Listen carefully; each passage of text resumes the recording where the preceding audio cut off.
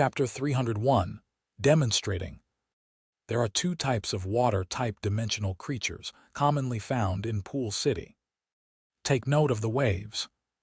If the angle of the waves is around 30 degrees, you have to be careful. They are epic electric eels. They have extremely powerful electric powers. Electricity easily conducts in water. The best way to deal with an electric eel is to stay out of the water. Having the ability to fly is the best. Otherwise, choose to jump onto a building.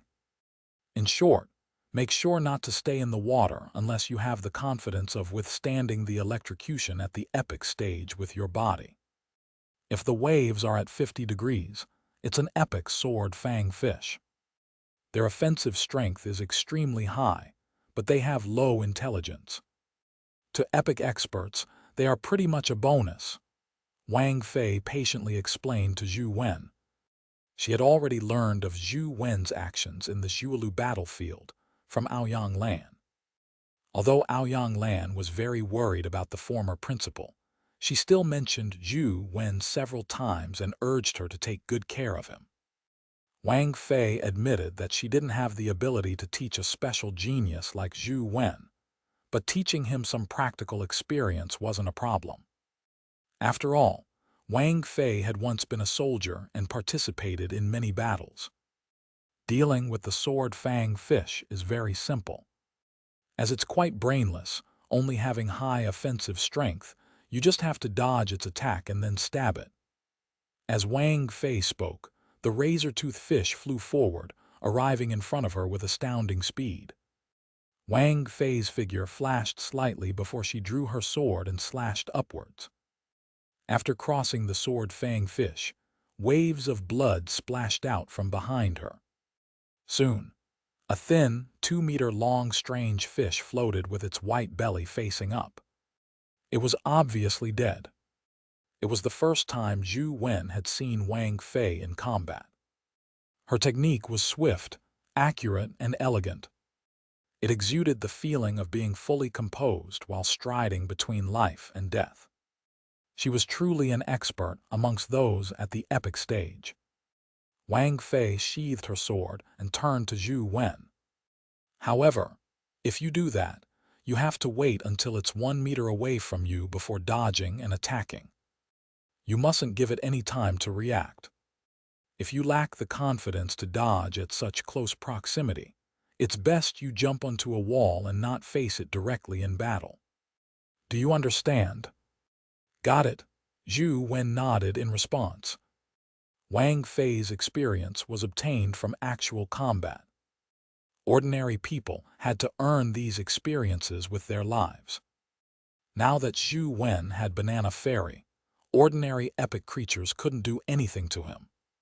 As long as he didn't have a death wish, there wasn't much danger in Pool City. Miss Wang, where are you going? Zhou Wen asked Wang Fei, who was walking ahead.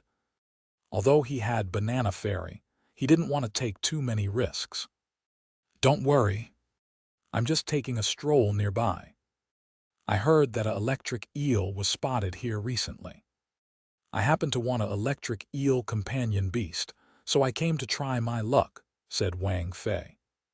Only then did Zhou Wen relax. As long as she didn't go to places like the poison worm pool, nothing would happen. Wang Fei led Zhou Wen onto the roof of the buildings, but her gaze remained fixed on the water beneath, as she searched for traces of the electric eel. She didn't find the electric eel, but she found another sword fang fish. Wang Fei looked at Zhou Wen and asked, "Do you want to give it a try? I heard you already have the ability to kill epic creatures." "There's no need. I'm not good at fighting in water." Zhou Wen shook his head. Although Wang Fei had already demonstrated the technique to slaying sword fang fish, Zhou Wen still felt that there was no need to gain experience by risking his life. After all, he could do the same safely in-game. Wang Fei didn't say anything when Zhou Wen declined the proposal. After all, she had heard about his escapades from Aoyang Lan. And Sheng had told her and he had heard it from Lu Yunxian. Therefore, Wang Fei felt that there was likely some level of exaggeration. After all, Aoyang Lan thought highly of Zhou Wen to begin with. After the trip to the battlefield ruins, she thought even better of him. It was quite understandable that she had embellished it a little. It's right for you to choose not to try. Killing a sword-fang fish requires experience too. Watch from the side and I'll demonstrate again. As Wang Fei said that, she jumped into the water but stood on the water surface without sinking. Apparently, she had quite good skills in alacrity. Sensing the fluctuations in the water's surface, the ripples in the water immediately rushed towards Wang Fei. It looked extremely fast and potent, making it seem as if something was a little off. Wang Fei frowned slightly as she seemed to notice something. Splash! As the water splashed, a 4-meter-long golden sword-fang fish leaped up from the water, stabbing at Wang Fei like a sharp sword. On the golden sword-fang fish's body, there was a golden glow. It's a mutated sword-fang fish. Wang Fei's eyes focused as she drew her sword and slashed out a beam at the mutated sword-fang fish. Clang! When the sword flashes clashed, several sword flashes appeared on the golden sword-fang fish's body. They split like gears, grinding Wang Fei's sword beams to pieces. Wang Fei tapped the surface of the water with her toe and dodged the sword-fang fish's attack before engaging in battle with it. Zhou Wen watched from the side and realized that the golden sword-fang fish was much stronger than the average sword-fang fish. Its sword flashes were able to grind all sorts of primordial energy skills to pieces. Despite Wang Fei's sword techniques being highly ingenious, her sword flashes would shatter upon contact with the sword-fang fish's body. She couldn't injure it in any way. However, Wang Fei's movement techniques were lithe and swift. Although the sword-fang fish's sword flashes were fast, they couldn't injure her. The situation was in a stalemate. After watching for a while, Zhou Wen roughly knew the weakness of the golden sword-fang fish. Although Wang Fei wasn't weaker than it and had very high-quality companion beasts, she didn't have the ability to overwhelm the golden sword-fang fish. However, Wang Fei's standard was clearly much better than the golden sword-fang fish. She was definitely able to slay it given enough time. Seeing that she couldn't finish the battle anytime soon, Zhou Wen sat on the rooftop and took out his phone. As he gamed, he waited for Wang Fei to kill the golden sword-fang fish. When Wang Fei noticed that Zhou Wen was sitting there playing games, it was a miracle that she wasn't angered to death by him. All she could do was vent her anger on the golden sword-fang fish. However, it was quite a handful, something she couldn't finish instantly. Just as Wang Fei was feeling depressed, she suddenly saw a wave of water appear in the street a distance away. The angle of the wave was extremely small, and it was like an arrow that was approaching her. Electric eel! Wang Fei was immediately alarmed. She still had the energy to deal with a golden sword-fang fish, but adding on an electric eel made it a challenge. Chapter 302: Two Mutated Creatures. However, on second thought, Wang Fei felt that it was also a good opportunity to educate Zhou Wen. She wanted him to learn how to fight in a disadvantaged situation, and how to eventually win despite being outnumbered 2-1. Zhou Wen also saw the new wave. Based on the knowledge taught by Wang Fei, he recognized it as the electric eel and hurriedly got up to help. However, he heard Wang Fei say loudly, "During actual combat in dimensional zones, we often encounter situations that can put us at a great disadvantage. This is especially so when we are attacked by a group of dimensional creatures. Learning how to deal with such a disadvantageous situation is very important when you explore dimensional zones in the future. Watch well. I'll now demonstrate to you how positioning and kiting can be used to deal with two or more dimensional creatures. Hearing what Wang Fei said, Zhou Wen sat down again. He didn't game, but stared at the battle which Wang Fei was engaging in. "Child, let me, your tutor, blow you away with my performance." Wang Fei took a deep breath inwardly and tapped the water surface with her toe. Like a graceful fairy, she dodged the sword fang fish's sword flash and slashed at the electric eel that was rushing towards her. The electric eel leaped up from the water and revealed itself to be a 5-meter-long eel. Its body shimmered with silver light, as though silver electric bolts were dancing on its scales. Wang Fei's heart skipped a beat when she saw this. Normal electric eels were blue in color, but this electric eel was silver. Furthermore, the electric bolts were also a strange silver color, not the common blue. It was obviously a mutated creature. What's going on? Wang Fei felt something amiss. It wasn't easy to find a mutated dimensional creature, but now there were two of them. It was way too odd. The key point was that Wang Fei had never encountered mutated electric eels before. She didn't know much about them either. She had no idea if she could simultaneously deal with two epic mutated creatures. Boom! The silver lightning on the mutated electric eel blasted out and clashed with Wang Fei's sword flash. The sword flash instantly shattered as she saw silver bolts of lightning smite down from the sky. Zhou Wen watched as Wang Fei engaged in a battle with the two mutated creatures. He watched as she moved like a fairy, constantly dodging and ducking above the water surface, every instant in a harrowing manner. He couldn't help but marvel inwardly. As expected of a tutor, she's indeed extraordinary. These kinds of movement techniques are already better than my Dragon Gate fairy skill. It looks like I still need to work harder. Zhou Wen had never seen the electric eel before, nor did he know that it was a mutated electric eel. He thought that Wang Fei was deliberately showing him her movement techniques and ingenious positioning. Wang Fei was in a dilemma, unable to voice her suffering. The mutated electric eel was much harder to deal with than she had imagined. The silver electric bolts were extraordinary and could spread across large areas in the water. Coupled with its incredible speed, she was unable to catch up to the mutated electric eel. She could not kill one, nor catch up to the other. Although Wang Fei was capable, she was unable to use her abilities to their fullest.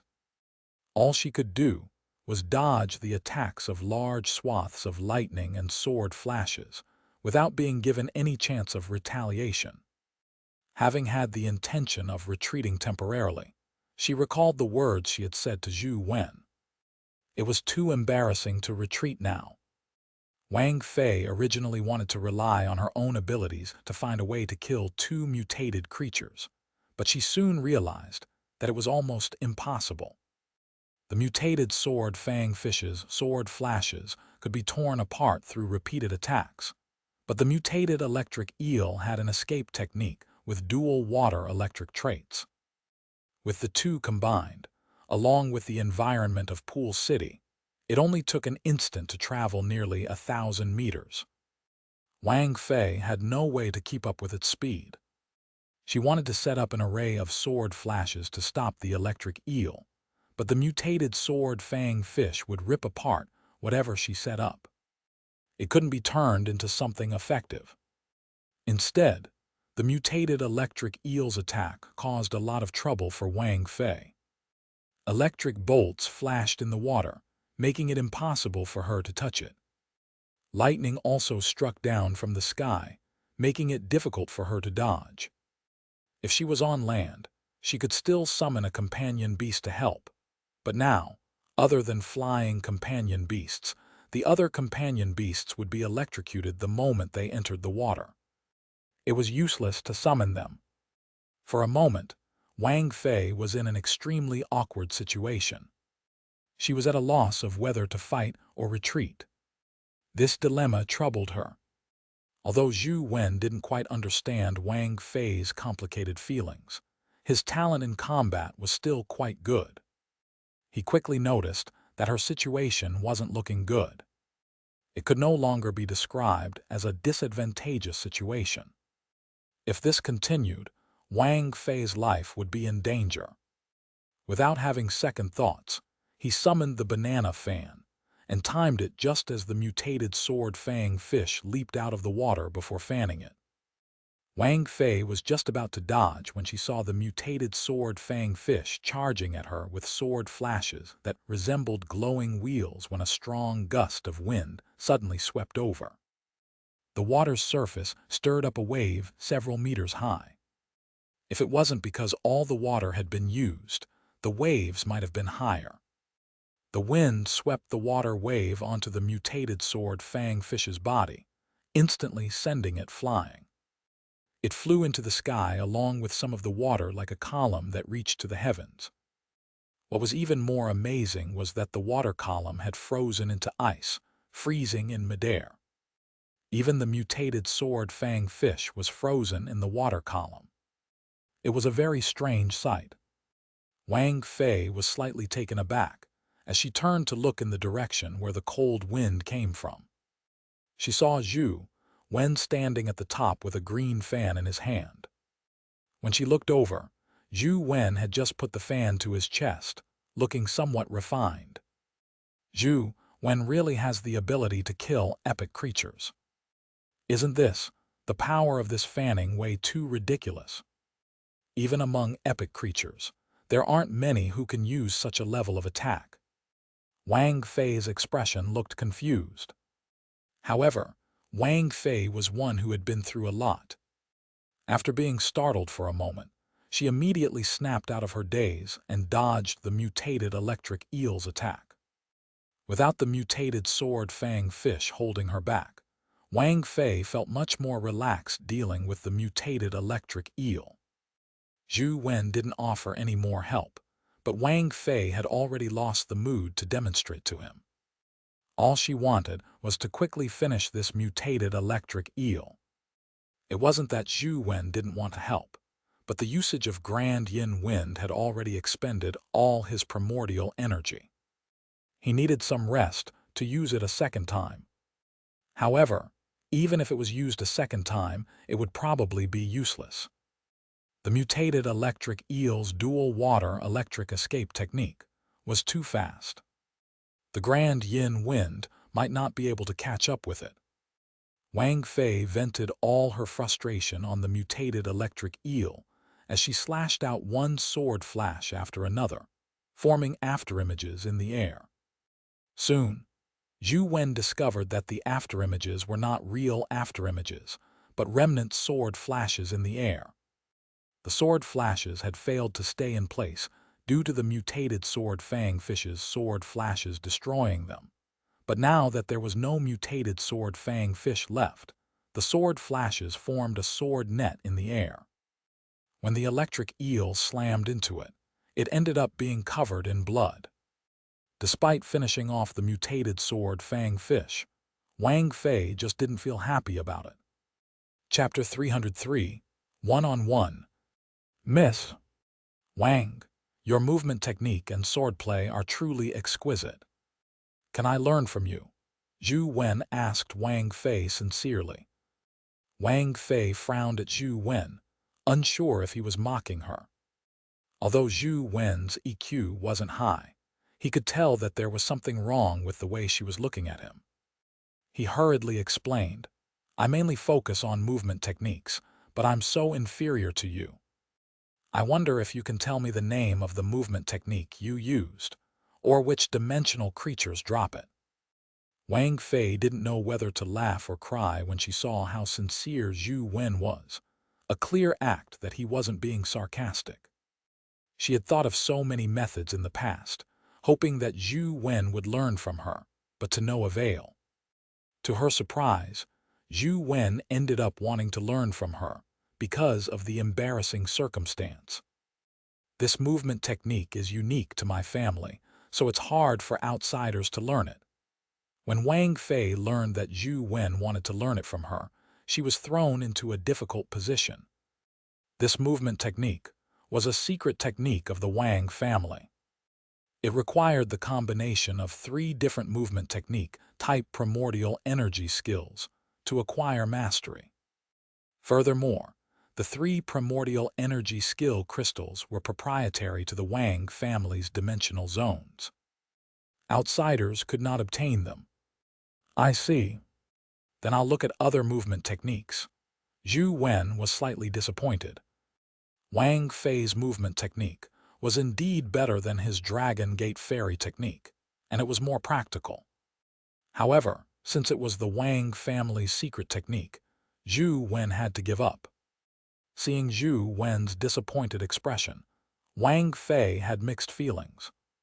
She previously wanted Zhou Wen to study under her, but now that he wanted to do so, she couldn't teach him. You're my student, and also Uncle Minjuan's disciple. You can't be considered an outsider. How about this? I'll go back and discuss it with my family elders.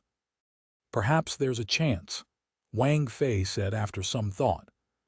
She really didn't wish to miss an opportunity to teach Zhou Wen.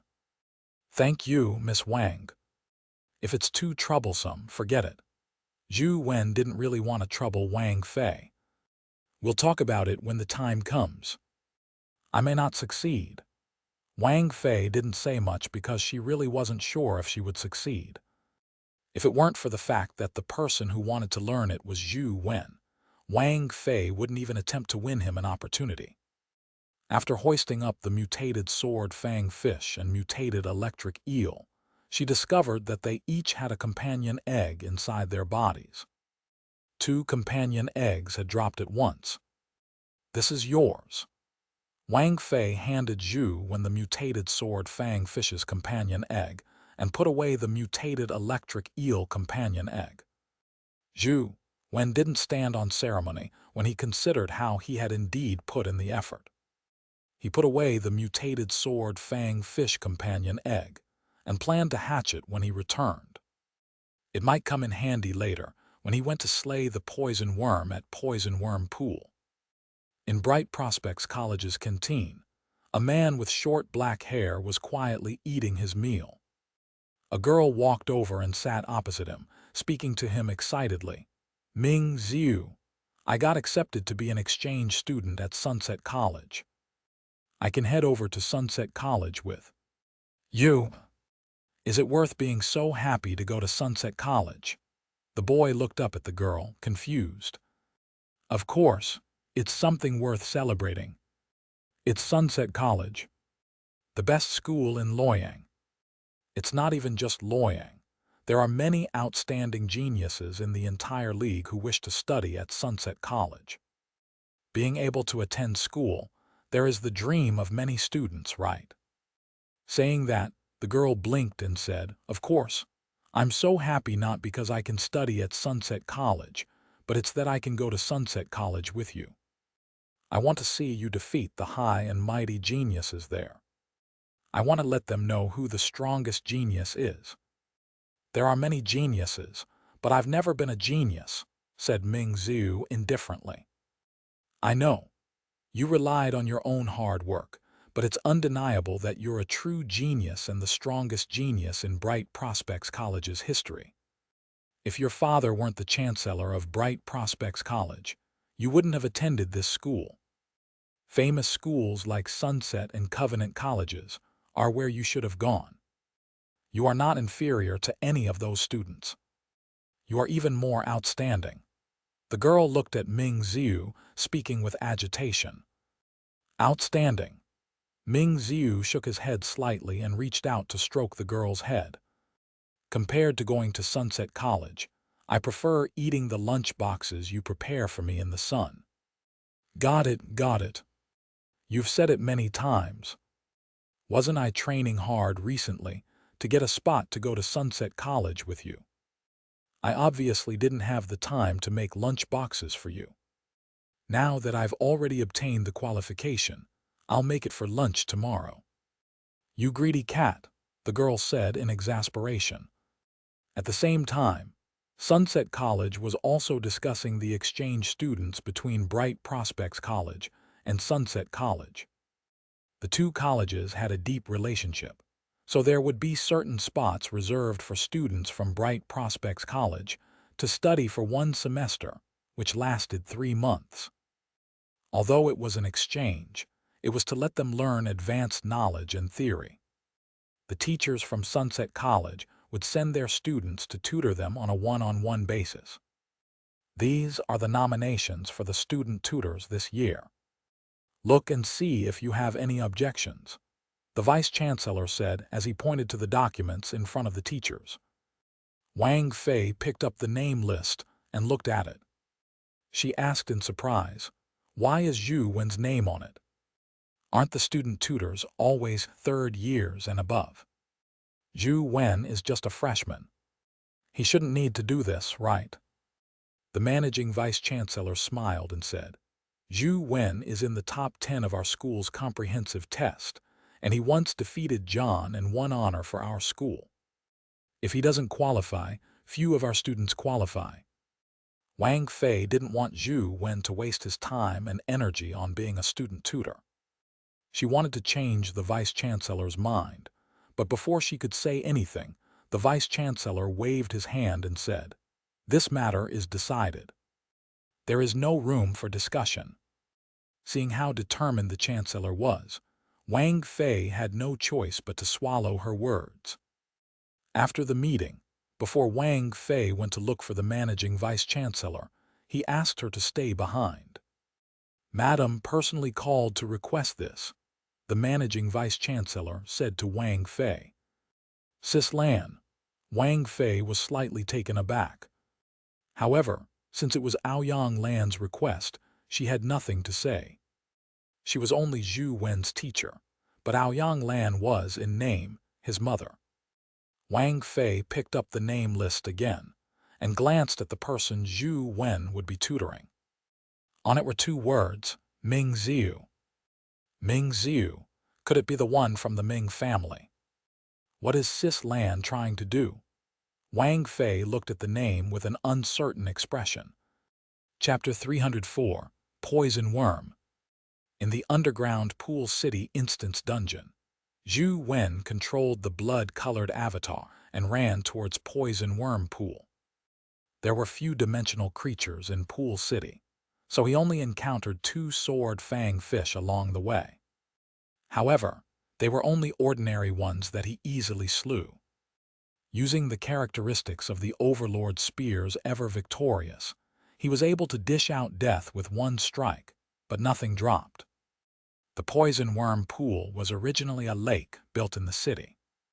After the city was flooded, the pool wasn't fully submerged due to its higher height. The square and stone columns by the side remained above the water surface. With the blood-colored avatar standing in front of the stone column, Zhou Wen looked down and couldn't help but frown. The water in the Poison Worm Pool was black. Even if he jumped in, there was a chance that he wouldn't be able to see anything. He first summoned an ordinary golden warrior, letting it enter the Poison Worm Pool to test things out. He wanted to see if he could lure the poison worm out. The golden warrior fell into the water and sank with a bloop. After a while, there was no reaction from the pool. However, the game indicated that the golden warrior had died. The poison worm didn't appear. Zhou Wen summoned a few more companion beasts and sent them into the water, but the results were all the same. They caused quite a commotion when they sank, but they soon fell silent. However, the poison worm just didn't appear. With no other choice, Zhou Wen let Ghost Bride give it a try. She had a ghostly body and wasn't affected by the poisonous liquid. She floated straight into the lake. Although Ghost Bride was unaffected, she couldn't see anything in the pitch-black pool and didn't know how deep the pool went. Despite diving several hundred meters, Ghost Bride still failed to reach the bottom, nor did she find the poison worm. Ghost Bride kept diving for nearly 1,000 meters before she finally reached the bottom. The bottom wasn't very spacious, and she didn't encounter the poison worm after circling the area. Strange, where did the poison worm go? Has it not spawned? Zhou Wen was puzzled. This was a game, and Zhou Wen was the only gamer. That made it quite impossible for there to be spawning problems. Zhou Wen made Ghost Bride make another circle of the area, but ultimately didn't discover anything. Strange. Zhou Wen had no choice but to go to the school's database. There was quite a lot of information regarding the poison worm. After all, it was a dragon-like existence. Many tutors had attempted to obtain a poison worm companion beast. However, there were very few people who could kill it. The poison worm was also known as a diving worm. It remained within the poison worm pool and wouldn't easily be tempted by external objects. As for the poison worm pool, it was extremely toxic. Not only humans, but even some of the venomous companion beasts also found it difficult to survive in it. A tutor had specifically written a guide to lure the poison worm out. The most important point mentioned was that although the poison worm was an aquatic creature, it enjoyed eating birds, especially bird eggs. As long as one applied some beaten eggs to the stone railings, one could lure the poison worm out. If one couldn't find any bird eggs, chicken eggs could be used too. However, the amount of chicken eggs required was around 4 kilograms. Drawing out the poison worm was only the first step. This was because an ordinary epic expert would not be able to withstand the toxicity of the poison worm. If they were to be sprayed with poisonous gas, they would most likely die on the spot. Are there bird eggs in the game? I don't have any bird eggs, but I have 1 stone egg. I wonder how long it will take before Truth Listener evolves. Zhou Wen was somewhat depressed. Only objects like companion eggs could be brought from real life into the game. Ordinary objects couldn't enter. If I were to go to the poison worm pool in reality, I could take the chick over and tie it up as bait. But in this game, where can I find birds and eggs? As Zhou Wen was thinking about how to get eggs, he heard a commotion outside. Originally, he didn't want to pay attention to what was happening outside, but when he heard Lai Xuan call his name, he opened the door. He immediately saw Lai Xuan standing outside the courtyard, with many people surrounding him. Most of them were special admission students that lived in the Four Seasons Garden. Even Wang Lu was amongst them. They surrounded Lai Xuan and said something, while Lai Xuan had a smug look on his face. Beside him was a beautiful companion beast in a leafed robe with a wooden bow in hand. It had pointy ears and a pair of wings growing on its back. Zhou Wen, what do you think of my newly acquired elf companion beast? It's an authentic elf archer from the West District's Life Forest. Although it's only at the legendary stage, it's much more expensive than the typical epic. Furthermore, due to their rarity, it's not something that can be bought with just money, Lai Xuan flaunted. The special admission students by his side had looks of envy, as though they agreed with Lai Xuan's words. What special abilities does she have? Zhou Wen felt that ordinary legendary companion beasts were useless to him unless they had special abilities. Such a pet doesn't need any ability. It just needs to stay by my side, Lai Xuan said. Many students beside him nodded in agreement, feeling that Lai Xuan was right. If there's nothing else, I'll go back and play games. Zhou Wen didn't see the point of having such a companion beast tag along. Lai Xuan hurriedly followed Zhou Wen into the building. Old Zhou, this item is just a decoration. It's indeed useless. However, a batch of excellent grade companion eggs has recently been sent to Luoyang.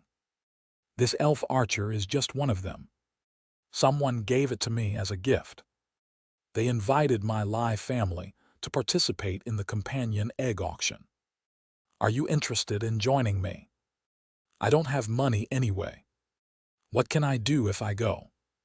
I'll just play games at home, Zhou Wen said with a shake of his head. Come on, man. Join me. Just treat it as broadening your knowledge. After all, it's rare seeing companion eggs from the West District. I heard there are dragons, angels, devils, and some other elemental companion beasts. Lai Xuan added. I'm not going, Zhou Wen rejected. Don't be so heartless. At most, I'll pay you to attend. Lai Xuan knew that Zhou Wen lacked money, so he tempted him. However, that was in the past when Zhou Wen lacked money. He had invested enough money now, so his need wasn't that high. Why must you drag me along? Zhou Wen asked. Lai Xuan chuckled in embarrassment. The last time I bought the Thunder God General was when you were with me.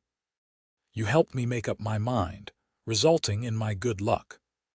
I will definitely get a few more companion beasts this time, so if you join me, I'll feel a lot more at ease. Do you think I'm some kind of lucky mascot? I don't have that ability. If you really want to get lucky, why don't you invite Wang Lu along? Zhou Wen rolled his eyes at him.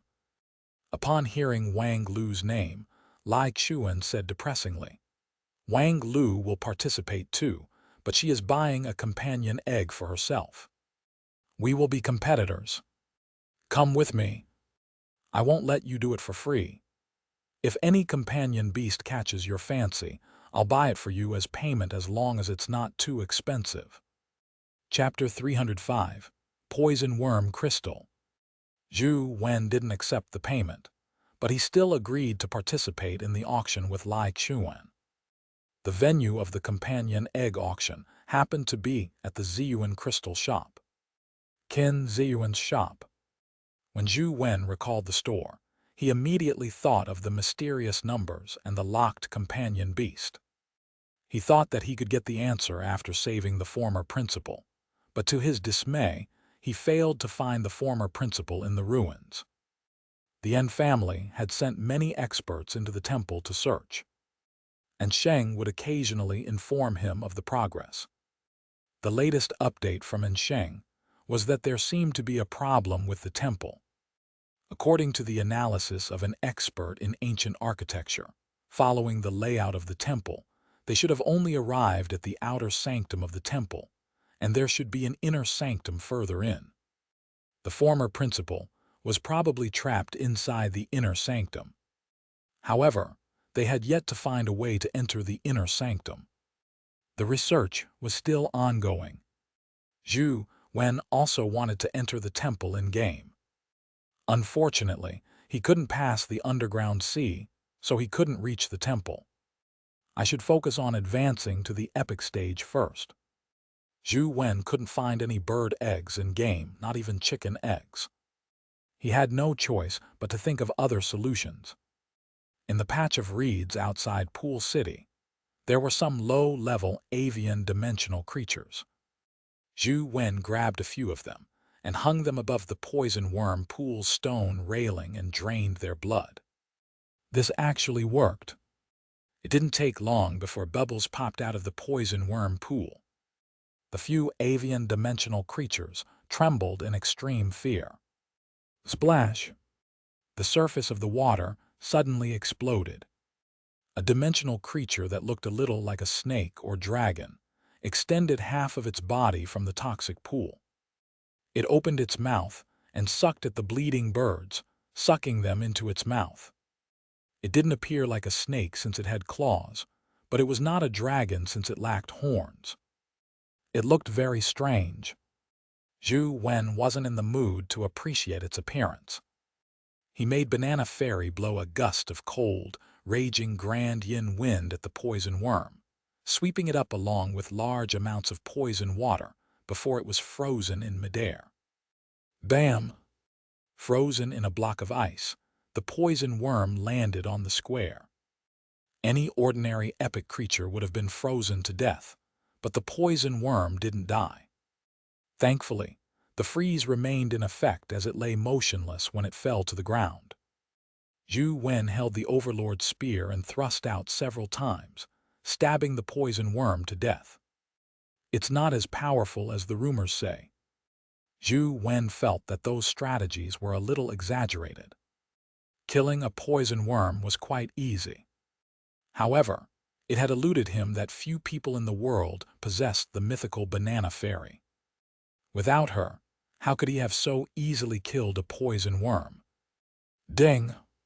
The poison worm's body exploded as a crystal dropped. Zhou Wen took a look and saw that it was a crystal with a poison worm's figure inside. It was obviously a skill crystal. My luck is in here. Zhou Wen was overjoyed as he hurriedly got the blood-colored avatar to pick up the crystal.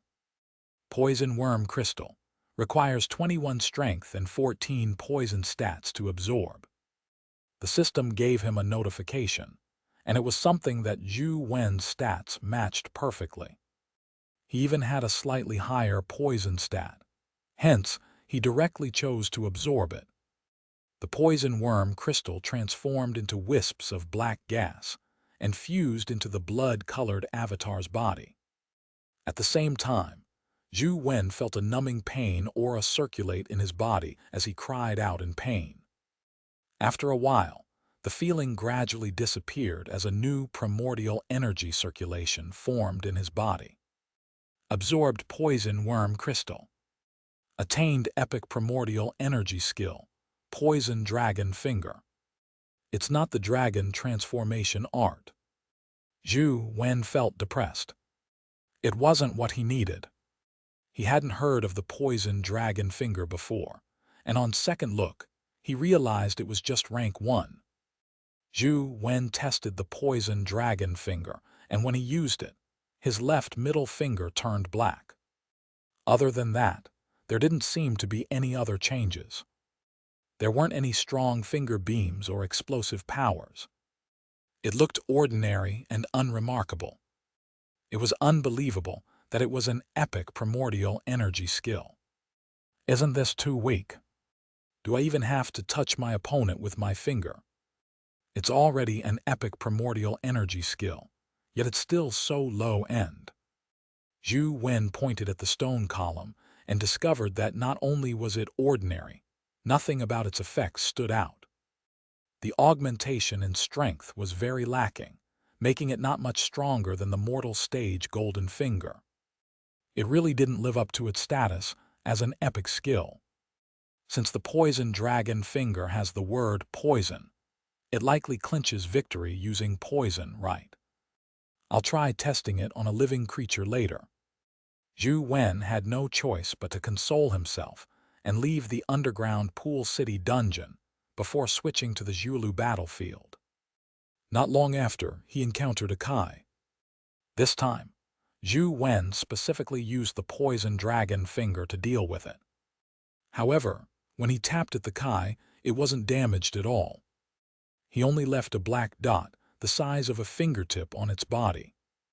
Zhou Wen originally hoped for the black dot to show its special effects such as directly rotting it and poisoning the Kai to death, so he kept staring at the Kai's black dot.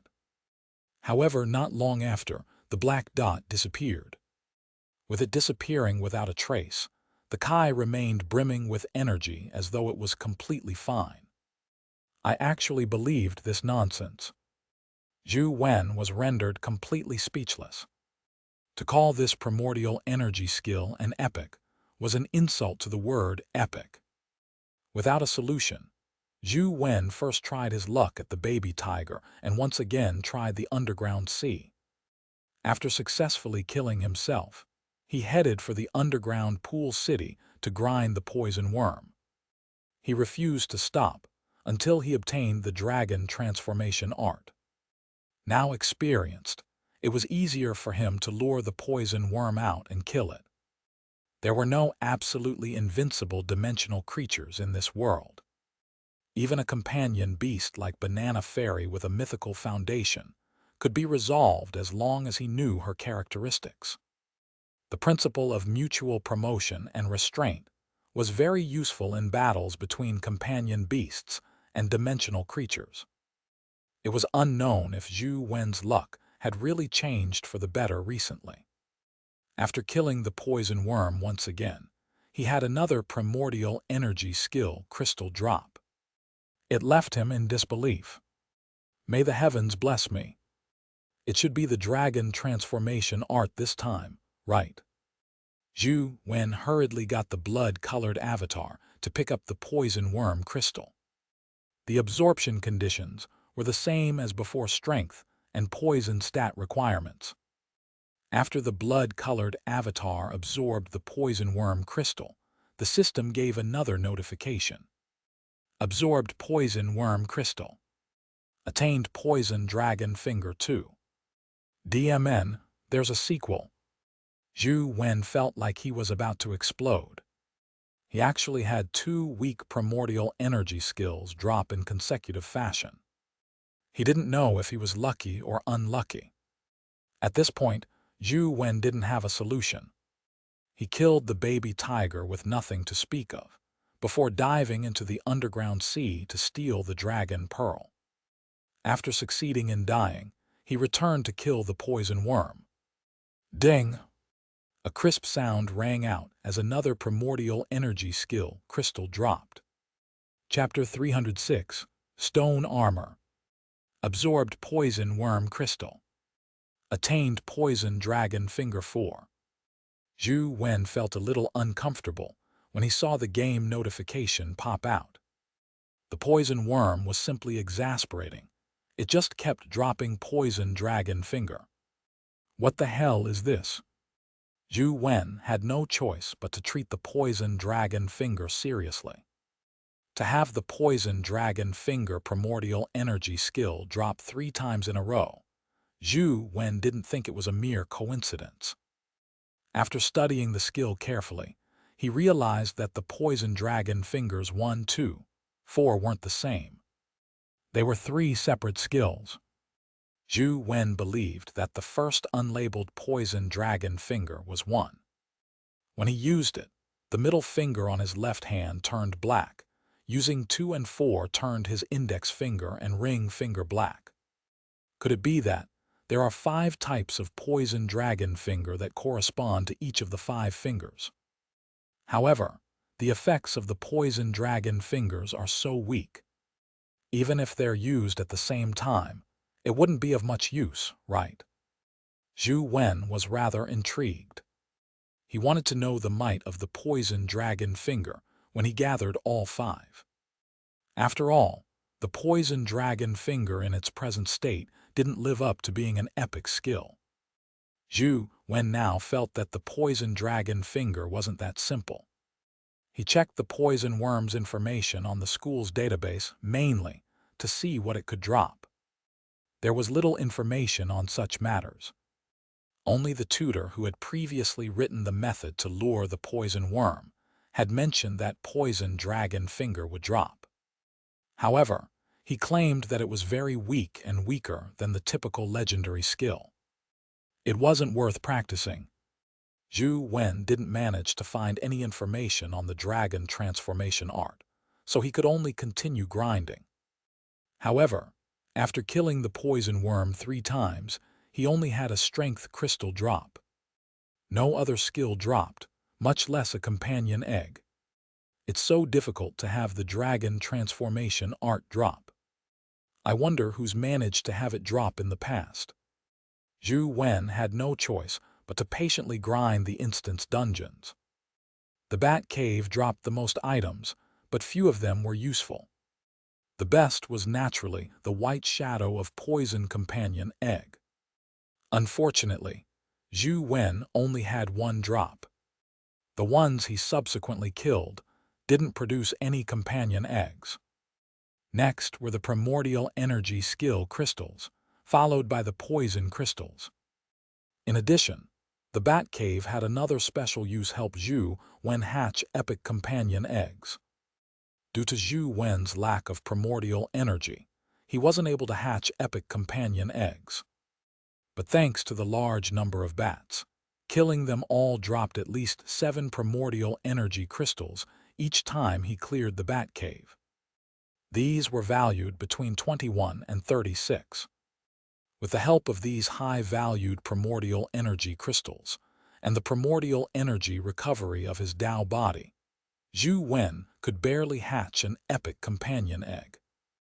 Zhou Wen had used this method to hatch the mutated stone Kai.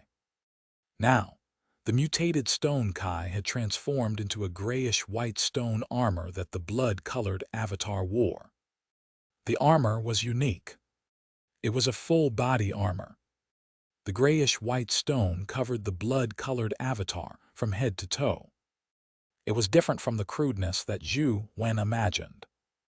The mutated stone Kai in its armor form was exquisite and refined. It was on par with exquisitely forged steel armor. It even had quite an artistic feel to it. After the blood-colored avatar put on the stone armor, it looked like a stone statue. However, its face was covered with a ferocious beast helm. It looked extremely ferocious and ruthless. On the back of the armor, there was a black dragon pattern.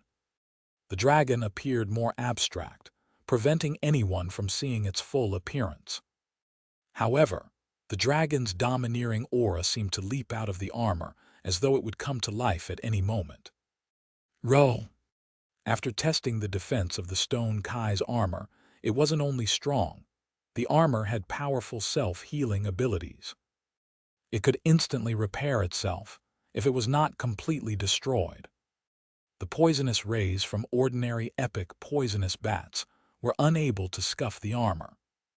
Even the white shadow of poison's poisonous rays and poisonous claws only left a few marks that weren't too deep.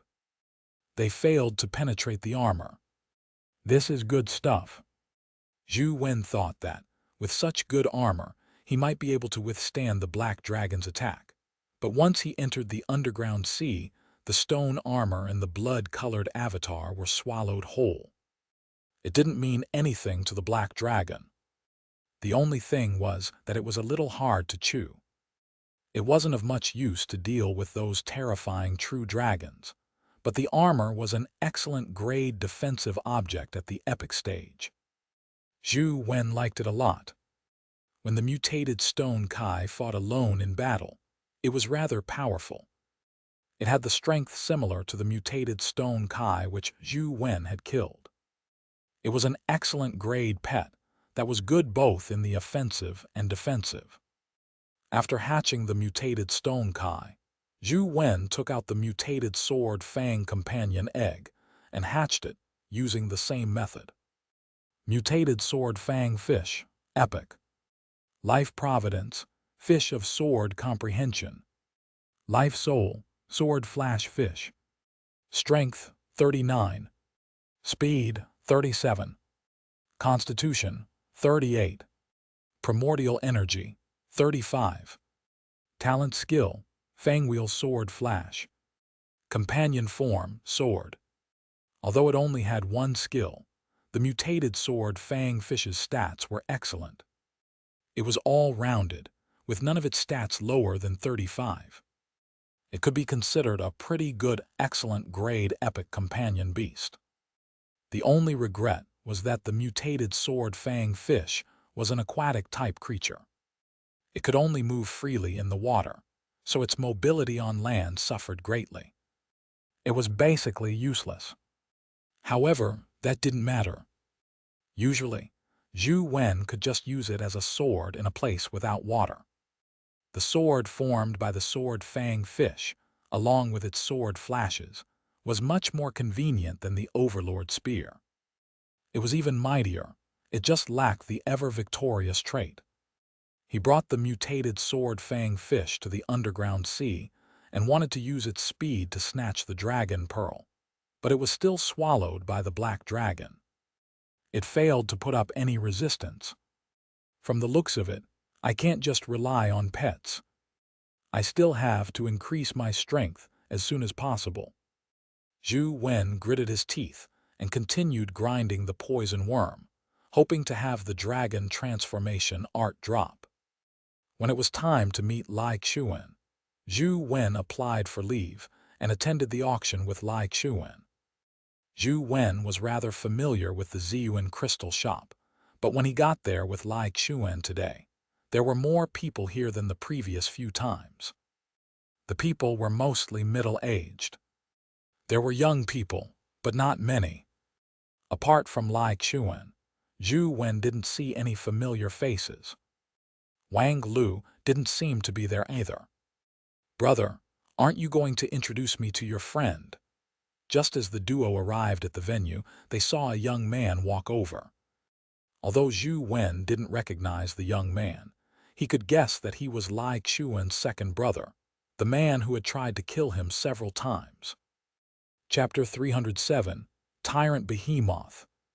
When one wore clothing in the form of a Western suit and white shirt, it made them feel formal.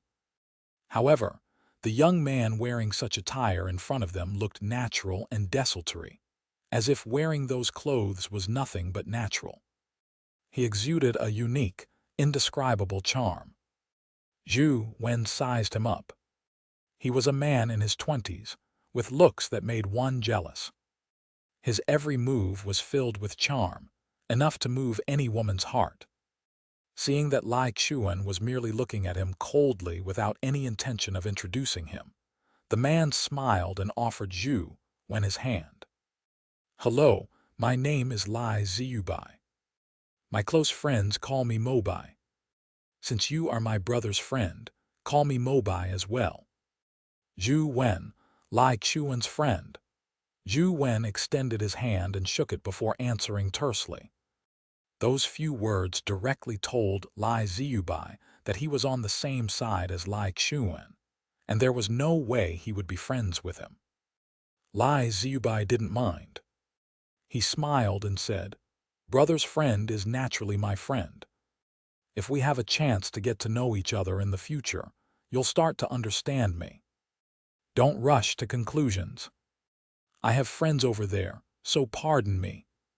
Seeing Lai Ziyubai leave, Lai Xuan pursed his lips and said, "He always looks like a gentleman when he's in front of others, but he uses all possible means behind their backs." Zhou Wen glanced at Lai Ziyubai and felt that Lai Xuan's second brother was rather terrifying. He had plotted to kill Lai Xuan, but he was still able to show his good brother image in front of others without his expressions betraying him. If it wasn't because Zhou Wen knew the situation well, he would probably have believed that Lai Xuan had a good relationship with his brother.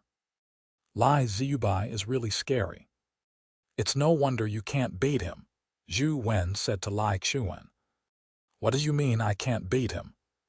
I just didn't want to compete with him in the past, but things are different now. He can forget about taking advantage of me in the future," Lai Xuan said with a pout. Zhou Wen shook his head slightly. Lai Xuan's words had already exposed his weakness. Despite how Lai Ziyubai had treated him, all Lai Xuan wanted was to prevent his brother from taking advantage of him. Such a harmless personality might be Lai Xuan's weakness, but it was precisely because of this personality that Zhou Wen was willing to get close to him and become friends. There were many companion eggs placed in the glass cabinets on display in the exhibition hall. They were all to be auctioned, so anyone could take a careful look at them to better inform their decision on the bidding in the evening. However, it was difficult to tell if companion eggs were good or bad. Furthermore, with the tempered glass shield in the way, it blocked the aura of the companion eggs, making it even harder to make informed decisions. "Have you shortlisted your targets?" Zhou Wen asked Lai Xuan. "Yes, I'd like to bid for No. 47 Holy Sword Angel." "What do you think of it?" Lai Xuan brought Zhou Wen to the glass cabinet with the number 47 and pointed at a companion egg inside. As Zhou Wen used his phone to take a picture of the companion egg, he asked, "What are the characteristics of Holy Sword Angel?" Lai Xuan described the details of Holy Sword Angel to Zhou Wen before asking, "How's 2 million? I plan on paying 2 million to buy this one during the auction. What do you think?" "I don't think this one is too good. You should consider something else," Zhou Wen said after some thought. He saw that the Holy Sword Angel's attributes were only average. Although they weren't bad, they weren't considered good. Its skills were also incomplete, so it was far from an excellent grade companion beast. Then which one do you think is good? I want the kind that looks good. Can you help me choose one from those? Lai Xuan pointed at the few companion eggs in the catalog. The few companion eggs in the catalog hatched angels, fairies, and demonesses. Furthermore, the prices were ridiculously high. Yet, their abilities were only average. It was unknown why Lai Xuan was buying them. However, since Lai Xuan wanted one, Zhou Wen decided to help him take a look. There were indeed a few which had relatively good attributes, especially an epic companion egg named Spirit drawing Demoness. The 4 basic stats exceeded the limits listed on the catalog's range, and it had all 4 skills. It could be said to be an excellent grade companion egg. Zhou Wen secretly told Lai Xuan that he should spend all his funds bidding for the Spirit drawing Demoness. Lai Xuan trusted Zhou Wen greatly. Since Zhou Wen told him to buy the Spirit drawing Demoness, he didn't look at the other companion eggs. Zhou Wen, we agreed that you could pick one for yourself. It'll be your payment for your help, Lai Xuan said to Zhou Wen. Cut that out. Since what needs to be done has been done, I'll look around. Go around by yourself and take a look. Zhou Wen wanted to go to the 4th level and look at the locked companion beast. He felt that it likely had something to do with the passcode that the former principal had given him. What's your problem? Just choose one. You can walk around after picking one. Lai Xuan forcefully pulled Zhou Wen back. As he walked, he said, "How's this nightmare succubus? Her figure is hot." Zhou Wen had no idea what Lai Xuan was thinking. He remembered that the invincible connate divine art Lai Xuan cultivated prevented him from losing his virginity. Losing his virginity would only make him lose his cultivation. What was the point looking at these all day? Wasn't he afraid of losing his cultivation? Since Lai Xuan insisted on giving him one, Zhou Wen decided to choose a relatively cheaper one and be done with it. After flipping through the catalog, he realized that the cheapest cost at least 100,000. Furthermore, it was some boring legendary companion egg, for example, goblins or swamp monsters. These kinds of legendary companion eggs, that could only be considered ordinary in the West District, sold for more than 100,000, alluding to the saying that what is rare is dear. After all, the East District didn't have any of these companion beasts. He walked around and occasionally used his phone to take a look. As others were using phones to take photos, Zhou Wen's actions weren't too out of place. As Zhou Wen was looking, he suddenly froze. He looked at the display cabinet beside him. Inside it was a companion egg with the name Minotaur written on the card. However, the phone's information was different. Zhou Wen took a closer look at the information on the card. It wrote that it was a legendary Minotaur which dropped from a dimensional zone called the Underground Maze in West District. It was good at using axes, having pretty good constitution and strength.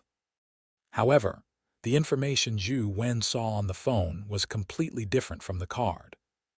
This companion egg with the Minotaur label was listed as Tyrant Behemoth on the phone. Furthermore, it was only at the mortal stage. However, behind those words the phrase evolvable. That can't be. Could this be a mythical companion beast that's comparable to Banana Fairy? That shouldn't be possible. Those who are in the companion egg business are experts, especially at such a large auction. They must have been appraised by many experts. Why would they make a mistake between a Minotaur and a Tyrant Behemoth? Zhou Wen found it unbelievable, but the phone's information was clear. This was a tyrant behemoth companion egg. Chapter 308. Exchange. The procedures were strict, so how could there be any room for mistakes? Mythical companion eggs were just too rare. Would anyone mistake it for other companion eggs after obtaining it? Zhou Wen definitely wouldn't be mistaken. Regardless of the reason for the screw-up, there's no reason not to get something this good. Zhou Wen pointed at the companion egg with the Minotaur label and said to Lai Xuan, "I'll take this." Minotaur. I say, old Zhou, you sure are a little hardcore. There are so many companion eggs to choose from, but you have to choose something this ugly.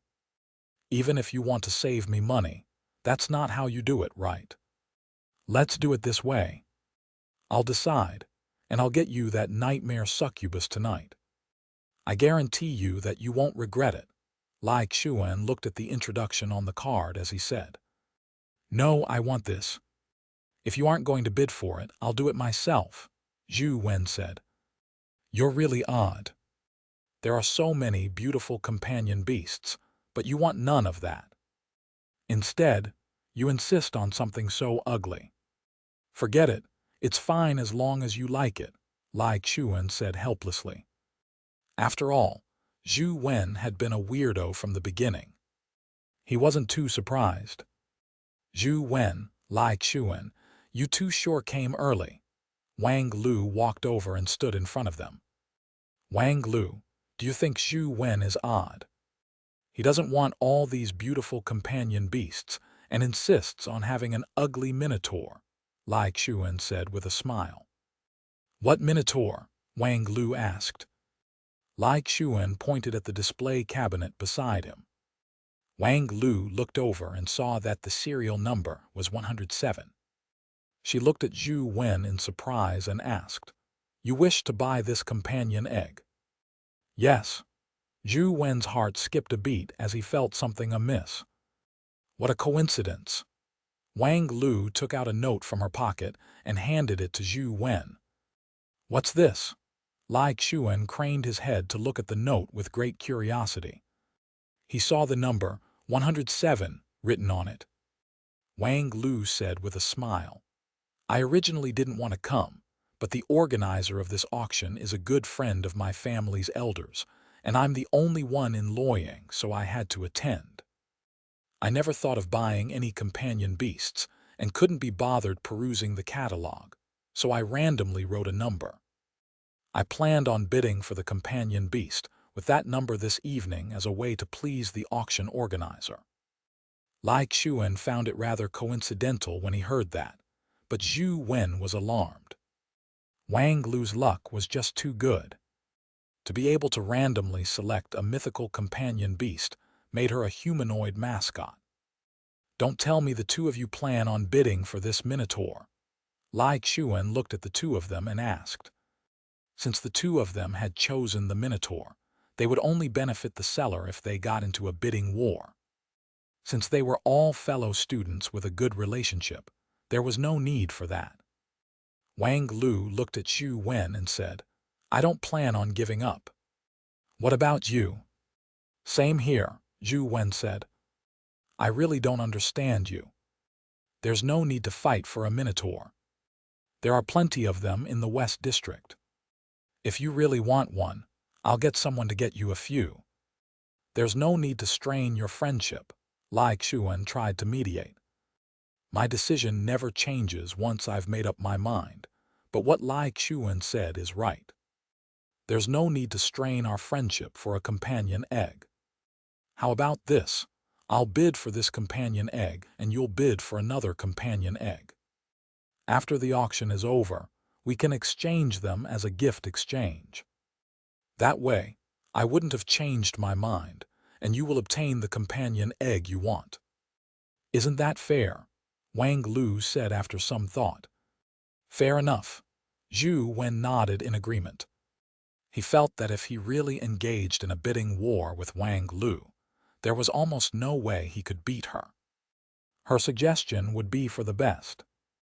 Be it money or luck, Zhou Wen was no match for Wang Lu.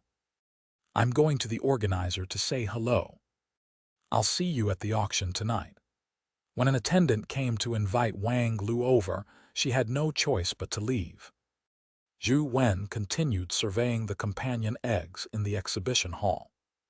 Although Wang Lu had willingly made the exchange, Zhou Wen still felt a little uncomfortable. He couldn't give up on a mythical companion beast, but he should try his best to find a good companion beast for Wang Lu. In a private room on the top floor of Ziyuan's shop, a middle-aged man knocked on the door carefully. When the door opened a sliver, he immediately entered the room.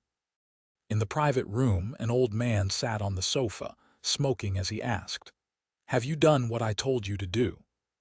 "Sir, it's done. I've already switched the companion egg.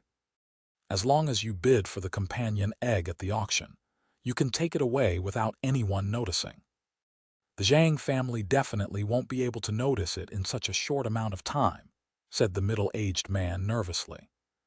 "Well done. What's the serial number of the companion egg?" The old man put down the cigarette as his eyes shone with a fiery light. "Sir, you promised me that as long as I settle this matter, you'll let me regain my freedom and send me back to the sea, my home," the middle-aged man said to the old man, his tone slightly anxious.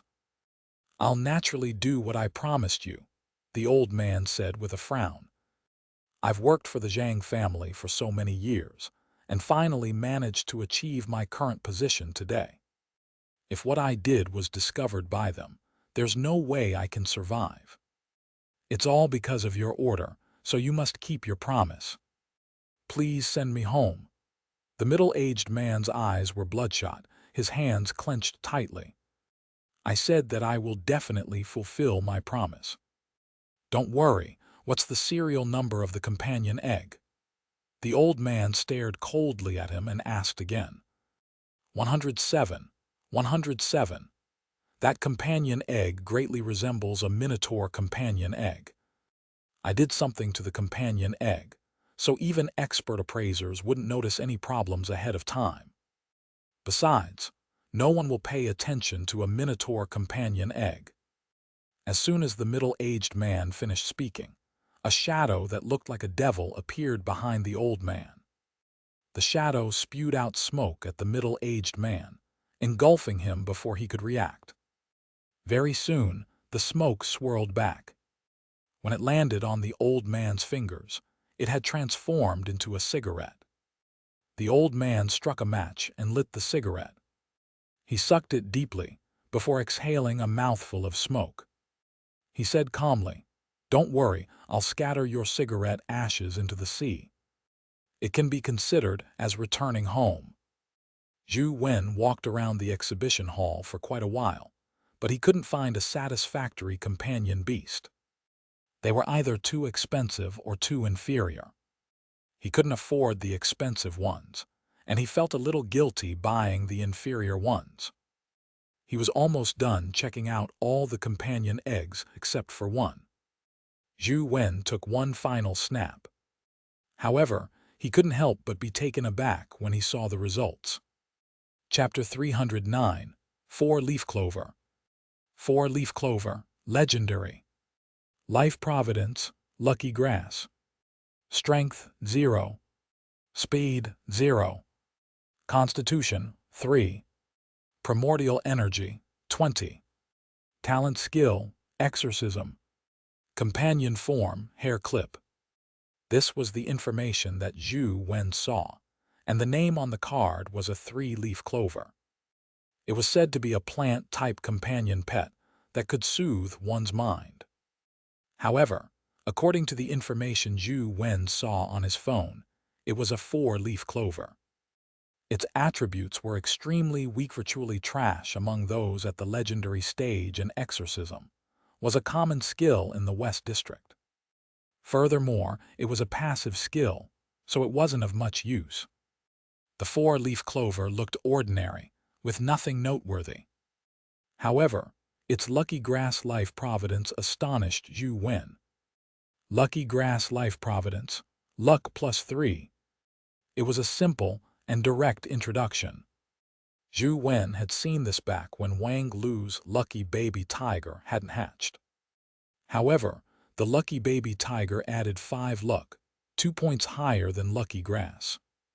This was understandable. After all, the baby tiger was at the epic stage, while this 4-leaf clover was only at the legendary stage. Wang Lu's luck is amazing. This is the one. Zhou Wen decided to bid for the 4-leaf clover companion egg. Having a luck stat was just too rare. Many people wanted it, and Zhou Wen was no exception. However, recognizing it as Wang Lu's luck, he believed Wang Lu deserved getting the 4-leaf clover since he was getting a tyrant behemoth. He couldn't have his cake and eat it. Furthermore, Zhou Wen felt that wearing a hair clip didn't suit him. There were many people who knew Lai Xuan, so Lai Xuan had to entertain them. Zhou Wen didn't like such socializing events, so he went to the 4th level to see the locked companion beast. However, Zhou Wen soon discovered that other than the independent elevator he had taken before, there weren't any other ways to take him to basement 4. And the elevator he had taken previously was closed, with no way to open it. Zhou Wen was puzzled. With so many tycoons from Luoyang and the surrounding cities here, as well as wealthy foreigners especially coming to participate in the auction, shouldn't the shop open up basement 4 and sell the pets inside? Instead, it had been sealed. Qin Ziyuan's actions puzzled him. After he made an inquiry, an attendant told him that basement 4 required the boss to escort someone down. Even they couldn't take Zhou Wen down there. Zhou Wen had no choice but to give up the thought. After he visited the other floors of the store, he realized that the Ziyuan crystal shop was indeed a well-established shop in Luoyang. It had plenty of crystals and companion eggs. It had also launched several new products, testimony that the Ziyuan crystal shop had a very broad supply chain. When the auction was about to begin, Lai Xuan took Zhou Wen to a private room on the 2nd floor. Wang Lu was already waiting inside. It's all thanks to Wang Lu this time. Otherwise, young people like us wouldn't be able to touch a private room at all. Lai Xuan grinned and sat on the sofa. Wang Lu smiled and said, "This room isn't prepared for me either. It's only because they are taking my family's elders into account. I'm just a representative." The 3 of them chatted for a while before the auction began. The first auction was for legendary companion eggs. They were considered desserts before the main courses. The final epic stage companion eggs were the main course. Legendary companion beasts were sold with a starting bid of 100,000. Their quality was much lower than the batch Zhou Wen obtained last time. However, those who could participate in the auction didn't care about the chump change. All they did was buy something they liked. Every item had a bid, but most of them weren't high. The highest closed at 230,000. Only then did Zhou Wen realize that serial numbers were sold in reverse order. The larger the number, the earlier they were auctioned. The 13th item was the Minotaur numbered 107, and it also had a starting bid of 100,000. Wang Lu very calmly pressed the button to raise the bid to 110,000. The room was sealed and isolated, equipped with one-way mirrors, so it was unlike the people in the hall below. They needed to use a bidding device instead of raising their hands. Otherwise, the auctioneer wouldn't be aware of bids from the private rooms. There were 2 people interested in the Minotaur. Soon, the bid raised to 160,000. Then, Wang Lu raised it to 170,000. The 2 bidders on the 1st floor had already given up. Wang Lu originally thought that she could be the winning bidder, but someone else suddenly increased the bid to 200,000. 200,000 for a Minotaur was an astronomical price. It appeared that the other party was determined to win the Minotaur. Looks like someone wants to compete with you. You don't have any enemies in Luoyang, right? Lai Qiuwen said with a smile. Wang Lu shook her head and raised the price to 210,000. Isn't it tiring adding 10,000 each time? Just raise it to 300,000 and see if he wants to carry on bidding, Lai Qiuwen said like the rich man he was. Money still needs to be conserved. Every bit counts, Wang Lu said with a smile. At that moment in another room, an old man who was smoking frowned. He originally believed that it wouldn't be a problem winning the companion egg with 200,000. He never expected someone to engage in a bidding war with him. Could it be that the news was leaked? Or did that guy leave a backup plan? The old man pondered for a moment. He felt that both cases were possible, but it didn't seem like it. Unable to figure out the reason instantaneously, and seeing how no one was bidding, with the auctioneer already calling 210,000 once, the old man decided to bid. The money spent was trivial as long as he could get it. He didn't wish to attract too much attention, so he planned to add 10,000 to test the other party's reaction. However, when his finger pressed on the bidding device, there was no reaction. It seemed to have broken. The old man was stunned. He quickly reached out his fingers and pressed it several times, but there was no reaction at all. It was as if it had really broken. Sweat seeped out from his forehead, and he pressed continuously, but there was no reaction. Calling thrice, 210,000 sold. The Minotaur was sold for 210,000.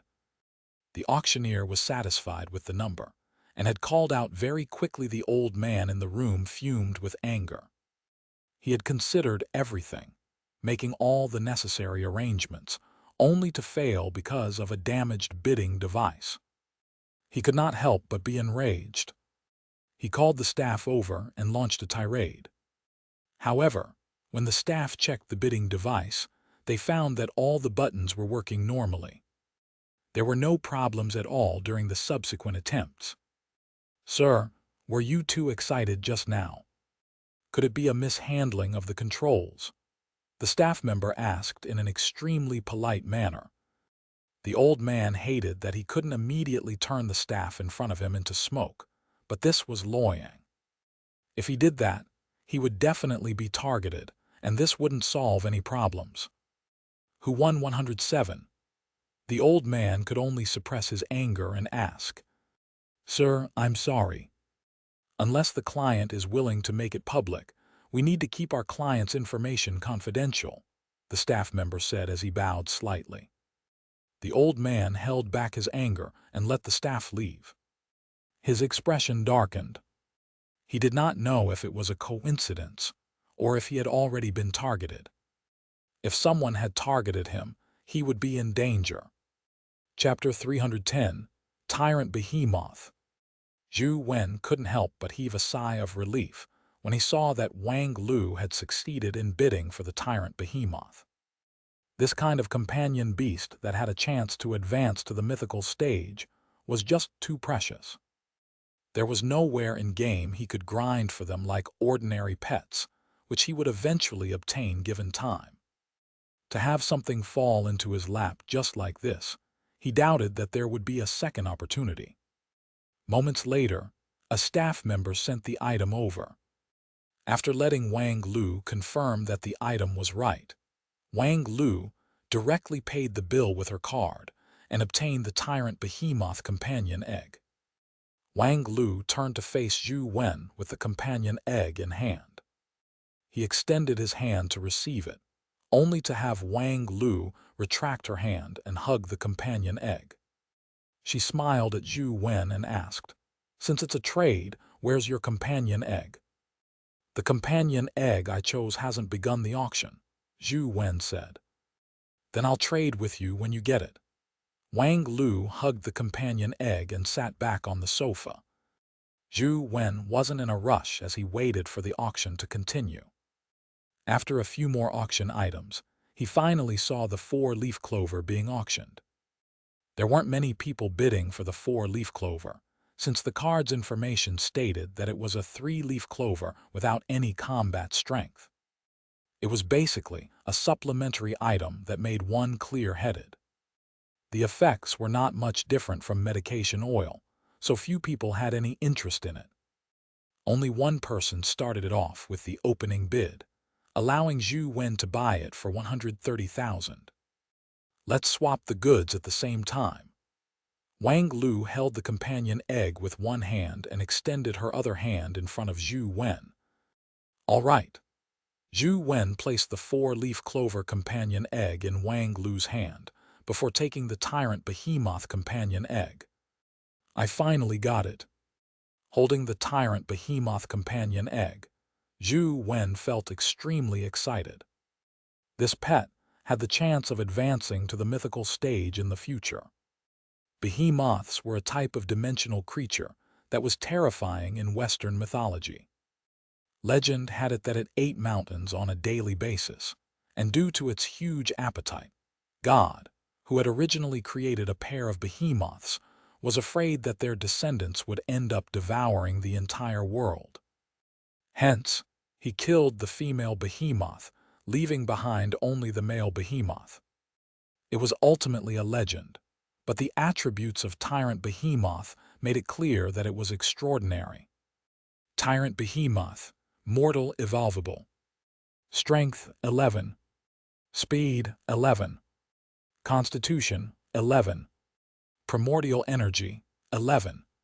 Talent skill, mountain devouring. Companion form, boxing glove. It was a classic 411 pointer, all-rounder. Like Banana Fairy, it only had one single skill.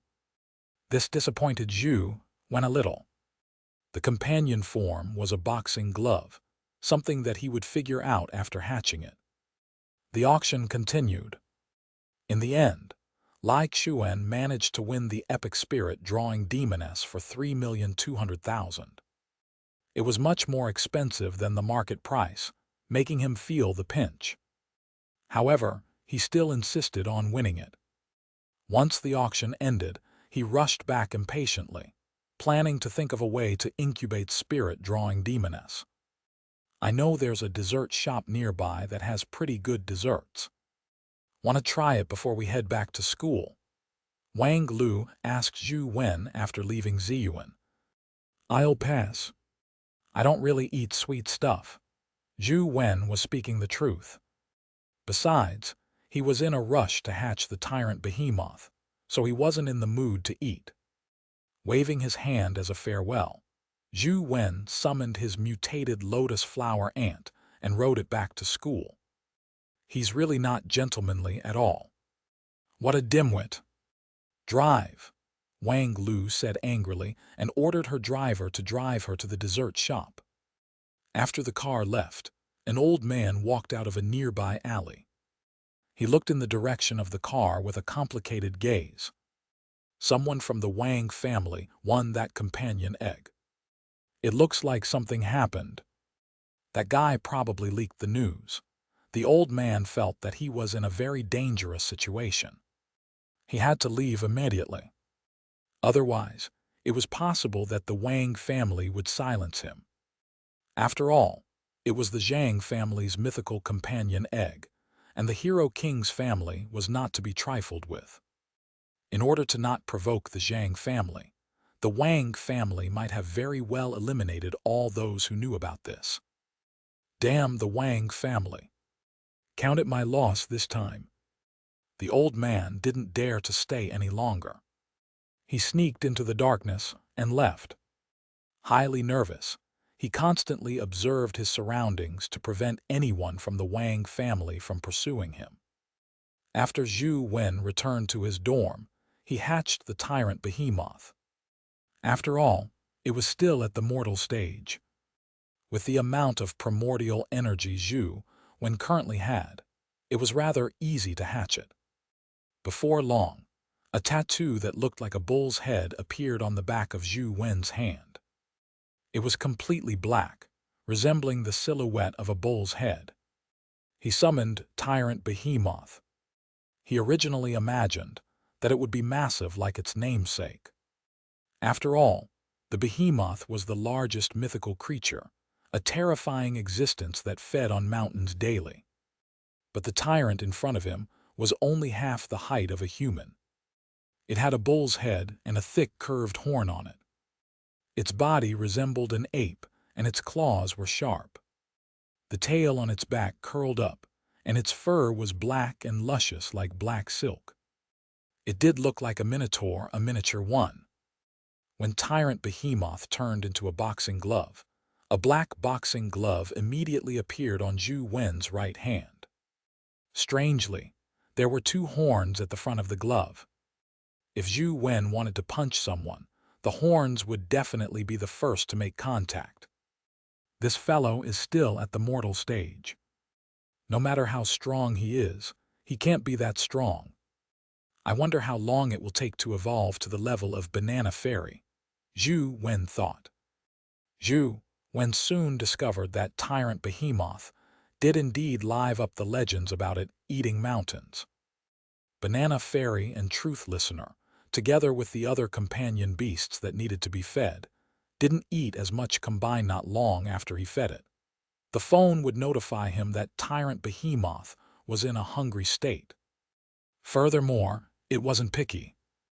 Be it companion eggs or companion beasts, it could swallow them whole. Thankfully, Zhou Wen now had the epic poison bats that he could kill in mass numbers.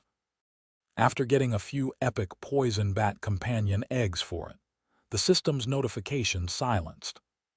It can eat so much at such a young age.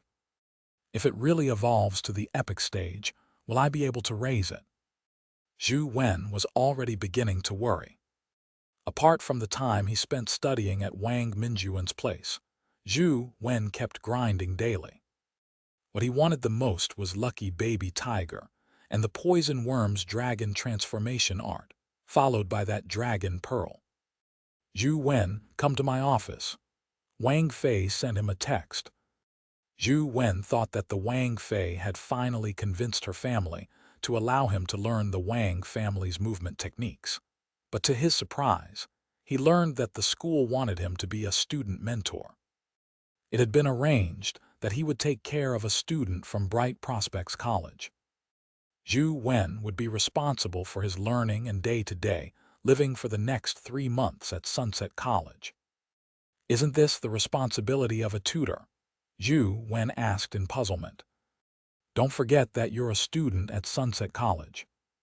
To the students of the other colleges, you have the right to be their mentor. That's why you are called a student mentor. Do a good job and don't disgrace our Sunset College, Wang Fei said to Zhou Wen with a solemn expression. Zhou Wen wanted to decline, but Wang Fei told him that this was the school management's decision. He couldn't decline it unless he dropped out of school. Chapter 311, Chapter. Dropping out of school was naturally just a joke. No one would drop out of school because of this. Furthermore, the school gave corresponding rewards for the student mentors, allowing them to obtain special permits to certain special dimensional zones. Instead of calling it mentoring, it was actually being a guide to allow the students of Bright Prospects College to quickly integrate into Sunset College's curriculum and lifestyle. After all, they were only here for 3 months, unlike Zhou Wen and company who could live here for 4 years and could take things slowly. Bright Prospects students who were mentored on a one-on-one basis joined their mentors in the same class. Naturally, their homework missions were the same. The only compulsory thing for student mentors was to team up with their mentees and guide them in completing their homework missions. After Zhou Wen saw the responsibilities of a student mentor, he thought nothing much of it. After all, it was just taking another person along for his homework missions. It wasn't anything difficult, since he had to do the homework missions too. When Zhou Wen saw his mentee, he learned that his name was Ming Ziu, a handsome youth around his age. He didn't know why, but Ming Ziu looked rather lazy despite looking sunny and chipper, as though he wasn't interested in anything. The school had already allocated Ming Ziu and company their dorms, but Zhou Wen was needed to take them there and help them familiarize themselves with the situation on campus. These weren't too troublesome for Zhou Wen. Although the school was large, students usually only had a few places to go to. They would be able to familiarize themselves with the campus in half a day. Once that was finished, Zhou Wen was done with his responsibilities until homework missions were assigned. He just needed to take Ming Ziu along when that happened. Although Zhou Wen was learning from Wang Minjuan, his tutor was still Wang Fei in name, so Ming Ziu's tutor was also Wang Fei. Ming Ziu, this is your dorm key. Shall I take you to the dormitory first? After the school management had delivered their speeches, Zhou Wen planned on taking Ming Ziu to his dorm to settle him in. Thank you, just give me the key. We're all adults. I can do such trivialities myself. There's no need to trouble you, Ming Ziu said politely. Sure, this is my phone number. Call me if you need anything. Zhou Wen handed over the dorm key and his phone number. Thanks. By the way, who was first in Sunset College's comprehensive test this year? Ming Ziu asked after taking the key and paper slip. I believe first place went to Senior YG. Zhou Wen had a good memory, but that was on matters he wanted to memorize. If he wasn't interested, he often didn't pay much attention. He really didn't care who was first. He just knew that he was in the top 10. YG is the current president of the student council, right? Ming Ziu nodded as if he had heard of this person before. Yes. Do you know where to find him? I really don't know. You can go to the student council's activity room to take a look. Even if you can't find Senior YG, you can still find the key members of the student council there. Zhou Wen then told him where the student council was located. Thanks. After thanking Zhou Wen once again, Ming Ziu turned around and prepared to leave. Zhou Wen didn't stop him. Seeing how independent the bright prospect student was, he felt gratified. Besides, Ming Ziu was right. They were already adults and didn't need others to watch over them. Many things could be figured out if one put in the effort. There was no need to have someone to seek advice from. This was in line with Sunset College's education policy. It was best not to restrict a student's wishes and development. It only gave them guidance in particular directions and provided them with knowledge and the ability to learn. What they made out of that depended on the students themselves. Independence was what determined if a student could truly grow. After Ming Ziu left, Zhou Wen turned around and returned to his dormitory. He hadn't managed to obtain the dragon transformation art. He planned to continue grinding before heading to Wang Minjuan's place for learning. Ming Ziu walked to a trash can, and without looking at Zhou Wen's paper slip, he threw the folded piece of paper into the recycle bin. Ming Ziu had no intention of coming to Sunset College to learn anything, nor did he need the companionship of a student mentor. YG had been in a rather good mood recently. He was originally worried that Zhou Wen would become the second Hui Heifeng, and might even compete with him to be the next student council president. However, after some observation, he realized that Zhou Wen was not much different from the other weirdos in school. His lack of interest in such matters relieved YG. Zhou Wen seldom appeared, and he didn't participate in group activities. What was worse was that Zhou Wen often requested a leave of absence to leave campus. YG automatically defined Zhou Wen as a rich and powerful scion. With Zhou Wen's personality, he probably wouldn't compete with him for the position of president of the student council. YG was studying a dimensional zone guide when he heard the door being pushed open. He looked up at the person who had entered and couldn't help but frown. His memory was very good, especially when it came to faces. However, He could not remember where he had seen this handsome boy before. The exchange students from Bright Prospects College arrived today. This boy should be one of them, right? YG guessed Ming Ziu's background and thought to himself, why is the new exchange student here at the student council instead of in his dorm? Hello there.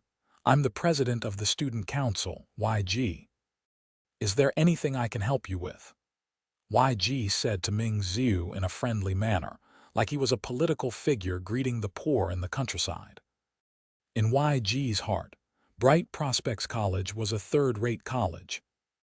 Therefore, their students weren't much different from the poor and needy.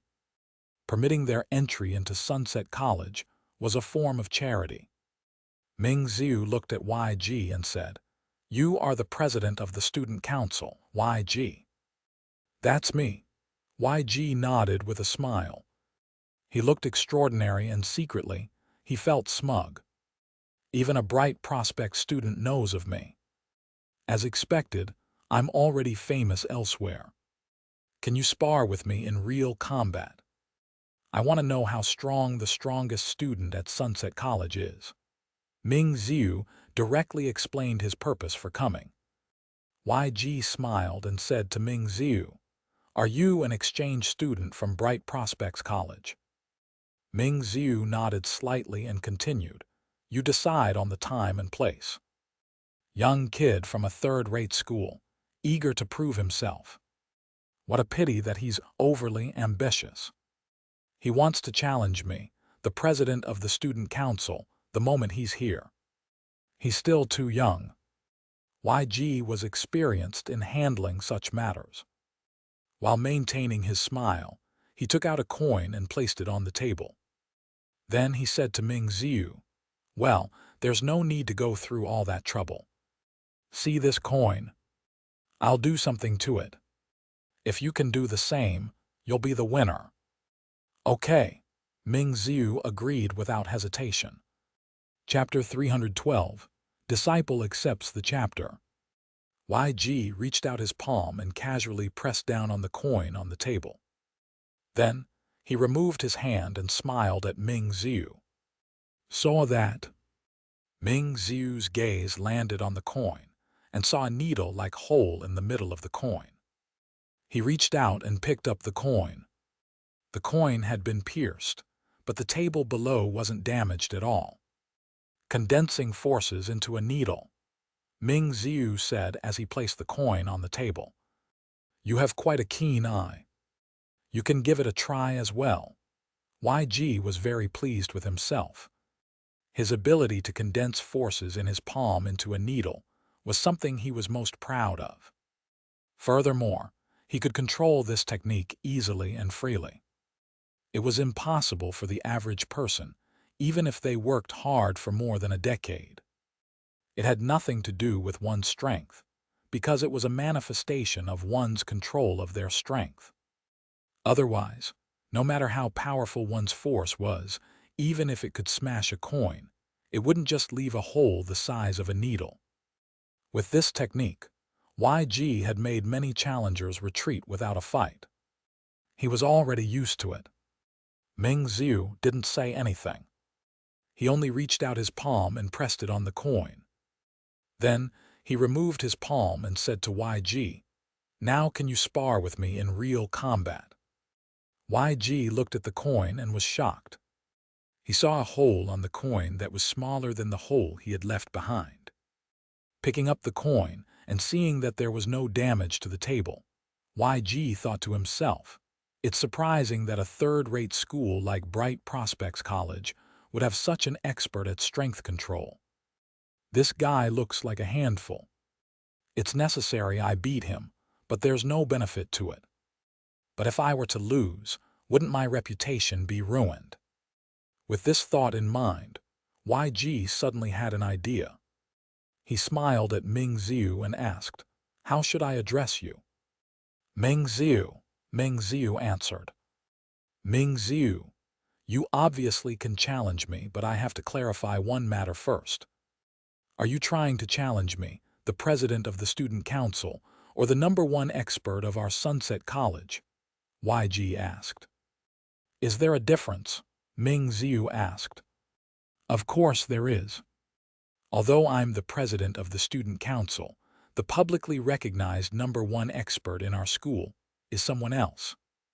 If you want to challenge the #1 expert, I'm afraid you have gotten the wrong person, YG said. Who's the strongest? Ming Ziu asked. Our school's #1 expert is Hui Heifeng, who's known as the Invincible Fist. YG directly sold Hui Heifeng out. After all, he and Hui Heifeng were rivals.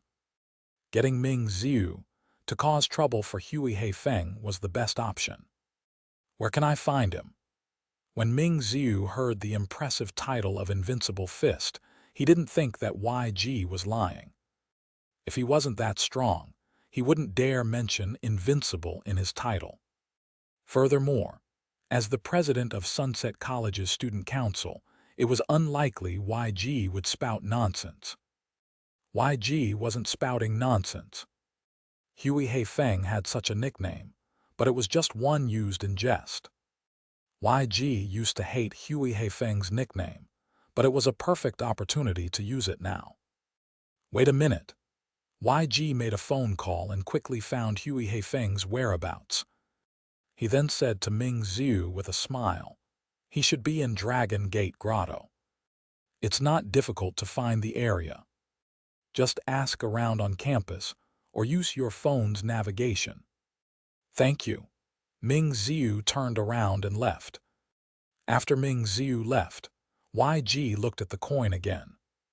The needle hole was not only small, but also very round. It was much more intricate than YG's. This guy is quite impressive. If I fought him, I might not be able to win. How did a third-rate school like Bright Prospects College produce such a freak? YG was puzzled. A student like him should have been able to enter a prestigious school. However, thinking about how he had brought huge trouble to Hui Heifeng, YG felt happy again. If Ming Ziu really defeated Hui Heifeng, it would be amusing. Zhou Wen went to Wang Minjuan's place to study. Just as he arrived at Dragon Gate Grotto, he saw Ming Ziu standing at the intersection, looking down at his phone as though he was hesitating on which path to take. Stop looking. The GPS is useless here in Dragon Gate Grotto. Where do you want to go? Zhou Wen walked to him and asked. Seeing that it was Zhou Wen, Ming Ziu asked, I'm looking for Hui Heifeng. I heard he's in Old Dragon Cave, right? Why are you looking for Hui Heifeng? Zhou Wen asked curiously. YG said he's the #1 expert in Sunset College, so I wanted to see how strong the #1 expert of Sunset College is, said Ming Ziu. Zhou Wen was somewhat speechless when he heard that. He had sent Ming Ziu to YG, and YG ended up sending him to Hui Heifeng. You know Hui Heifeng? Ming Ziu sized up Zhou Wen and asked. We're under the same tutor, so we're considered fellow disciples, Zhou Wen said as he considered how he could resolve the trouble that was Ming Ziu. Zhou Wen, what are you doing here? Hui Heifeng asked as he walked out of Dragon Gate Grotto before Zhou Wen could think of a solution. This is Ming Ziu from Bright Prospects College. He wants to challenge you. Zhou Wen had no choice but to introduce Ming Ziu to Hui Heifeng. Ming Ziu, why do you want to challenge me? Hui Heifeng didn't panic at all as he asked with a smile. Someone said that you are the #1 expert at Sunset College. I want to know how strong Sunset College's #1 expert is, said Ming Ziu. That's right. That person has a keen eye, but Ming Ziu, if anyone can challenge me as you do, as the #1 expert of Sunset College, wouldn't I be busy all day? Just accepting challenges would tire me to death. Hui Heifeng then changed gears and pointed at Zhou Wen. Let's do this. He's my junior, and ranked the lowest among our tutors for disciples. He's also the weakest. Try defeating him first before I consider accepting your challenge. Zhou Wen nearly spat out the water he had just drunk. Hui Heifeng was too shameless. Ming Ziu looked at Zhou Wen and gestured for him to launch an attack. "I'll be troubling you." Zhou Wen was a little depressed. He didn't have the time to fight with Ming Ziu. He still had a few questions to ask Wang Minjuan. Just as Zhou Wen was thinking, Feng Qiuyan saw him and ran over, immediately asking, "Coach, I've already figured out what you taught me the last time. When is the next lesson?" Zhou Wen pointed at Ming Ziu and said, "Ahem. Feng Qiuyan, let me introduce you. This is Bright Prospects College's Ming Ziu, an exchange student who's just come to our school. He's very strong. You can spar with him. It's a way to test you on your recent improvement in strength." "All right." Feng Qiuyan agreed immediately, his eyes filled with fighting spirit. Chapter 313. Ming Ziu's Decision. Ming Ziu revealed a look of displeasure. When he heard Feng Qiuyan call Zhou Wen "Coach," he thought that Feng Qiuyan was just a student trained by Zhou Wen.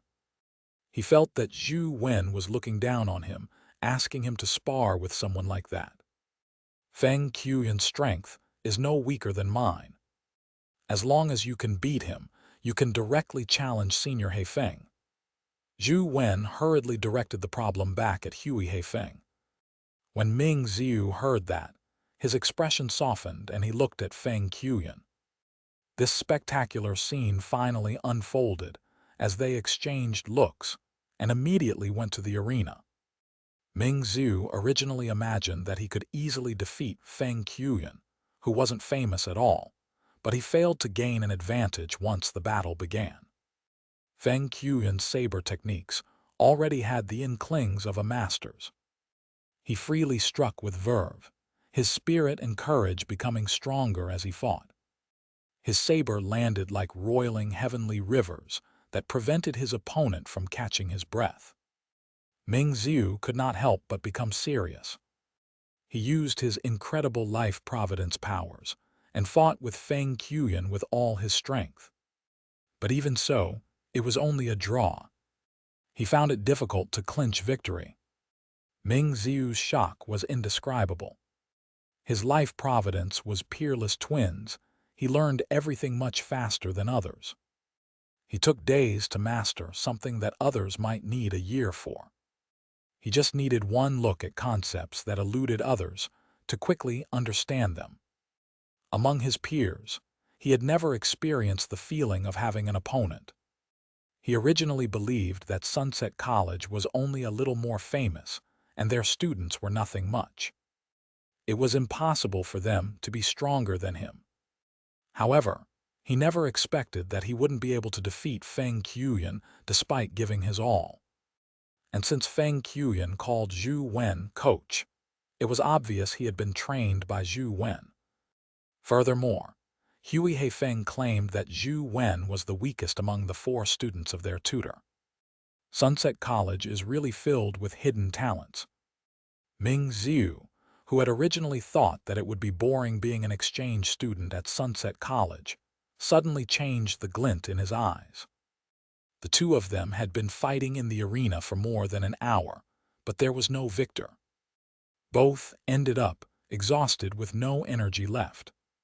"Is that Zhou Wen really your coach?" Ming Ziu didn't believe that a person who could fight him to a draw would be trained by someone their age. "Yes," Feng Qiuyan answered honestly. "Then, is it like what he said? Your strength is about the same as his?" Ming Ziu asked again. "I don't know Coach's strength, but it's only because of his 3 pointers in the past 2 to 3 months that I have reached my current realm. Before this, I wouldn't have been your match. I would have been defeated within 10 moves." Feng Qiuyan believed that he was telling the truth, but even he himself didn't know that Zhou Wen hadn't given him any serious pointers. He had figured everything out himself. However, those words sounded completely different in Ming Ziu's ears. It was unbelievable that a person who couldn't even withstand 10 of his attacks previously could now tie him with just 3 pointers from Zhou Wen. Feng Qiuyan looked like a rigid and focused person. He didn't look like someone who would lie. There's actually such a genius in this world. I had such a narrow view of the world before. It looks like I made the right choice to come to Sunset College. Ming Ziu suddenly laughed. Life without an opponent and goal was too boring for him. Now with someone like Feng Qiuyan and Zhou Wen appearing, he felt as though he had come alive. Tian Zhenjin had arranged for the Bright Prospect students to gather at the canteen. She would occasionally glance at the canteen's entrance, but she didn't see that familiar figure. Zhenjin, we've already asked around. Sunset College's top student for this year's comprehensive test is the president of the student council, YG, but he's not the most famous one. It's a freshman named Zhou Wen. He got into the top 10 at the mortal stage. Not long ago, he defeated John from Covenant College and helped the army defeat the Sky Spiders. A Bright Prospects College student recounted Zhou Wen's antics in Sunset College with great familiarity. Although Zhou Wen is very strong and much stronger than us, he's definitely not Ming Ziu's match, Tian Zhenjin said confidently. Of course, no matter how strong Zhou Wen is, he's only a slightly stronger student. How can he be comparable to Ming Ziu? He's our Bright Prospects god, another Bright Prospects student said matter-of-factly. The other students also agreed. Ming Ziu was too dominant in Bright Prospects College. He was a god in the hearts of all the students. Even the tutors believed that Ming Ziu could have a chance at being in the top 10 of the entire league. Since Zhou Wen is so famous, let Ming Ziu challenge him first so that he can become famous in one battle. Let those arrogant fellows from Sunset College know what true geniuses are. Tian Zhen was brimming with confidence. She seemed to be able to foresee how all the students of Sunset College would be stunned when Ming Ziu defeated Zhou Wen. While they were chatting, Ming Ziu walked over. Ming Ziu, why are you so late? Tian Zhenjin hurriedly invited Ming Ziu to sit beside her. Something cropped up, Ming Ziu said. Ming Ziu, we've already asked around. Now, Sunset College. Before Tian Zhenjin could finish her sentence, Ming Ziu interrupted her. Zhenjin, before coming, my mom must have secretly given you quite a bit of money, right? Ming Ziu looked at Tian Zhenjin and asked. Auntie prepared it for you, just in case. It was in the event that you urgently required money, Tian Zhen said, embarrassed. Give me 20,000, said Ming Ziu. What do you want the money for? Tian Zhenjin asked as she transferred the money, puzzled. I want to hire Zhou Wen to be my personal coach. I would like him to give me some pointers and cultivation guidance, Ming Ziu said excitedly. Having had a long chat with Feng Qiuyan, he increasingly found Zhou Wen unfathomable. It was truly worth it to be able to hire someone like Zhou Wen to teach him for 20,000. Ming Ziu was a top genius who could learn anything quickly, but this also made him lose direction. He didn't know what he should learn. It felt like he could learn anything and everything, but he had the nagging feeling that he wasn't good at anything. This was a horrible feeling. Before today's battle, Ming Ziu still felt that it was just loneliness derived from invincibility. But after his battle with Feng Qiuyan, he realized that he had yet to find his own path. After Feng Qiuyan's repeated recommendations, Ming Ziu decided to hire Zhou Wen to come up with a cultivation plan for him and to guide him out of his confusion. Feng Qiuyan had informed him that each class cost 20,000. Tian Zhenjin was dumbfounded when she heard that. She stared at Ming Ziu in a daze. Her mouth was agape for a long time. She didn't even realize that she had dropped the food she was eating. They had just been discussing how Ming Ziu could defeat Zhou Wen and how he could become famous in Sunset College. But in the blink of an eye, The god in their eyes actually wanted to hire Zhou Wen as a coach. He even wanted him to guide him in his cultivation.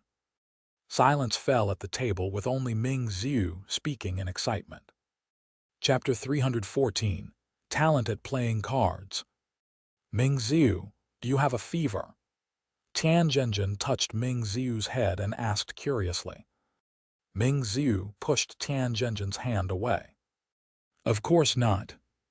Then why do you want to hire Zhou Wen to be your coach? Shouldn't you defeat him, thus becoming famous in Sunset College? Tian Zhenjin said. I've already fought with a student he trained, said Ming Xiu. Shouldn't your opponent be him? Why would you be fighting with his student? What happened in the end? Tian Zhenjin asked 3 questions in a row. It was a draw. I couldn't beat him even when I used all my strength. That person's saber technique is too powerful, said Ming Xiu excitedly.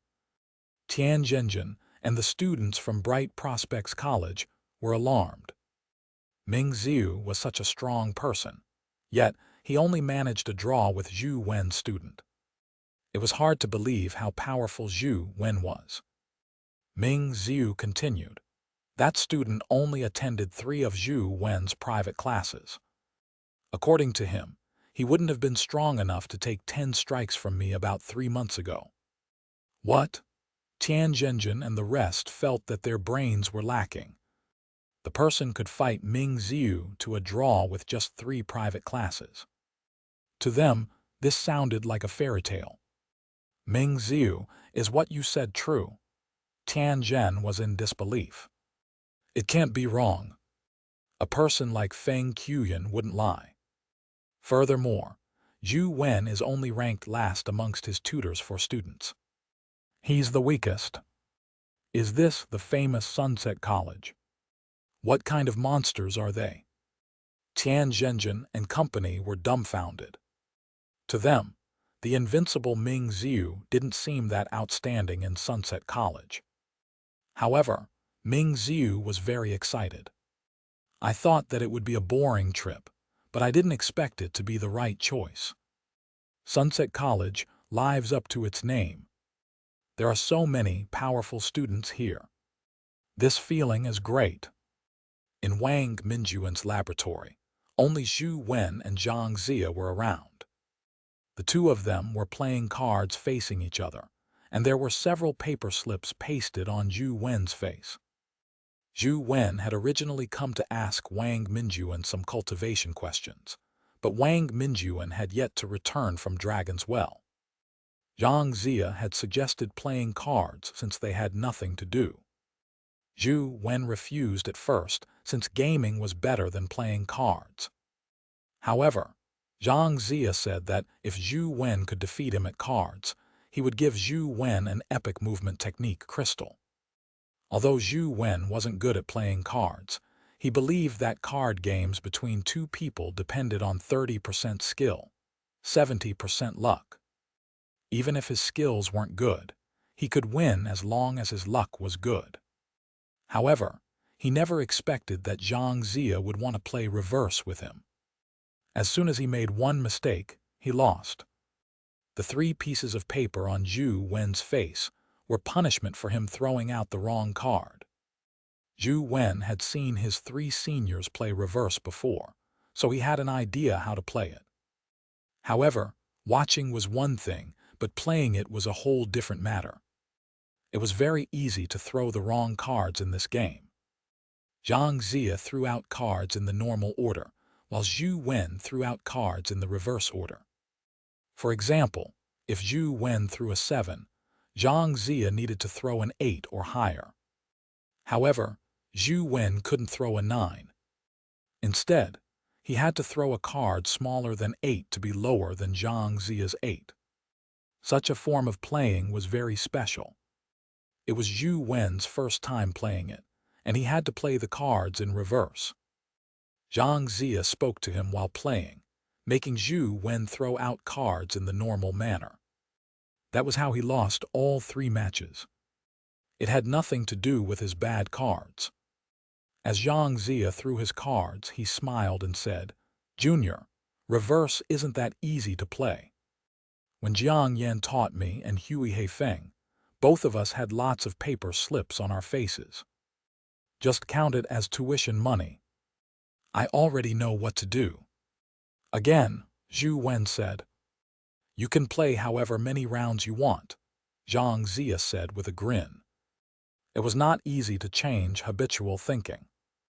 Having lived for more than 10 years and playing cards in the normal manner, to have someone play it in reverse order made it easy for one to throw the wrong cards.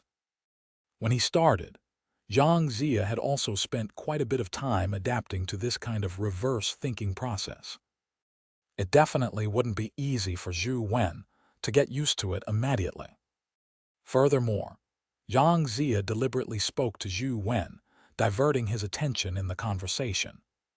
That made it easier for Zhou Wen to make mistakes. Back when Zhang Zia started playing reverse, he didn't dare speak to Jiang Yan. He made mistakes the moment he was distracted. Only after a long period of time was he able to play cards and chat with Jiang Yan and the company. Hui Heifeng's situation was similar to his. The only person who could play reverse and chat with them without any mistakes was Wang Minjuan. Zhang Zia didn't know if Wang Minjuan had played reverse before, or if there was another reason. In short, he had never seen Wang Minjuan make a mistake while playing reverse. Zhang Zia had never seen Jiang Yan, who had suggested reverse, make a mistake either. However, since Jiang Yan was the one who suggested it, he reckoned that she must have been experienced, so it wasn't strange. Zhang Zia originally thought that Zhou Wen would definitely need some time to get used to it, or that he wouldn't speak to him. He would focus on playing cards and slowly think to avoid mistakes. However, Zhou Wen didn't do that. He continued chatting as he played. The speed at which he threw the cards was also normal. He didn't deliberately slow down to think. From the fourth round, Zhou Wen stopped making any mistakes. Although he still lost in the end, it was because his cards weren't good as well as the lack of skill required in comparing thrown cards. How did he get used to it so quickly? Zhang Zia found it unbelievable and continued playing a few more rounds with Zhou Wen. He soon realized that Zhou Wen had really gotten accustomed.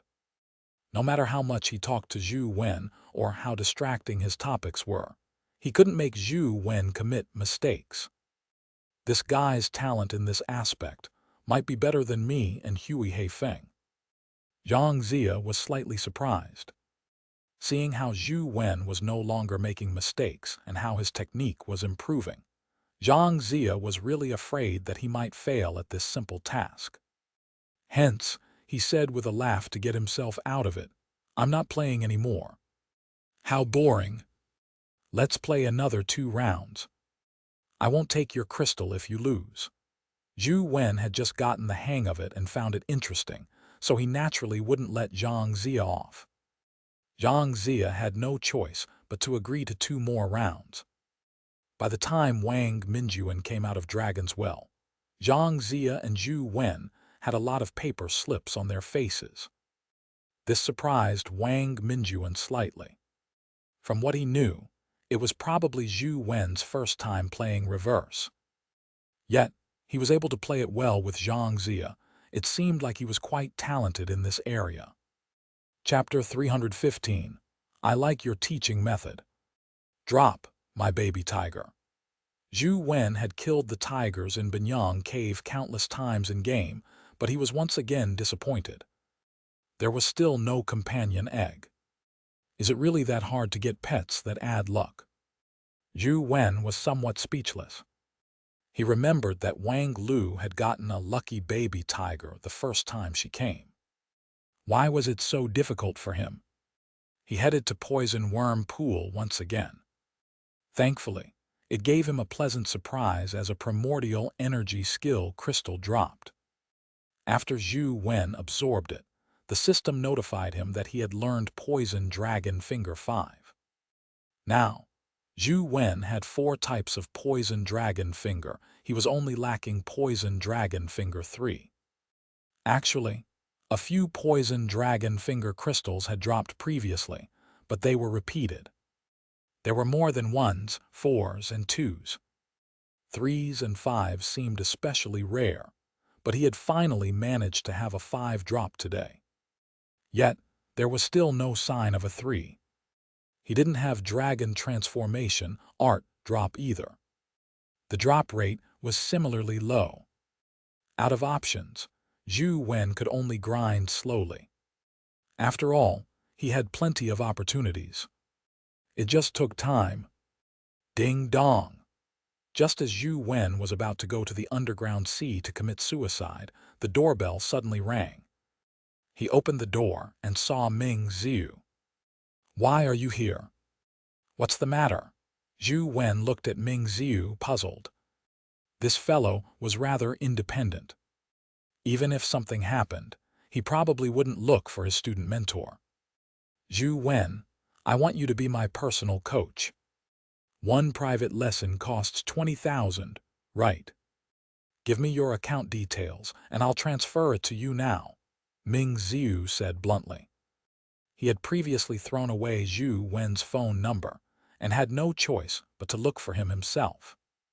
After asking around for a while, he finally found out where Zhou Wen lived.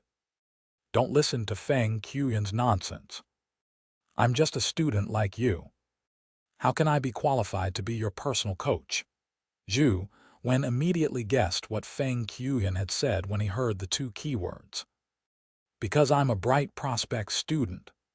Mingxiu misunderstood and thought that Zhou Wen didn't want to be his personal coach because he wasn't a student at Sunset College. "No, that's not it. I really don't have the qualifications to teach you." Zhou Wen shook his head and explained. Ming Ziu lowered his head and pondered for a moment. Just as Zhou Wen imagined that he was about to come to his senses, Ming Ziu looked up and said to Zhou Wen, "I remember you should be my student mentor, right? It's also your responsibility to tutor me, right?" This, Zhou Wen was momentarily at a loss for words.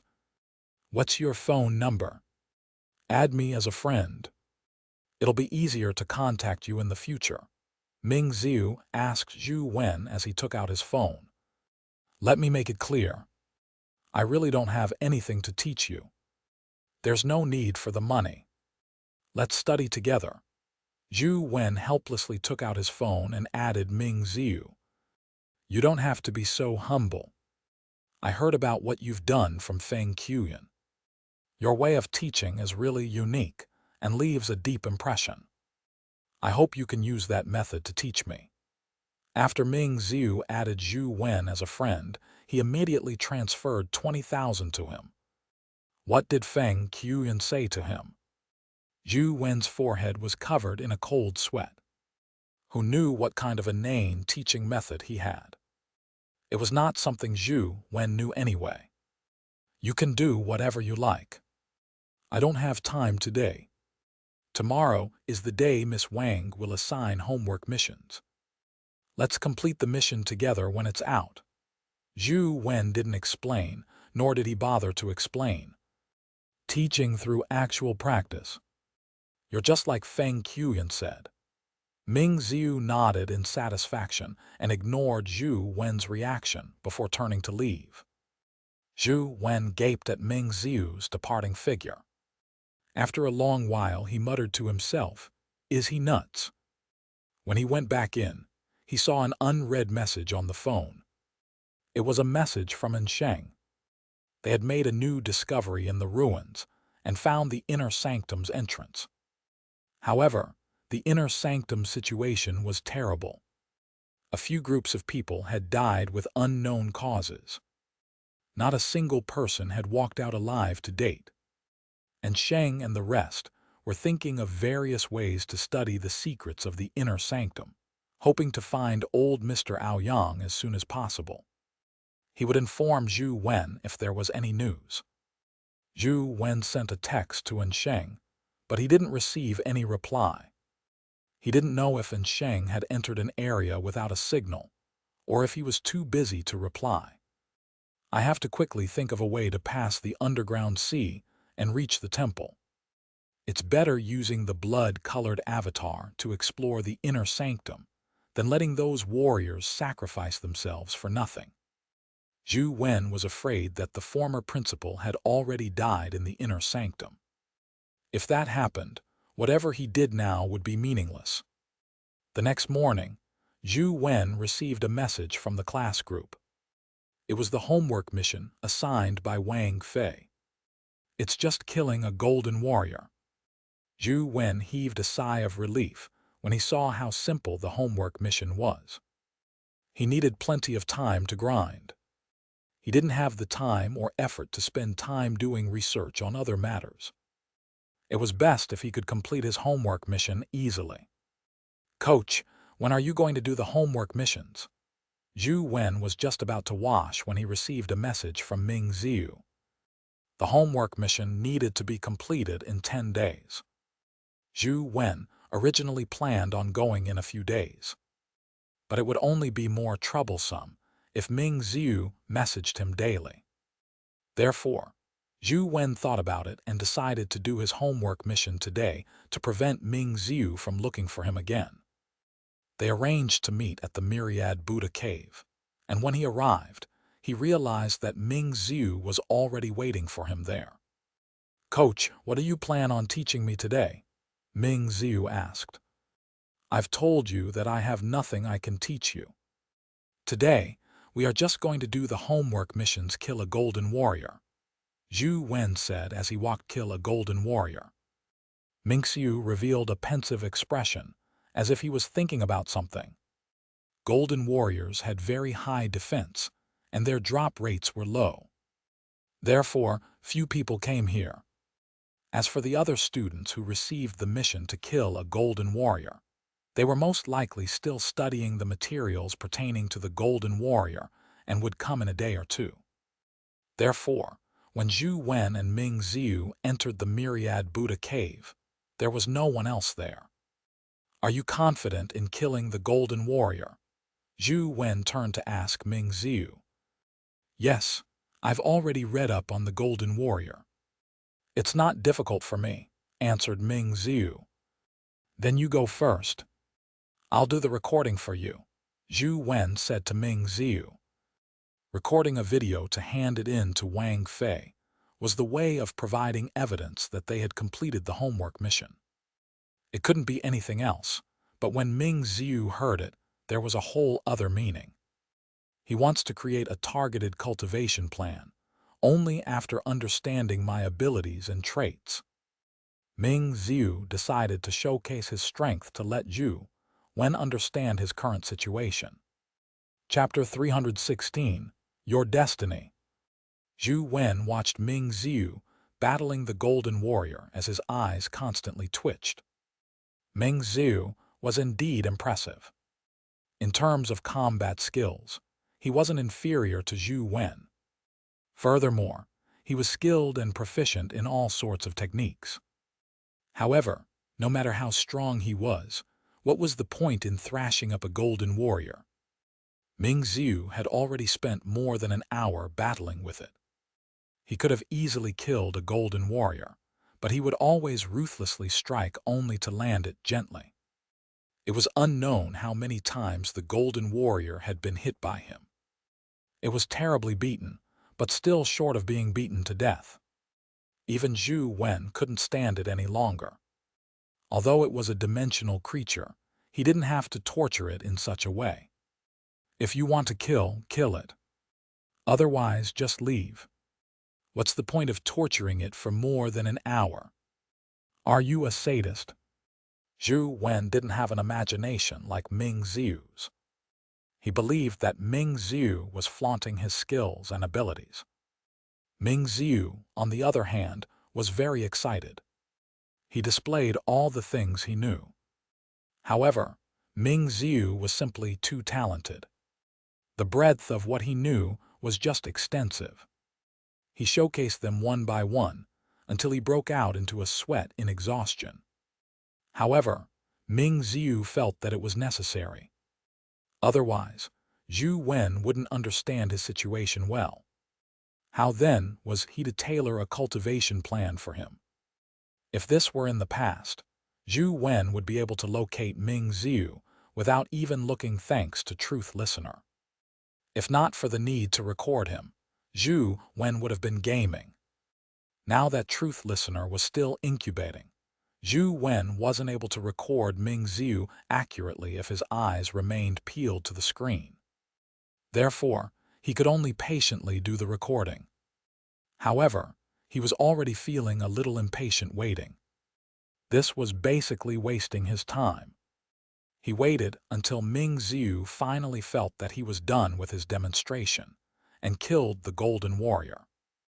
Even Zhou Wen felt aggrieved for it. "It's your turn to record," Zhou Wen said to Ming Ziu, who was wiping his sweat. "All right." Ming Ziu nodded and pointed the phone at Zhou Wen before following behind him. Zhou Wen was feeling anxious from all the waiting. He rushed forward the moment he saw a Golden Warrior. He took out his bamboo blade and diced up the Golden Warrior before glancing at Ming Ziu unhappily. He then turned around and walked out. "I can finally return to gaming," Zhou Wen thought to himself. Ming Ziu looked thoughtful when he saw Zhou Wen slice up the Golden Warrior. It's a clean and straightforward saber technique, but there's nothing special to it. It's just that the saber is so sharp.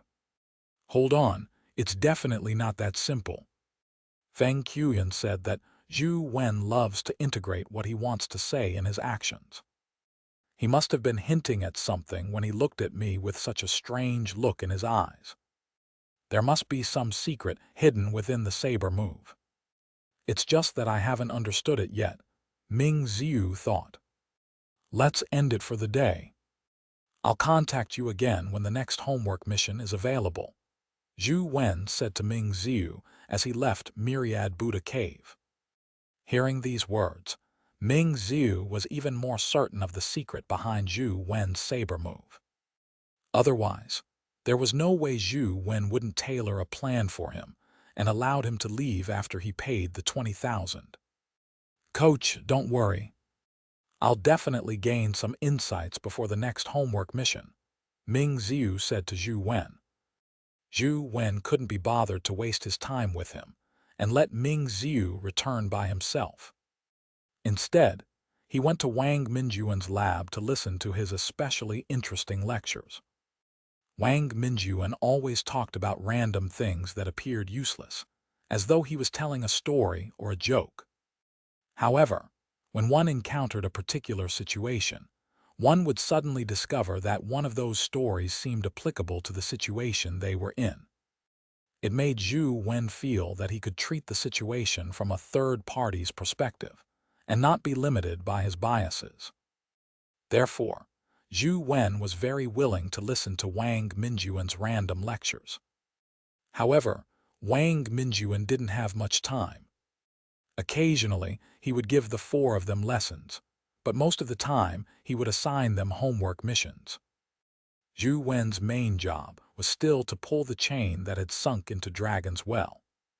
Although Zhou Wen's strength had improved significantly, it remained tedious pulling the chain. The coldness coming from the chain was just too overwhelming. It indirectly proved the White Dragon's terror. After Ming Ziu returned to his dorm, he kept thinking about what Zhou Wen wanted to tell him, but no matter how he thought about it, he couldn't figure out what special meaning the ordinary saber strike had. This left Ming Ziu vexed. After some thought, Ming Ziu began to suspect that Zhou Wen was just fooling him. The time came for him to meet Feng Qiuyan for sparring, as they previously arranged. Afterward, Ming Ziu shared his doubts with Feng Qiuyan. Feng Qiuyan frowned in thought when he heard that. Then, he said with a confirmatory tone, "Coach's saber move definitely has a deeper meaning. It's only because you're lost to your biases that you didn't understand. You understand what that strike means?" Ming Ziu's eyes lit up as he asked Feng Qiuyan. "Of course, the more I think about it, the more I feel that Coach's strike is brilliant and exciting. Only a person like Coach can come up with such a brilliant idea to remind you, Feng Qiuyan said to Ming Ziu in all seriousness, almost slapping his thigh in amazement at his coach. Tell me, what exactly does he want to tell me with that strike? Ming Ziu clearly didn't have as good an imagination as Feng Qiuyan, nor could he figure out any deeper meaning to the strike. Feng Qiuyan looked at Ming Ziu and asked, "What do you think your biggest problem is right now?" Ming Ziu thought for a moment and said, "I've learned too many things that I'm not sure what I'm truly good at. I'm puzzled about my future path." "That's it." Feng Qiuyan nodded and said, "You are currently in a state of confusion over your future path. You feel that you are capable of everything and can do anything. However, you fail to really master anything. Therefore, Coach used the most ordinary saber strike to tell you that the most ordinary and direct attack that can hit a vital spot is most suitable for you." What is the most ordinary and direct attack? Ming Ziu was still confused. Buddhists talk about the myriad interpretations in the world. A person's life and energy are limited after all. It's already a great blessing to be able to study one thing fully during one's entire life. Coach's strike is telling you not to be blinded by appearance. Use your own heart to feel what you need and don't care about what others think. Even if it's an ordinary path, that's your choice, a path that will allow you to reach greatness. You just need to keep advancing forward without end. The more Feng Qiuyan spoke, the more agitated he became. Ask yourself, you must have some most ordinary and most direct thought. Let's use women as an example. No matter how many women stand together, no matter how your heart feels, your eyes will automatically look at the one you think is the prettiest. It's the same with practicing martial arts. No matter how much you know, there must be one thing that you will be willing to learn first. That is your true intention. That's your destiny. My true intention, my destiny. The first thing that I'm willing to learn. Ming Ziu felt his mind explode as he thought of what had happened when he was young. It was a past that he could never forget. Chapter 317, Metal War Wagon. When Ming Ziu was young, a breakout creature had attacked their residence. His father fought with his sword, risking his life to kill the creature and protected the young Ming Ziu. In the young Ming Ziu's heart, his father was the greatest person in the world. His sword technique was also the strongest one in the world. He yearned to learn his father's sword technique when he grew up and become someone like his father. However, when he finally grew up, many people told him that his father's sword technique was too ordinary and there was no value in learning it. There was no chance for him to reach the pinnacle mastering it, and it wasn't on par with a genius like him. They advised him to learn more powerful sword techniques. Ming Ziu refused to believe the naysayers, so he continued learning his father's sword technique. However, the truth was just as those people had said. His father's sword technique was just something he considered very strong when he was young, but in reality, it was far inferior to the sword techniques that everyone knew. Ming Ziu was able to master his father's sword technique easily, and he found that it really wasn't that strong. Although Ming Ziu knew that his father's sword technique wasn't strong, he had always had a soft spot for it. Even though it was far inferior to those of the world's best sword techniques, Ming Ziu still couldn't forget it. However, he subconsciously didn't use it. Deep in his heart, there was an indescribable emotion regarding this matter. Today, Feng Qiuyan's words had awakened the deepest feelings Ming Ziu had. He felt as though his brain had been struck by lightning. That's right, why did I give up? So what if my father's sword technique is ordinary? In my heart, that is the strongest sword technique in the world. If it's not strong enough, and the world doesn't agree with that, I'll try my best. until it becomes the most powerful sword technique in the world, so that everyone will acknowledge it as the strongest sword technique. Ming Xiu's heart burned with passion. Feng Qiuyan, you're awesome. Thank you, I now understand.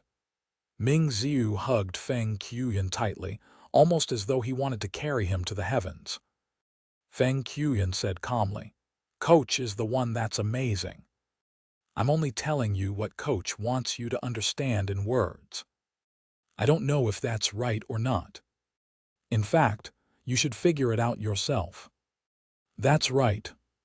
Coach is really amazing. He saw through my problems at a glance. He used such a method to remind me, but I actually failed to comprehend it. I'm really silly. I used to believe that I was a genius, but now I know that I'm a pig when compared to Coach. Having resolved the knot in his heart and feeling happy, Ming Xiu found beauty in everything and realized that Zhou Wen was just awesome. If Zhou Wen were to hear their conversation, he might be able to stuff a duck egg into his agape mouth. Then he would give Feng Qiuyan a thumbs up and say, You're the one who's freaking awesome. Zhou Wen naturally didn't know of these matters. He was in his dorm grinding the poison worm pool. He had already lost count of how many times he grinded at poison worm pool. Zhou Wen heard a chime when he slew the poison worm again. However, he was already numb to the sound. The poison worm often dropped primordial energy skill crystals, but they were always the poison dragon fingers 1, 2, and 4. However, when he looked at the crystal this time, he realized that there was something different about it. In the past, the poison worm inside the poison worm crystal was black in color, but the one that dropped was red. It looked like the poison worm had been skinned, making it look extremely strange. Zhou Wen hurriedly controlled the blood-colored avatar to pick it up before absorbing it. A numbing and itchy force flowed out of the phone and rushed into Zhou Wen's body. It made him feel extremely itchy under his skin, as though he was about to shed it. Of course, this was just an illusion. Zhou Wen didn't shed his skin. After the feeling completely vanished, another notification popped up in the game. Absorbed Poison Dragon Crystal. Attained Epic Primordial Energy Skill. Dragon Transformation Art, Rank 7. Although he wasn't the strongest Rank 9, Rank 7 was already rather high. In fact, as long as he could have it drop, Zhou Wen would be rather satisfied. This thing had a very rare drop rate. Finally, I have the Dragon Transformation Art. Zhou Wen was overjoyed as he took in the information that surged into his brain, digesting all it. Since there was water everywhere in Pool City, Zhou Wen immediately sensed the difference after trying it in the water. In the past, he used to feel that water was water. This meant needing to overcome the powerful resistance when moving in it. But now, Zhou Wen felt different when he entered the water. It was as though the water was propelling his body. When he swam underwater, he moved much easier and faster. The Dragon Transformation Art is really good stuff. Zhou Wen realized that, instead of calling it a movement technique, it was a skill that allows one to sense the water's flow characteristics. It allowed Zhou Wen to use the water's strength rather than resist it all the time. With the Dragon Transformation Art, this was only the beginning. After obtaining it, Zhou Wen's speed in the water became much faster. However, he still needed to practice using the various movement techniques underwater for combat. Thanks to the Dragon Transformation Art, Zhou Wen's movement technique underwent modifications. He was no longer severely restricted in underwater battles. After familiarizing himself with the benefits brought by the Dragon Transformation Art, Zhou Wen eagerly headed to the underground sea. He wanted to see if he could break through the Black Dragon's protection and obtain the Dragon Pearl. When he reached the underground sea again, Zhou Wen acted according to his usual method. He first lured the 9 dragons over from the air, before using the white shadow of poison as bait to attract their attention. As for himself, he instantly charged into the sea with ghost steps. The moment his body entered the sea, Zhou Wen felt a little different from before. It was as though the surrounding seawater was flowing merrily around him. A light stroke was enough to send his body traveling a long distance. He swam faster than a fish, as though he was a humanoid worm. In fact, the dragon transformation art was not a movement technique, but a transformation technique before a worm transformed into a dragon. And since worms were aquatic beasts, they became kings of the water after transforming into a dragon. Thus, the dragon transformation art allowed one to sense the water element and receive its help. It could greatly increase one's speed underwater. It was not wrong to call it a water elemental movement technique. Zhou Wen was delighted as he swam in the direction of the metal war wagon at a speed many times faster than before, and he soon arrived in front of it. At that moment, a dragon finally rushed over and opened its mouth to swallow Zhou Wen. It sucked a large amount of seawater into its mouth, forming a huge maelstrom. If this were in the past, Zhou Wen would have been sucked in without any way to put up a fight. However, this time, Zhou Wen followed the vortex's forces and circled around it before rushing out of the vortex to head for the war wagon below. The metal war wagon was already close to him. This was the first time Zhou Wen had got so close to the metallic war wagon, having previously died so many times. However, he was beneath the metal war wagon. The dragon pearl was on the roof of the war wagon. Zhou Wen had clung close to the war wagon's bottom to avoid the black dragon's line of sight. He swam towards the rear of the war wagon, planning on climbing onto the roof from behind. Chapter 318. Movement Technique Enlightenment.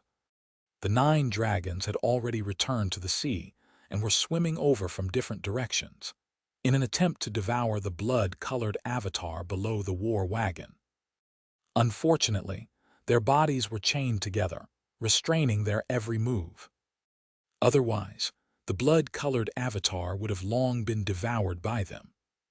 With the war wagon shielding him, Zhou Wen shuttled through the seaweed and coral bushes on it, dodging the attacks several times. Finally, he arrived at the back of the war wagon. With a flip, he tore towards the top of the war wagon and somersaulted over.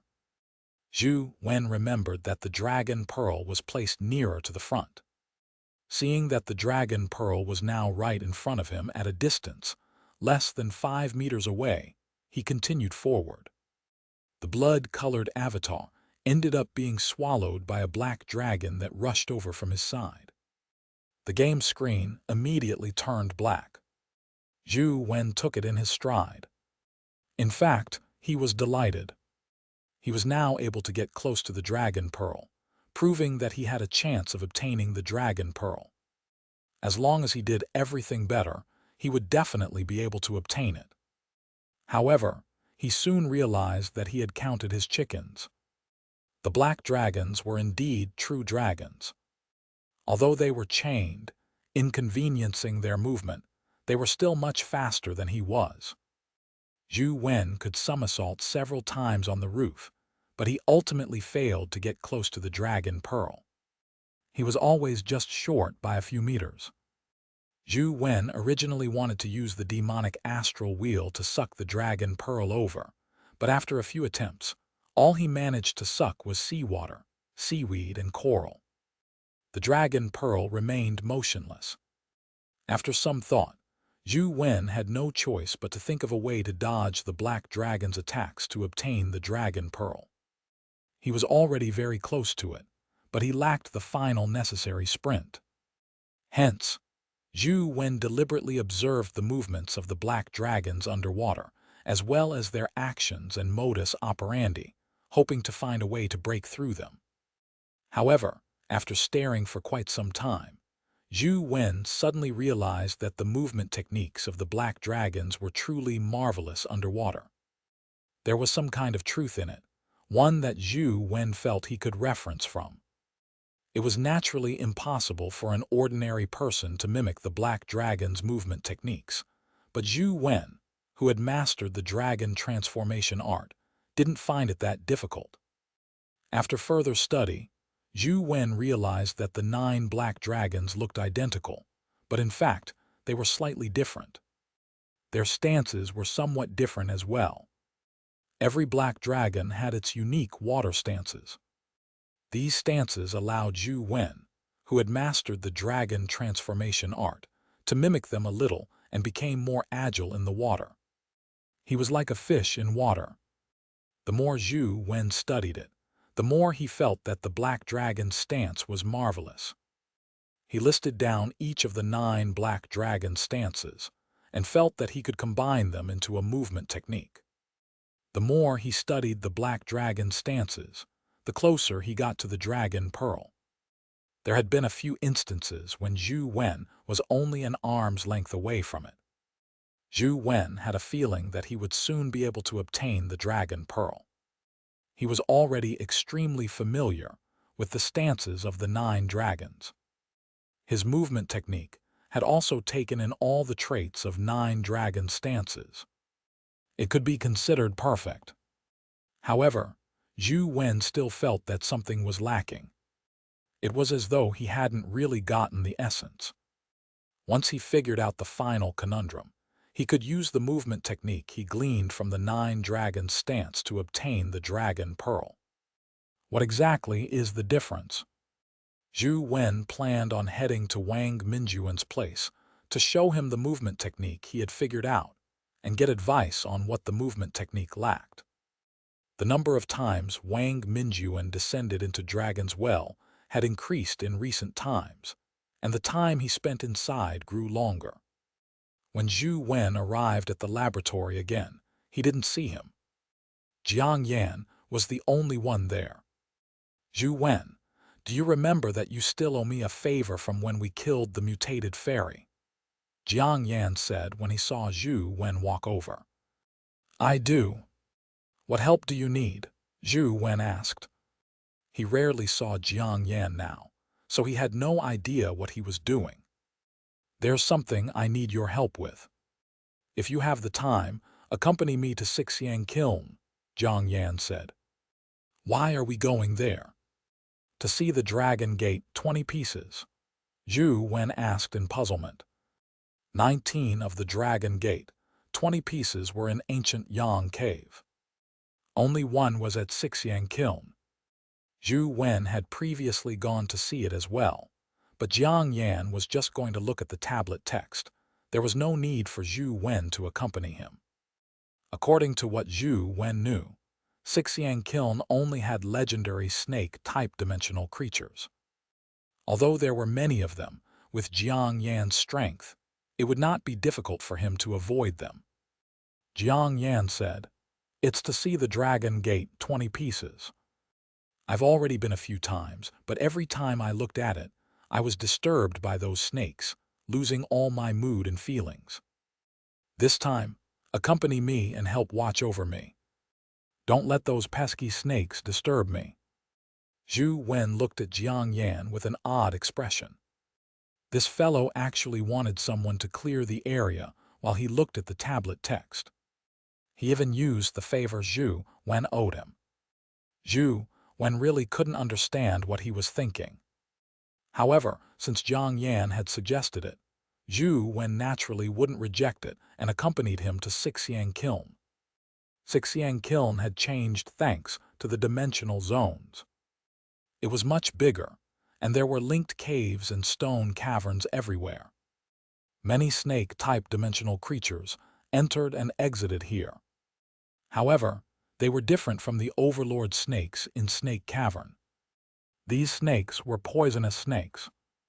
If one was bitten by them, even epic experts would be in trouble. Hence, not many people came here.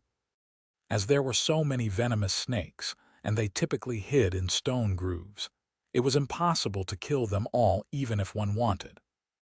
Xianxia ignored the venomous snakes and directly dodged their attacks, heading all the way to Dragon Gate, 20 pieces tablet text. I'll be reading the text here. Help watch me. No matter what, don't let them disturb me, Xianxia said to Zhou Wen before standing there and focusing on the tablet text, completely ignoring everything behind him. The venomous snakes in Xianxiang Kiln were called dragon-patterned snake. However, they did not have any dragon patterns on their bodies. They only had some patterns similar to the tablet's inscriptions. Together with the Dragon Gate, 20 pieces tablet text here, this was how the snakes got their name. The dragon-patterned snake was very poisonous, and there were quite a number of them. Soon, several dragon-patterned snakes swam towards them.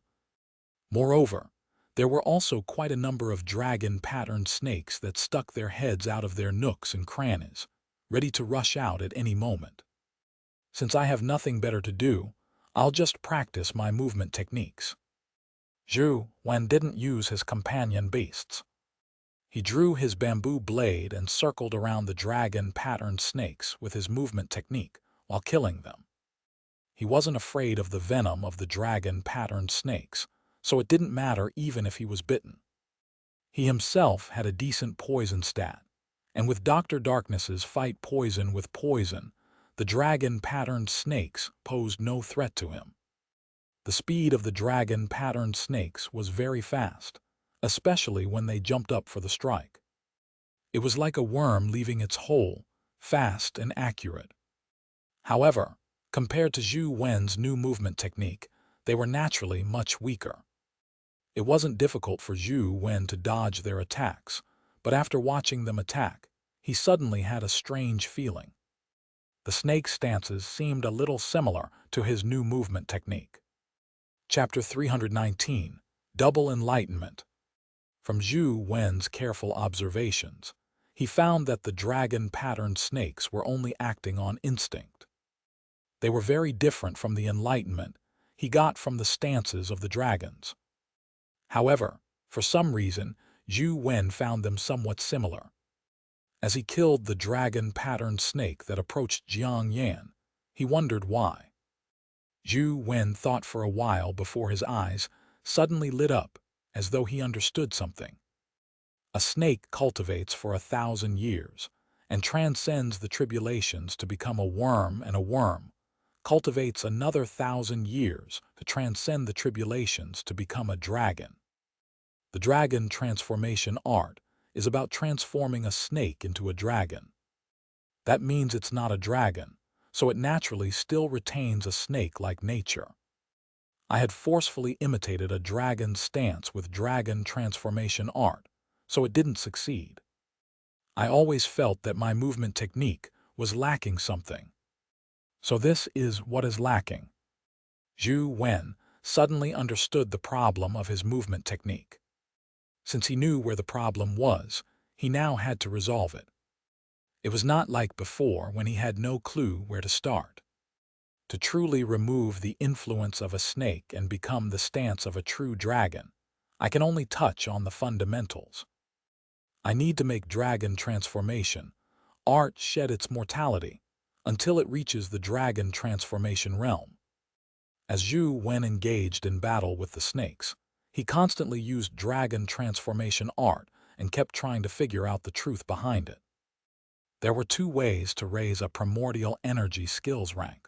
One was to use primordial energy skill crystals to raise it.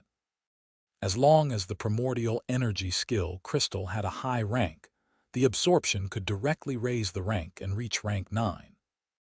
Another method was to increase one's familiarity and insight regarding the primordial energy skill to raise the rank to a max of rank 10. Doing so was very difficult and slow. Apart from a few people like Lance, who was extremely talented and could comprehend the truth behind a primordial energy skill until it reached rank 10, the average person needed a lot of time to study and gain insight into it. It was much slower than using primordial energy skill crystals. Dragon transformation art had a very low drop rate. To hope for a rank 9 dragon transformation art to drop would take ages. Zhou Wen didn't have the time to wait. Furthermore, what he needed wasn't only rank 9 but an extraordinary rank 10. Only by doing so could he truly match up to a dragon's stance, allowing him to take on the stance of a true dragon. As Zhou Wen observed the dragon-patterned snake's actions, stance, and habits, he recalled the stances of the 9 black dragons and made comparisons. Gradually, he understood the differences between dragons and snakes. Zhou Wen discovered that there were indeed many similarities between a dragon and a snake's movement. It was no wonder snakes were called baby dragons in the East District. However, even though they were so similar, when humans saw a dragon, they would never mistake them for snakes. Apart from the differences in size, the most important difference between the two was the sublimity. Zhou Wen constantly felt the difference between the sublimity of a snake and a dragon. It was a feeling that was impossible to describe using words. It could only be sensed with the heart and soul. With the insight Zhou Wen gleaned, the way he moved didn't change much. However, there was a slight difference in his movements. Every move seemed to have a flair to it. Xianxia was focused on reading the tablet text, furrowing his eyebrows from time to time as if he was confused. Other times, he would reveal a look of enlightenment, appearing exhilarated. However, not long after, Xianxia's eyebrows furrowed deeper and tighter until they finally relaxed. As Xianxia read the tablet text, he muttered to himself, "The Dragon Gate 20 pieces is representative of Chinese calligraphy from the Northern Wei Dynasty, a classic piece of work from the Wei Dynasty. It is forceful with its vertical and horizontal strokes, sharp like the edge of a blade. However, it's not as squarish as a regular script. The words written on the top half and bottom half are in different scripts, and the sublimity in it is most difficult to grasp. Just changing the thickness of the stroke changes the script. To figure out something from the Dragon Gate 20 pieces and turn it into a technique is just too difficult. Just missing out part of the sublimity would make it lack greatly." Xianxia thought about it, but was unable to accurately grasp its sublimity. Feeling a little impetuous, Xianxia knew that he couldn't continue. Otherwise, with this mentality, he couldn't reach a pure state of mind even if he had gained some insights. Xianxia retracted his gaze and planned on resting for a while. He could read the tablet text again when his mind completely calmed down. If he couldn't calm down, there was no harm in coming some other day. He turned around and sat on a rock beside him. He took out the tea set that he had brought along with him. There was even a small brass charcoal furnace. When he lit the charcoal furnace and heated the water, he brewed 2 cups of tea. Just as he was about to get Zhou Wen to drink it with him, his gaze landed on Zhou Wen, and he couldn't move his eyes away. He even forgot to take back his hand that was pouring tea. The tea in the teapot had overflowed the teacup, but Xianxia didn't notice anything and just watched Zhou Wen's fight with the dragon-patterned snakes. Instead of saying that Zhou Wen was fighting the dragon-patterned snakes, it was more like a solo dance. His movement technique was vigorous and extraordinary, with an indescribable sublimity to it. Xianxia watched as he suddenly threw down the teapot in his hand and ran to a stone wall. He reached out his finger and drew it across the stone wall. His finger was like a blade as it tore through the wall. He wrote one word after another on it. The words looked like works from the Wei Dynasty, but they were different. Every stroke was like a knife slice, but they didn't appear exceedingly sharp. They were straight and carefree. 1,000-year-long path for snakes, 10,000 years for a worm. The moment they show themselves, they would be flying dragons in the sky. When Xianxia finished writing the last word, Zhou Wen happened to let out a long cry as his body flew through the air, rising to the heavens like a dragon. His entire body seemed to have undergone a certain transformation. The surrounding dragon-patterned snakes retreated as though they were trembling. For a moment, no snake dared to attack Zhou Wen again. Although he didn't take a look at the in-game information, Zhou Wen was certain that his dragon transformation art had already broken through and reached rank 10. That feeling was indescribable. "Junior, thanks to you, I managed to grasp something today," Xianxia said with a smile. Zhou Wen turned his head and saw the words Xianxia had carved on the wall. Although he wasn't a connoisseur of calligraphy, he found them exuding a sense of familiarity. On careful thought, he understood that the words contained the insights of the movement technique he had just figured out. "These words?" Zhou Wen asked with an odd expression as he looked at the words. "This was what I wrote from observing your movement technique, and the words on the dragon gate, 20 pieces. It's rather interesting. In the future, I'll use it as my foundation and match it with the dragon gate, 20 pieces to come up with a technique. Half the credit is yours." "Why don't you give it a name?" said Xianxia. "I'm not good with names." "It's best you name it." Zhou Wen shook his head. "There's the word dragon in dragon gate, 20 pieces. Your movement technique has the bearing of a dragon, so it's naturally necessary to have a dragon character. Together with our names, let's call it Dragon Wenyan."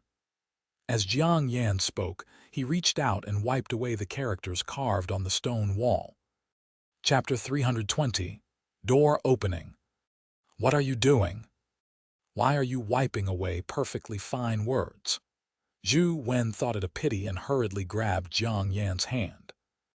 "Although these are the best words I have written so far, their existence will restrict my past. I only seek the future and don't want to look back. Therefore, I won't keep them," said Xianxia. "It's best not to wipe them away. I'd still want to take a look, so keep it for now." Zhou Wen felt that the concepts in the words were a little too similar to his insights, but also somewhat different. Therefore, he wanted to take the time to compare the differences. "If you want it, I'll let it stay for now. However, after you're done, you should wipe it away. It's not a good thing to leave words on the same wall as the text the ancients left behind." Xianxia paused before saying, "When the Dragon Wenyan is perfected, I'll send you a copy. You can take a good look when the time comes." "All right."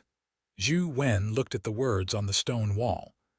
The first 2 lines had been wiped away by Xianxia, leaving the moment they show themselves, they would be flying dragons in the sky.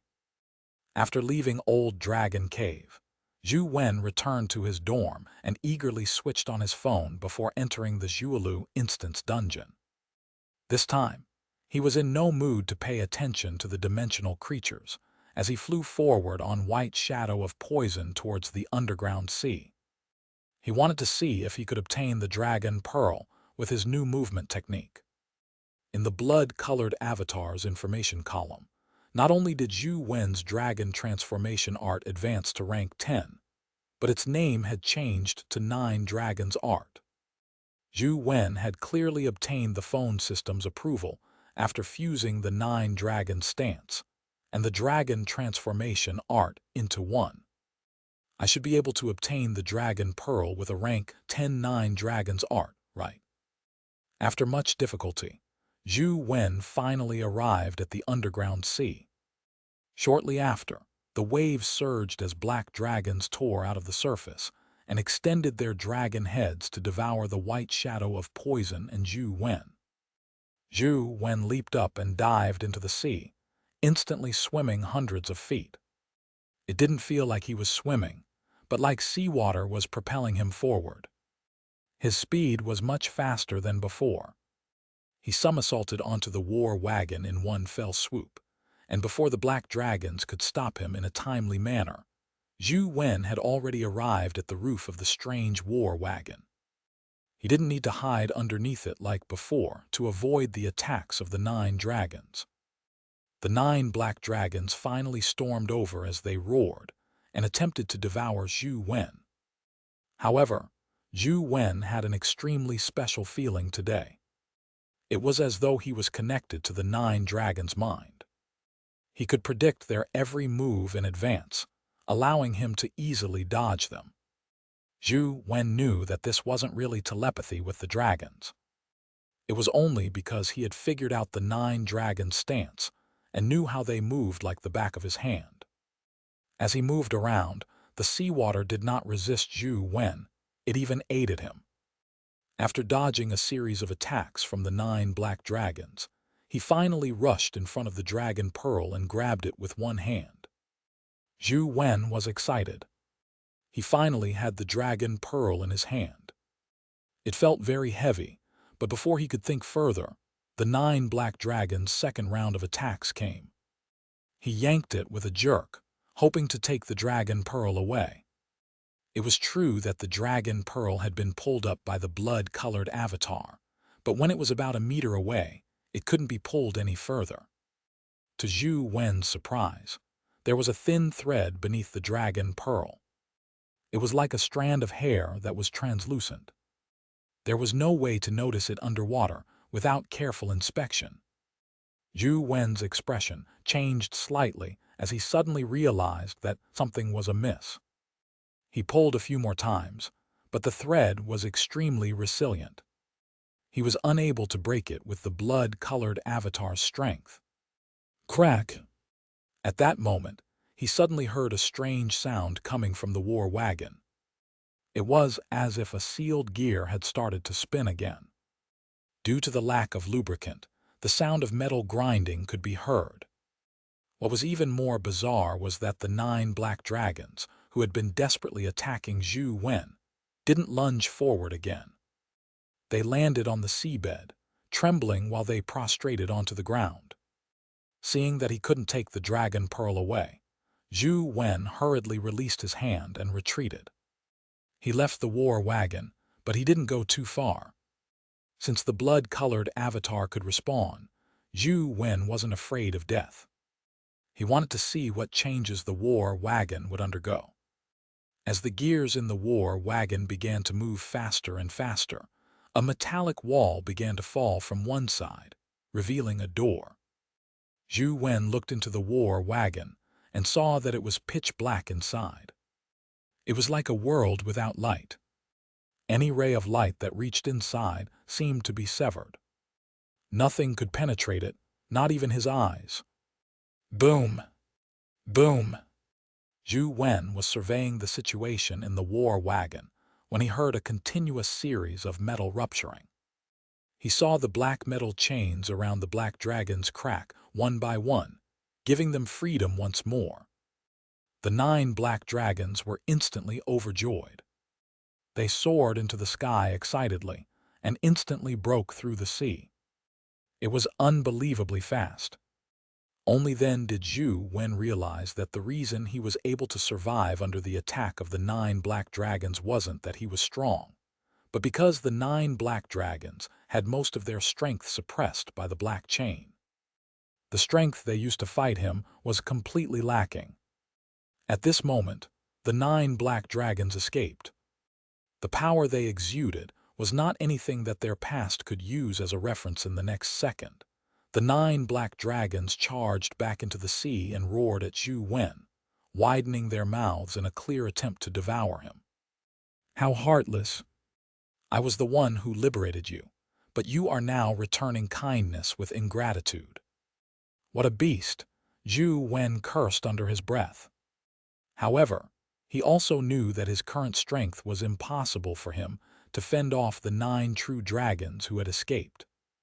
Gritting his teeth, he controlled the blood-colored avatar to rush to the door that opened up half the war wagon's holdings. Before the 9 dragons devoured him, he rushed into the darkness. Although the war wagon's carriage was huge, it was still a carriage. Space was very limited, but when Zhou Wen rushed inside, he felt as though it was an empty darkness that stretched out endlessly. In that darkness, there was a white cocoon emitting a strange light.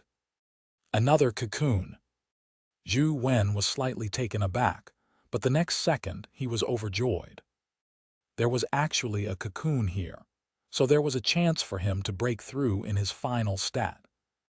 Without any hesitation, he summoned his overlord's spear, and combining it with the augmentation of Ever Victorious, he thrust his spear at the white cocoon in the void.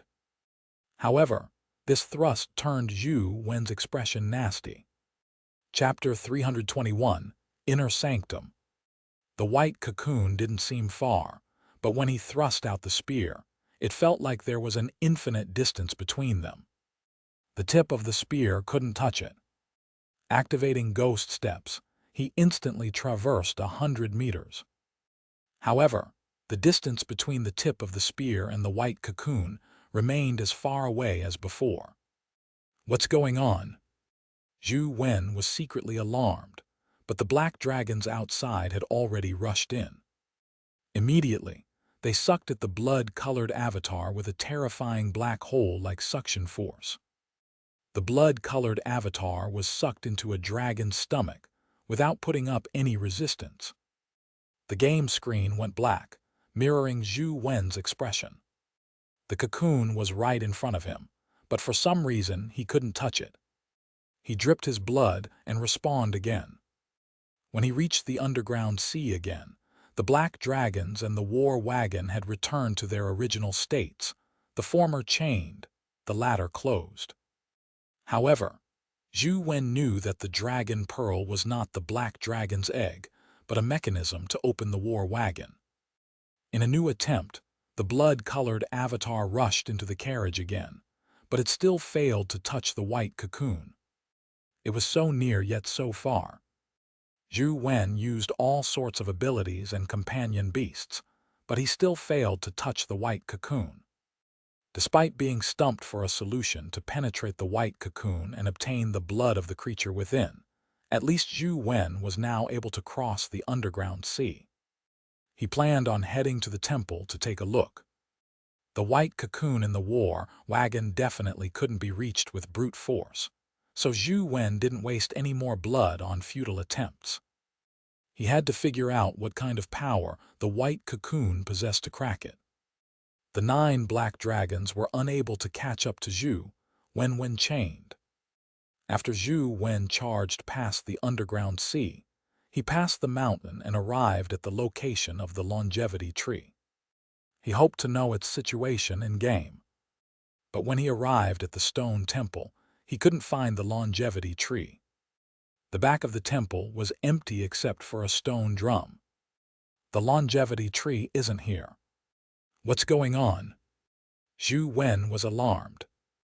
If the game was different from reality, Zhou Wen would have to be even more careful when he entered dimensional zones in the future. Even if he had a strategy to clear the game, it didn't mean that he could randomly enter. Otherwise, something bad could easily happen. However, this was the first time Zhou Wen had encountered something in-game that was different from reality. Zhou Wen thought of a possibility. If the longevity tree wasn't something that originally existed in the dimensional zone, then its non-existence in the game became self-explanatory. Zhou Wen was momentarily unable to determine the reason. It was just a guess.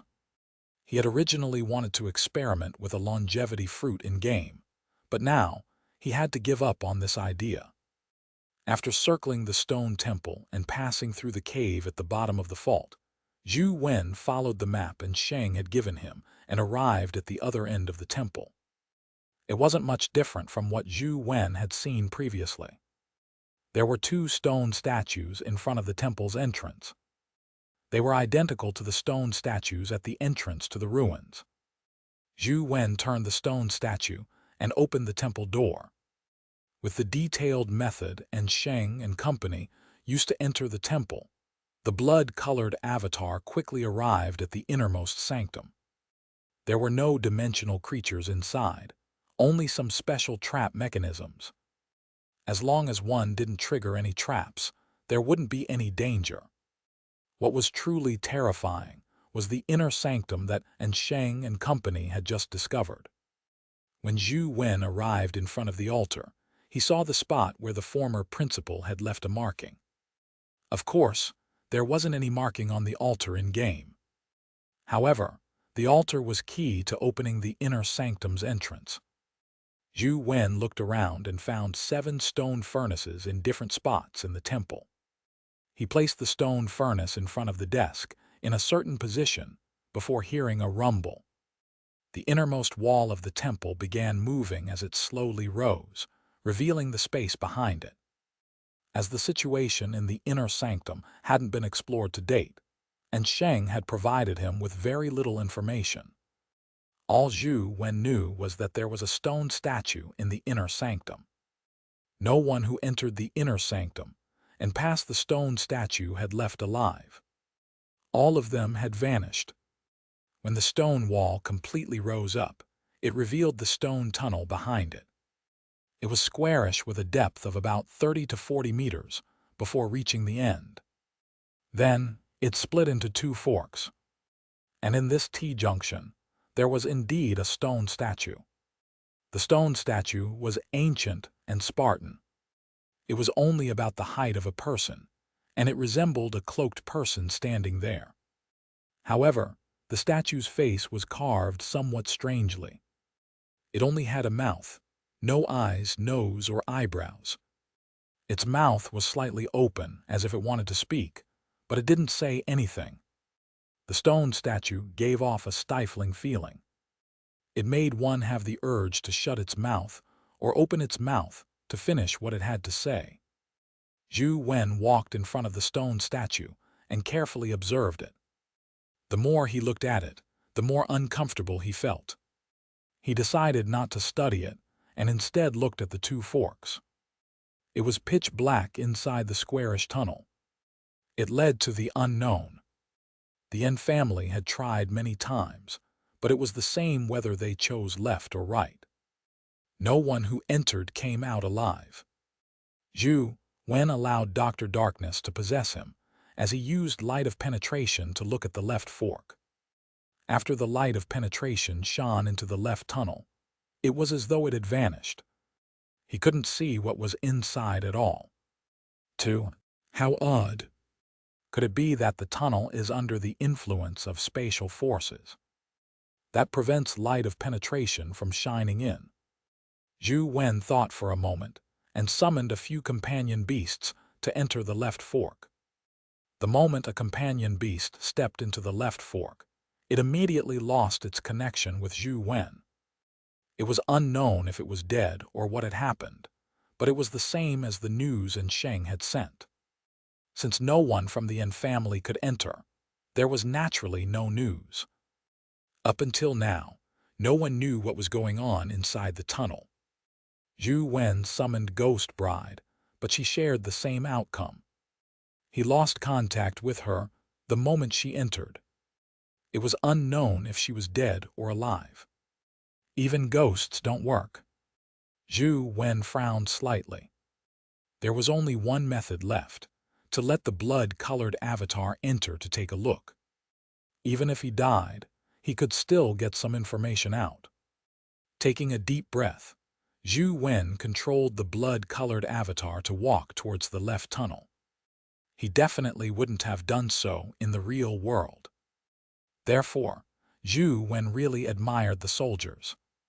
Even though they knew that there was almost no chance of survival, they still pressed forward if they were given the order. If he could understand the secrets in the tunnel and reduce the sacrifices of those soldiers, it would be a great help. The moment the blood-colored avatar stepped into the left tunnel, Zhou Wen's body involuntarily shivered as he felt an ominous feeling. The originally dark tunnel lit up as soon as the blood-colored avatar stepped in. Chapter 322, Stone Statue. The originally squarish tunnel suddenly changed.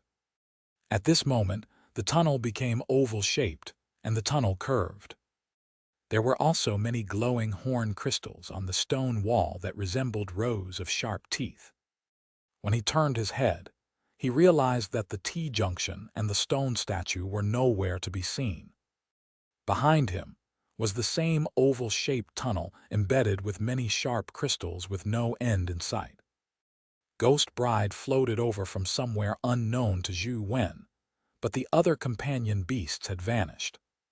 Just as Zhou Wen was feeling puzzled, he suddenly felt the tunnel shake violently. Instead of calling it shaking, the entire tunnel was shrinking.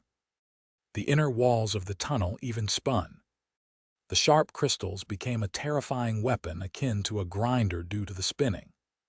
As the tunnel constricted, the space that the blood-colored avatar could stand on decreased. Zhou Wen hurriedly summoned the Overlord Spear, hoping to tear open a huge hole into the shrinking tunnel.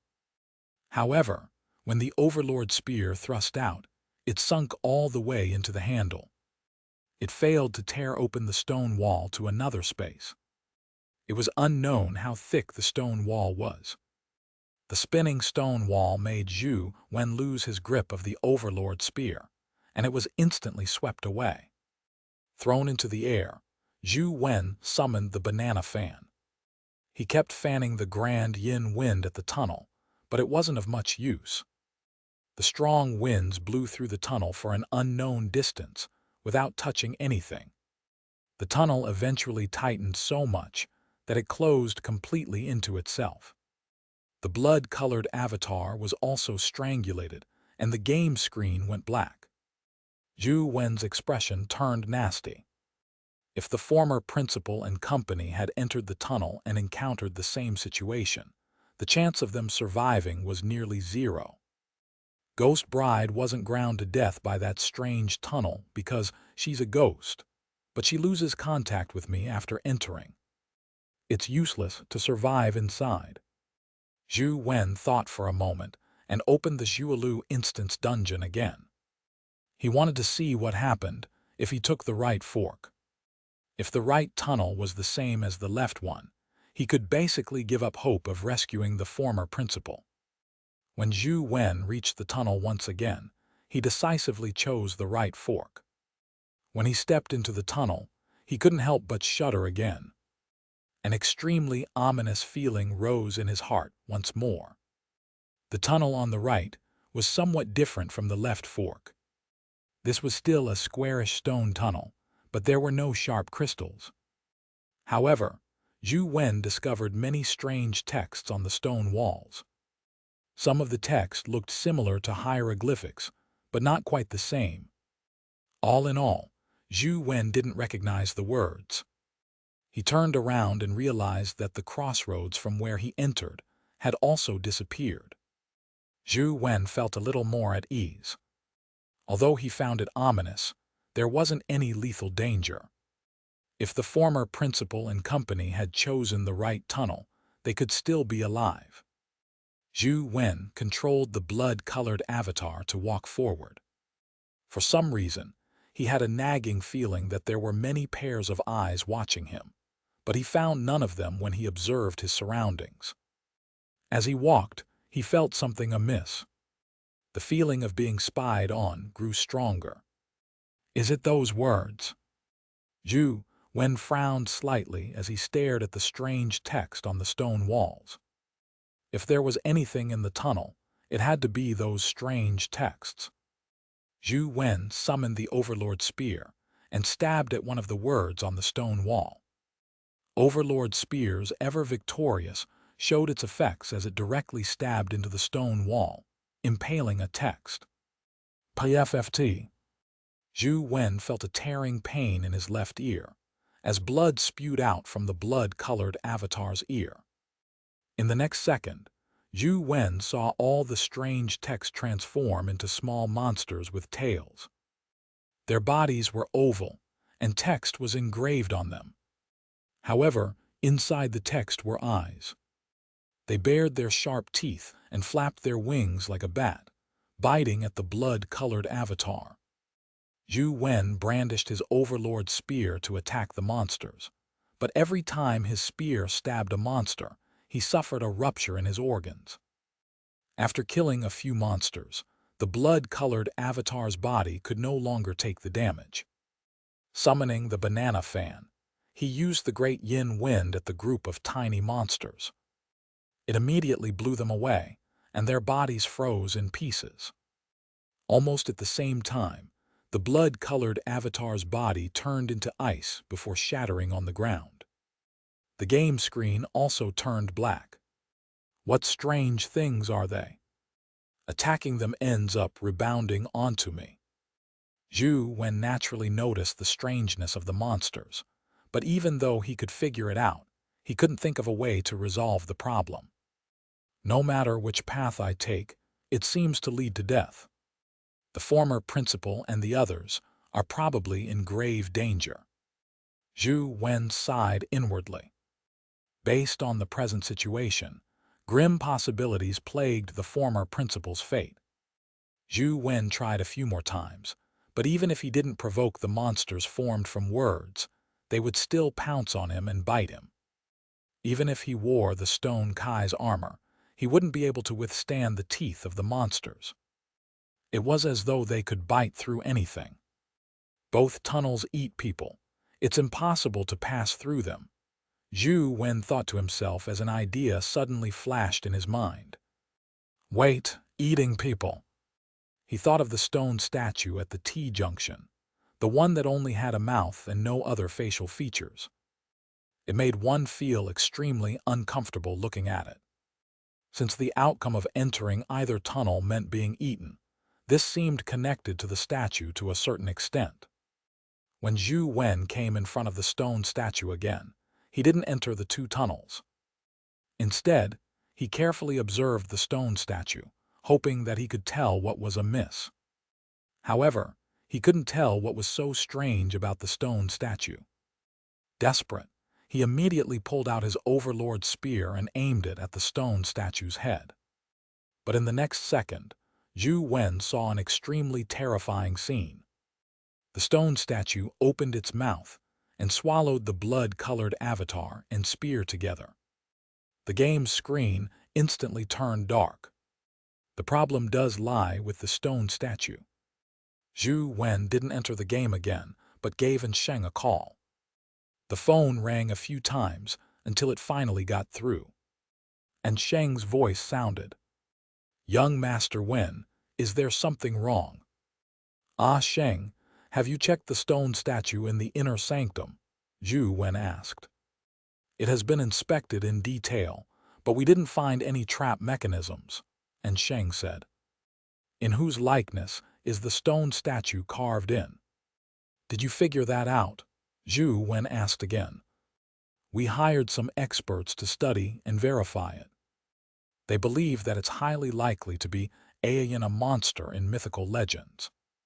Its body looks a little like a person's, but it has immense strength and it enjoys eating brains." And Xianxia explained the conclusion from the expert's analysis in detail. Chapter 323, Sacrificial Items. "Ah, Xianxia, no matter how I think about it, the problem lies with the statue. Get someone to examine it in detail again, but be careful. I have a nagging feeling that the stone statue's appearance in a place like that is a little too bizarre. It might take the life of people." Zhou Wen couldn't explain his discovery in-game, so he could only tactfully tell Xianxia. "Okay, I'll send someone to check the stone statue again." And Xianxia answered seriously. After hanging up, Zhou Wen entered the game again and continued attempting to attack the stone statue in-game. This time, Zhou Wen learned his lesson and distanced himself from the stone statue before sending a gust of great yin wind over. The grand yin wind hit the stone statue, causing it to actually open its mouth and swallow the grand yin wind. The terrifying grand yin wind entered what seemed like a bottomless pit. And that was it. Even the grand yin wind is useless. Zhou Wen frowned slightly. He knew that to deal with the suspected Aeyan statue, he couldn't use force. He needed to think of a way. And use. I remember the ghost stories Grandpa told me when I was young.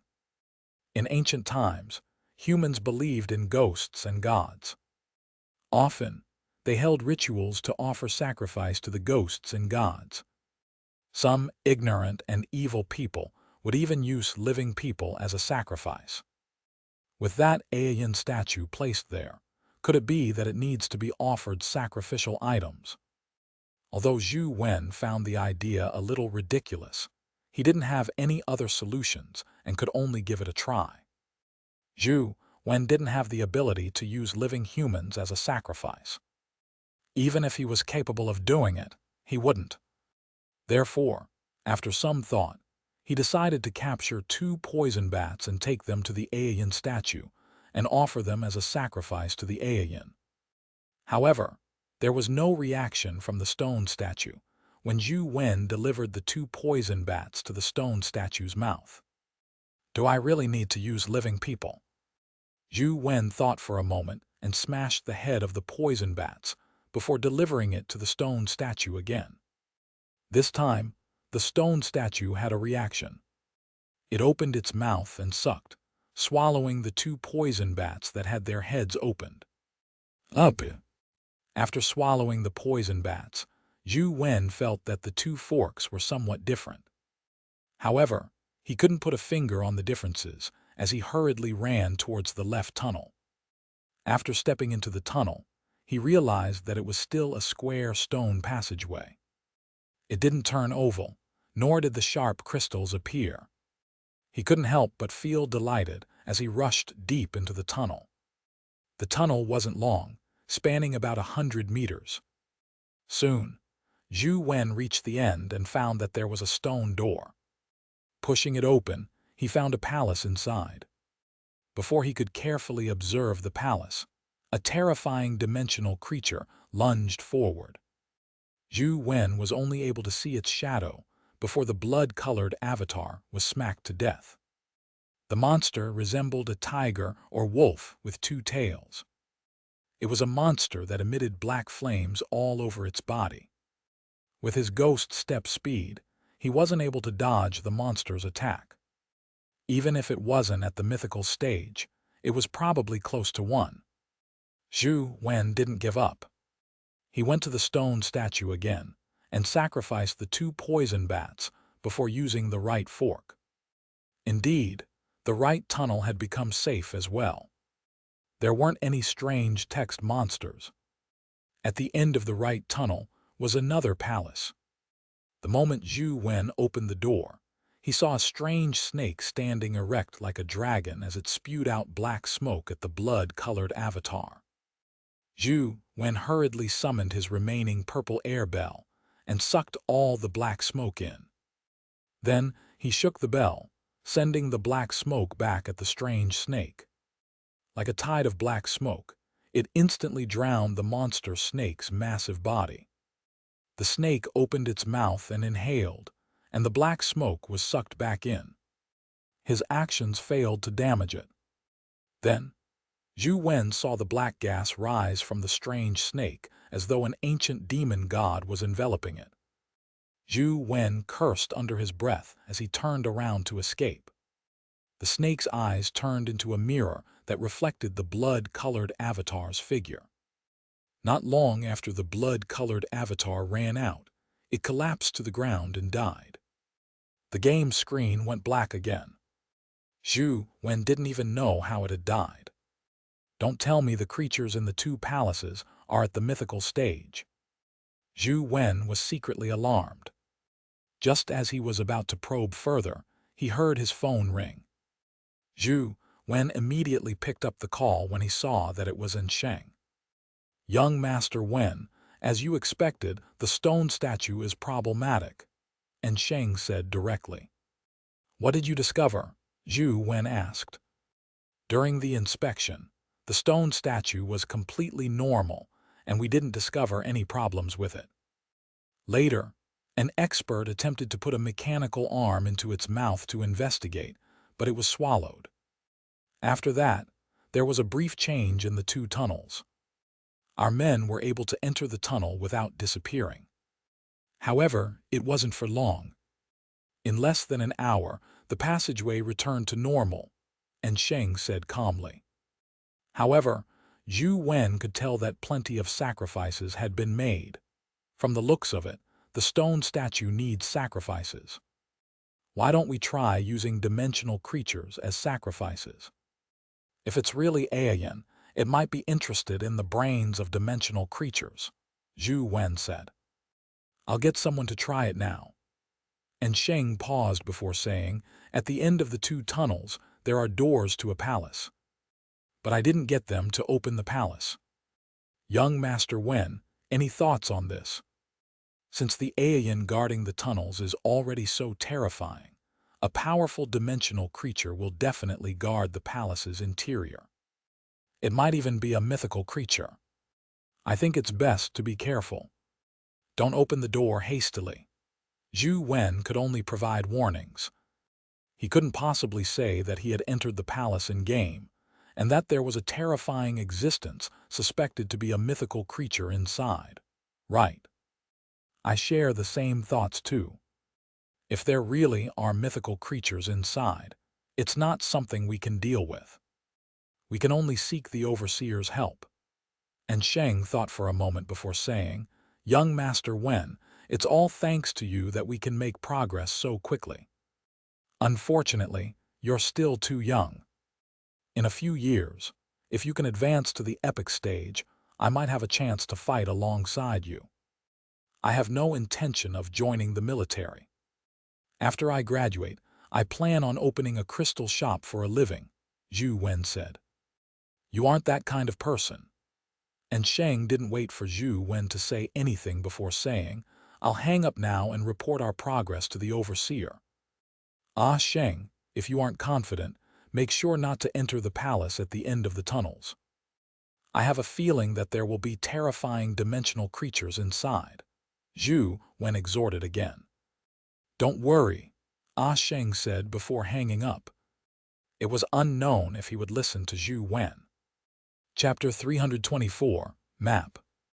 Zhou Wen had been trying to figure out the dimensional creatures inside the 2 palaces, but they were too powerful. The blood-colored avatar could last for a very short period of time without gleaning much information. However, Zhou Wen wasn't discouraged. He persisted and studied their abilities and habits. This wasn't only for saving the former principal. Zhou Wen also thought about the possibility of using their blood to enhance his final stat to 21 points if he could injure the mythical creatures. Therefore, he didn't hold any hope of killing them. All he wanted was to obtain 1 or 2 drops of blood. Of course, this was only Zhou Wen's idea. He did not know if it could work. He still had no way of touching the white cocoon in the war wagon. That power that caused an infinite gap between them left Zhou Wen helpless. "Old Zhou, I heard that another new dimensional zone has been discovered in Luoyang City. The college plans on getting students to explore it." Lai Xuan ran over and said to Zhou Wen excitedly, "Shouldn't the military be exploring a new dimensional zone first? Why would they let students explore it?" Zhou Wen asked in puzzlement. Lai Xuan said with a smile, "The newly discovered dimensional zone is a town god's temple. Many of the ancient districts in the East District have such dimensional zones. They are basically all the same and not dangerous. It might be very beneficial."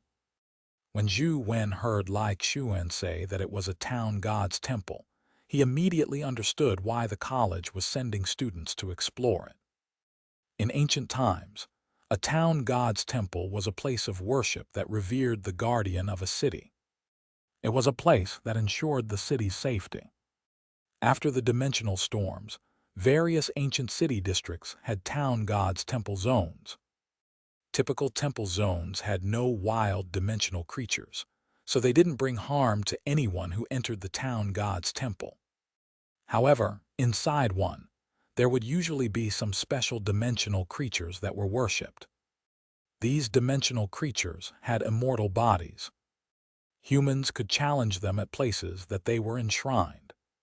If they defeated them, they might receive benefits from the town god's temple. Has Luoyang's town god's temple only just been discovered? Zhou Wen asked in puzzlement. For an ancient city like Luoyang, it was almost a certainty that a town god's temple existed. Logically speaking, it should have been discovered long ago. The big town god's temple has long been explored. It enshrined 4 guardians. Legend has it that they are the ancient heroes Hanzin, Pang Huan, Zhu Yu, and Luo Cheng's embodiment. It's currently under military control, so ordinary people won't have a chance of entering. The newly discovered temple is the town god's temple of the former county city. It's not that famous and rather small. Recently, it was discovered that it has become a dimensional zone. Lai Xuan paused for a moment before saying, "How about we visit it before that it's brought under military control?"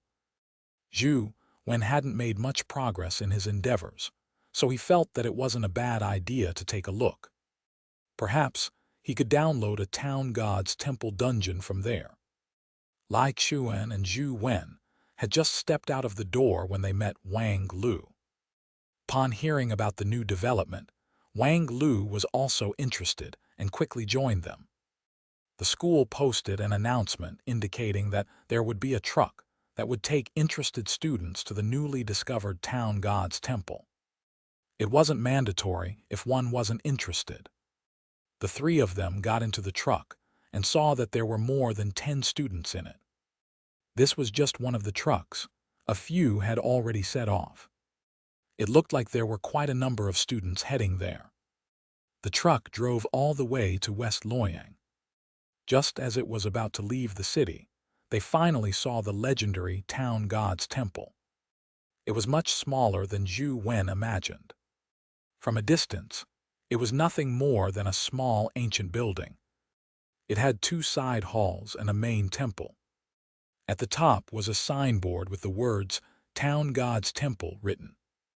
There were plenty of students outside Town God's Temple. There were also some independent hunters and residents who were also there to join in the buzz. From the fact that even ordinary passers-by dared enter the temple, it was testimony that the town god's temple posed no danger. After the trio entered the temple, Lai Xuan looked around and said in puzzlement, "That's strange. Why aren't there any guardians inside this town god's temple?" Wang Lu also nodded and said, "This town god's temple is really too young. Usually, they will honor a famous general in history as a guardian, but there's none here. Only the main temple honors a generic city god. I wonder what this god's name is. If there's no guardian, what's the point of coming here?" Lai Xuan said gloomily. He had originally wanted to test out his skills to see if he could defeat the incarnation of a famous general in history, but who knew that there was no consecrated target here? A student who had just come out of the side hall heard Lai Xuan say that and added, "Although there are no consecrated generals here, the side hall enshrines the Earth Lord. It might be beneficial for you to enter and pray to him." "What benefits?" Lai Xuan asked in interest. Earth temples were usually built independently. Yet, this town god's temple also consecrated the Earth Lord. It was quite obvious that it wasn't very orthodox. The scale of Earth temples that enshrined the Earth Lord was usually smaller. Even though he was an immortal who was in charge of land, he was considered a deity of a lower rank in the Taoist pantheon. In Journey to the West, Sun Wukong would stomp on the ground whenever he wanted, pulling out the Earth Lord by his beard.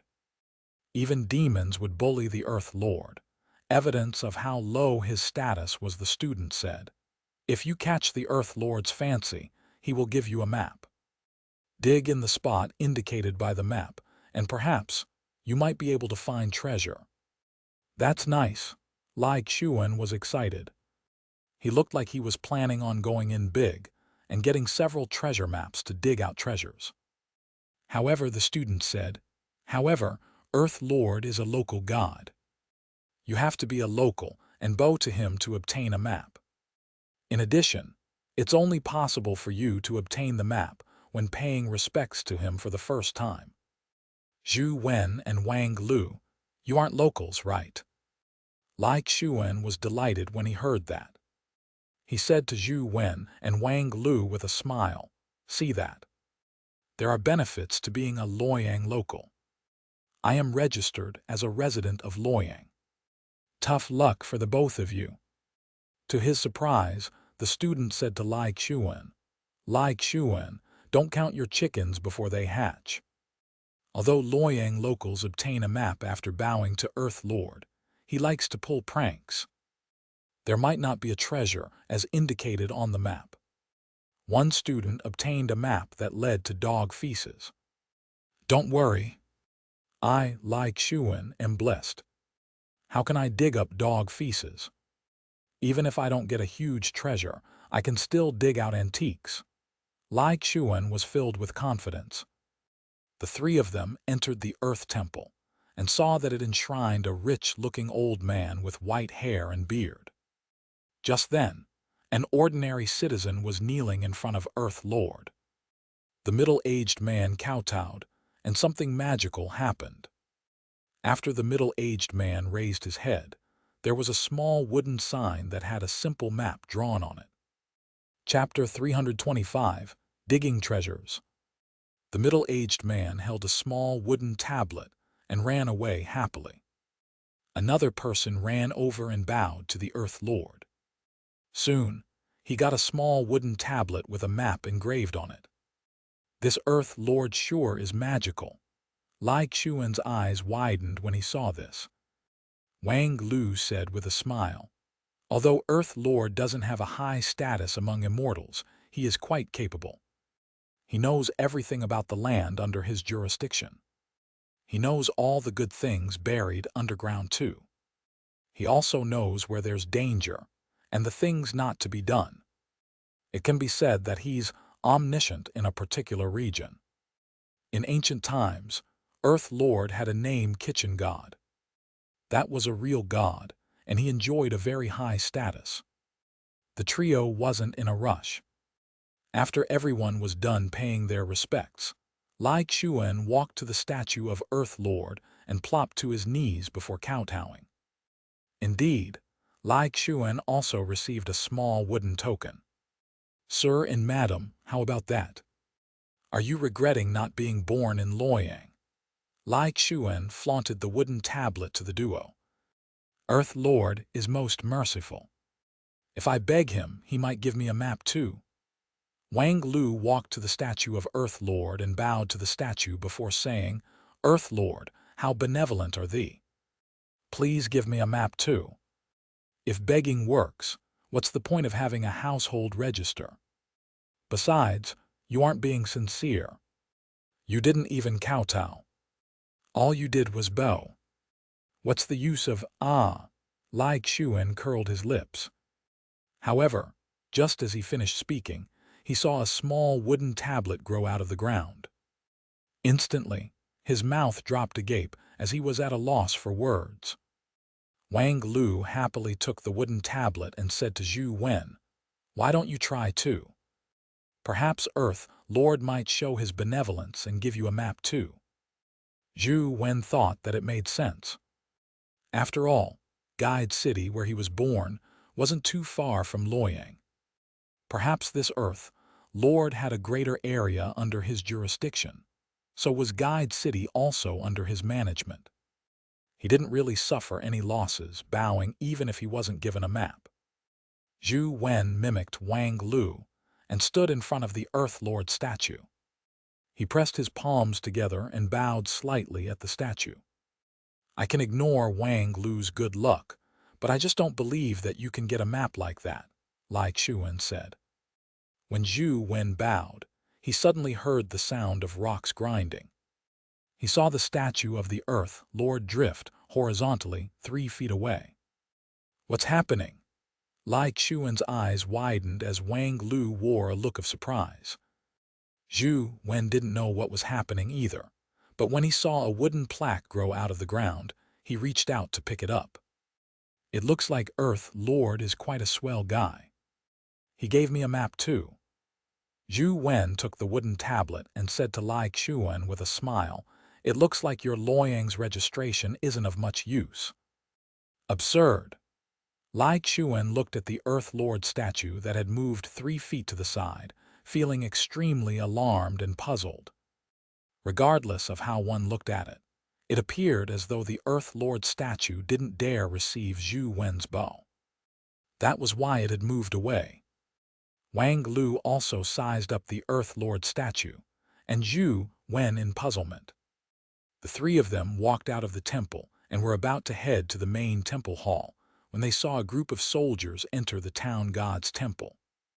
The soldiers informed them that the area had been sealed by the military and ordered them to leave in an orderly fashion. The trio had no choice but to leave town god's temple. Lai Chuan looked at the wooden token in his hand and saw that the map on it was very vague. It had the general terrain of rivers and mountains. Then, there was a red dot which labeled the treasure location. If it wasn't for a Luoyang native who was well versed with the Luoyang terrain, it wouldn't be easy finding the location on the map. You definitely won't be able to tell where the map is pointing to. I'll help you take a look, Lai Chuan said to Zhou Wen and Wang Lu. Zhou Wen and Wang Lu handed their wooden tablets to him. Lai Chuan was quite an expert in identifying the local terrain. He quickly helped them find the location. Furthermore, he marked it on the phone's map app, making it convenient for them to seek out the treasure. Are we going to dig for treasures together, or do we do it individually? Lai Chuan asked. Let's go together. These places all require us to exit the city. It'll be safer for us to be together, Zhou Wen said. All right. Mine is the nearest, so let's dig mine first, Lai Chuan said as he summoned his companion beast mount. Zhou Wen only had the white shadow of poison to ride on, but it was a little odd seeing it in broad daylight. Lai Chuan's ox-type mount was rather large, so there was room for Zhou Wen. Wang Lu summoned her tiger, sat on it and followed behind. The three of them passed through the city and attracted the envy of many ordinary citizens.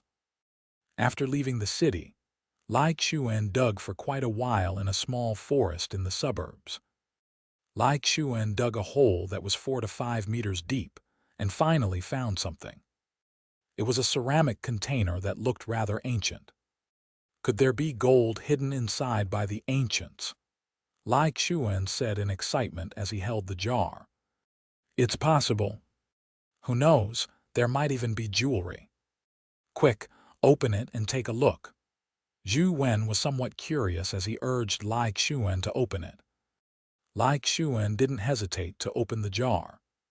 He saw that it was filled with copper coins that were in a badly rusted state. He took out one and pinched it, instantly shattering it from the decay. How did this happen? Lai Chuan was extremely depressed. Don't ruin it. Those copper coins are likely to be antiques, right? Zhou Wen said. Antiques might be valuable in a peaceful era, but in this era, who would spend money to buy antiques? With money, one would buy dimensional crystals and companion eggs. Besides, these copper coins are way too inferior in quality. They are almost deformed, Lai Chuan said. However, he had gained something after all. Lai Chuan still kept the jar in his bag. It wasn't big and fitted his backpack perfectly. Following that, they dug for Wang Lu's treasure. Her treasure wasn't too far from Lai Chuan's treasure. So with Lai Chuan as an experienced local guiding them, they quickly arrived at the location. It was by a small stream. Wang Lu flipped through the area a few times, and when she flipped open a cobblestone, she immediately discovered a gem the size of a longan. It was crystal clear, like a cat's eye. How beautiful! Wang Lu was very fond of it. She washed it in the stream and played with it in her hand.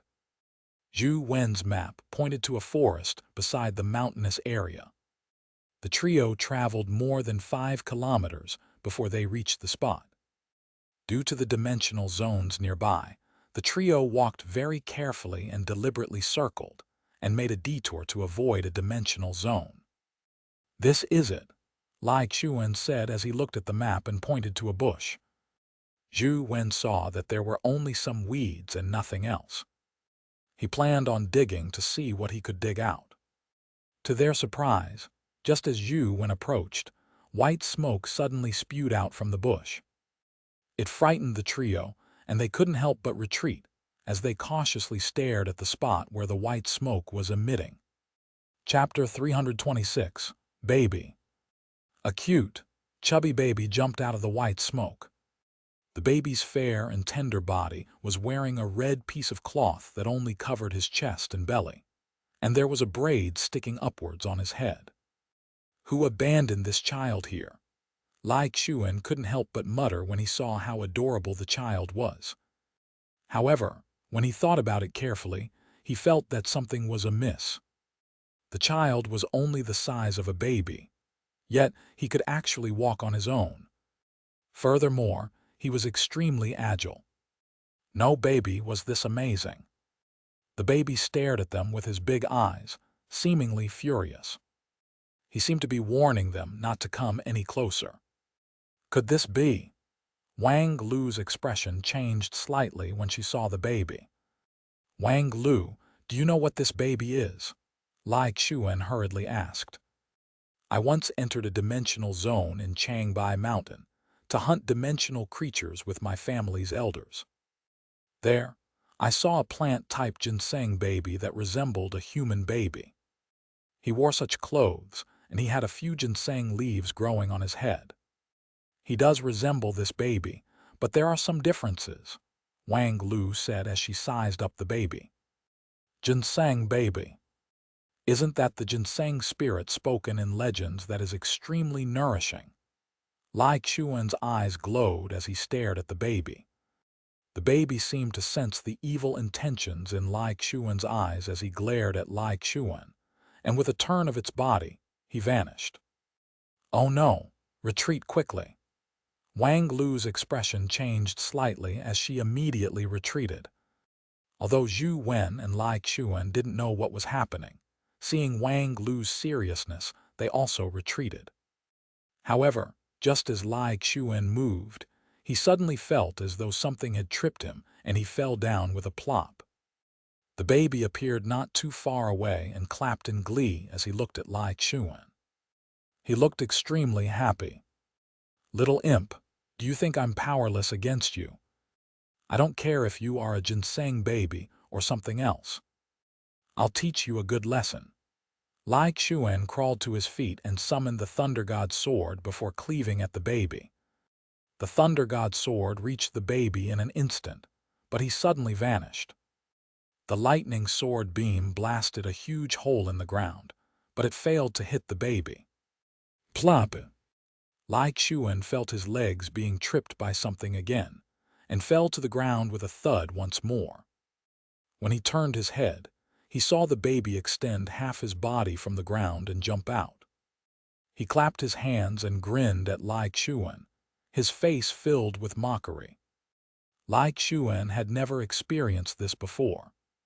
He lunged forward to grab the baby, but no matter how fast he was, he couldn't catch him. Instead, he kept tripping thanks to the baby. He was in a sorry state. Wang Lu, is this really a ginseng baby?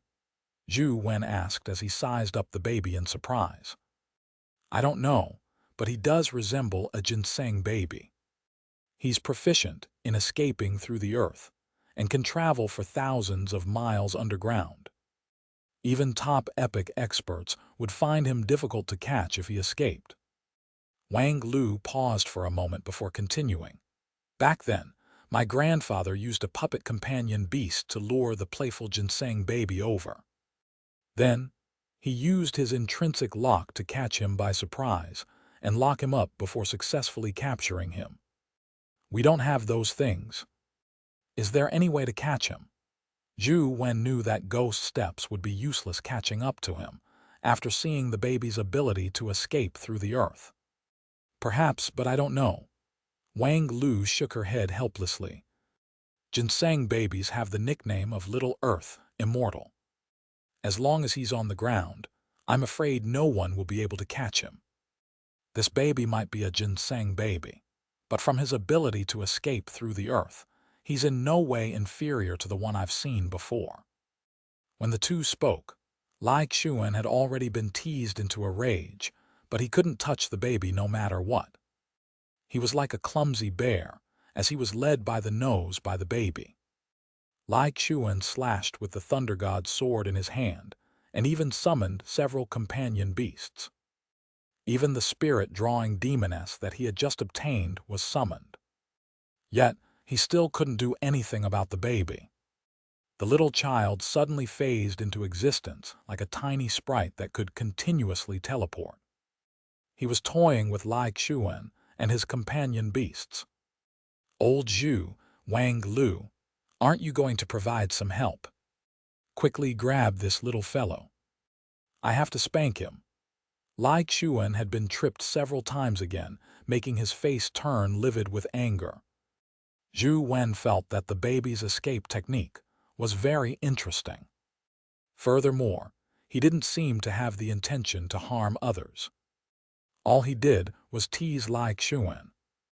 With a thought, Zhou Wen activated ghost steps as his figure seemed to teleport. He appeared behind the baby and reached out to grab the baby's arm, but the baby vanished instantly.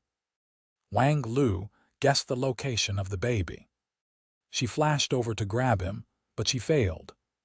The trio used all sorts of methods to grab hold of the baby, but they ended up in circles.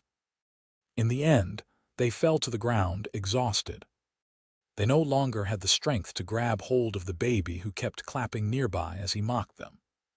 Zhou Wen couldn't take it any further and chased after him once more.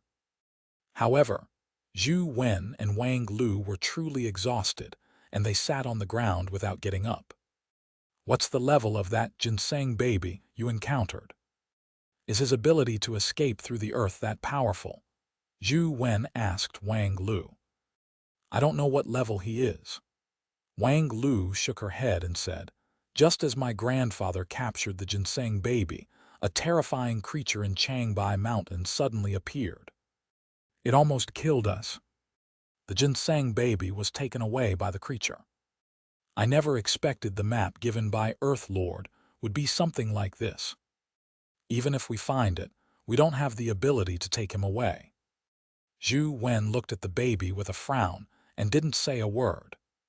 He really didn't have the ability to grab him, unless he could make the baby's body leave the ground, preventing him from burrowing through the earth.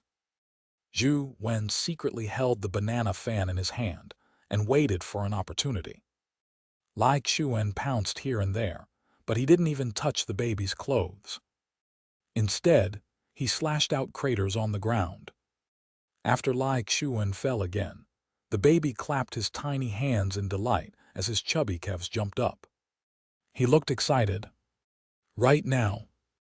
At the instant the baby's feet left the ground, the banana fan Zhou Wen was holding stirred up a gust of cold wind, sending the baby flying. "Ha ha, let's see where you can flee to now." Zhou Wen was overjoyed as he pounced forward, hoping to grab the flying baby in midair. Chapter 327, Rat Rabbit. When the baby was swept up by the grand yin wind, he really couldn't escape through the earth. White frost formed on his body as Zhou Wen rushed forward to grab his arm. The baby's body was ice cold. His eyes were closed, motionless. Even his brows were covered in white frost, as if he had been frozen. There's no heartbeat. Did he have to be frozen to death? Zhou Wen couldn't help but stare at the baby when he didn't feel his heartbeat. Although he was a dimensional creature, he looked like a human baby. Furthermore, he had only been teasing the trio without truly harming them. Zhou Wen wasn't really planning on killing him. "Don't tell me he dies so easily." Zhou Wen touched the baby's neck. Indeed, there wasn't a pulse. "Are the two of you dumb? If he's really a creature of the same class as ginseng babies, he's a plant. How can there be a heartbeat?" Wang Lu rolled her eyes. "Then take a look. Is this baby dead?" Zhou Wen handed the baby to Wang Lu. Wang Lu was about to reach out to grab the baby when he suddenly opened his eyes. taking advantage of the loss in grip while handing him over. The baby forcefully struggled to escape before landing on the ground and disappearing. When he appeared again, he was more than 10 meters away. He stood on a rock and made funny faces at the three of them. This baby is very scheming. Zhou Wen was about to rush over but was stopped by Zhou Wen. Forget it. Let him go. Zhou Wen really couldn't bear to kill such a creature. It would be useless even if he caught him.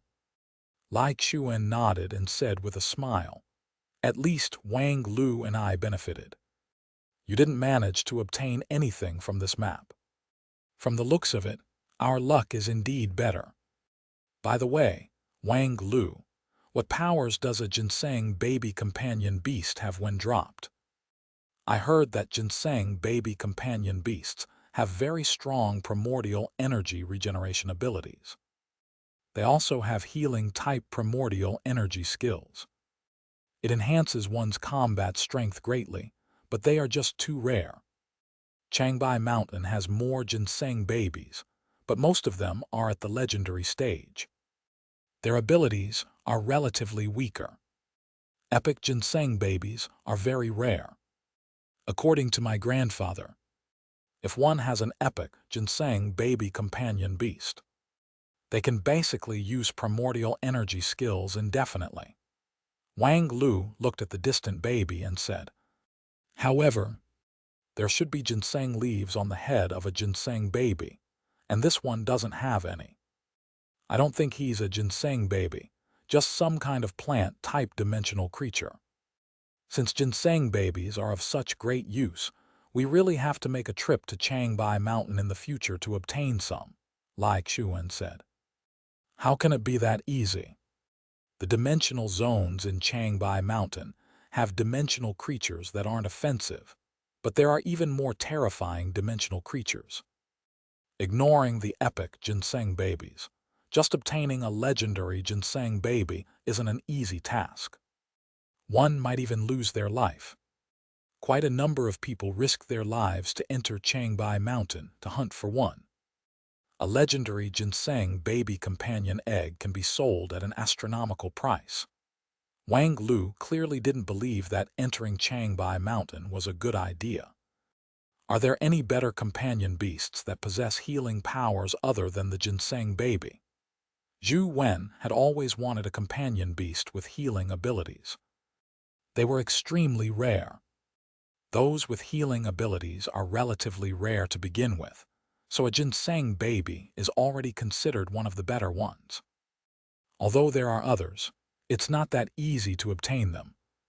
For example, lucidum horses are even rarer than ginseng babies. It's even more difficult to hunt them. There are also some which naturally have the healing abilities. For example, some angels from the West District and alchemical cauldrons in our East District. They are similarly difficult to obtain, Wang Lu said after thinking for a moment. The three of them spoke as they walked, intending to return to the city. When the baby saw that they were leaving, he tunneled through the ground to appear around them.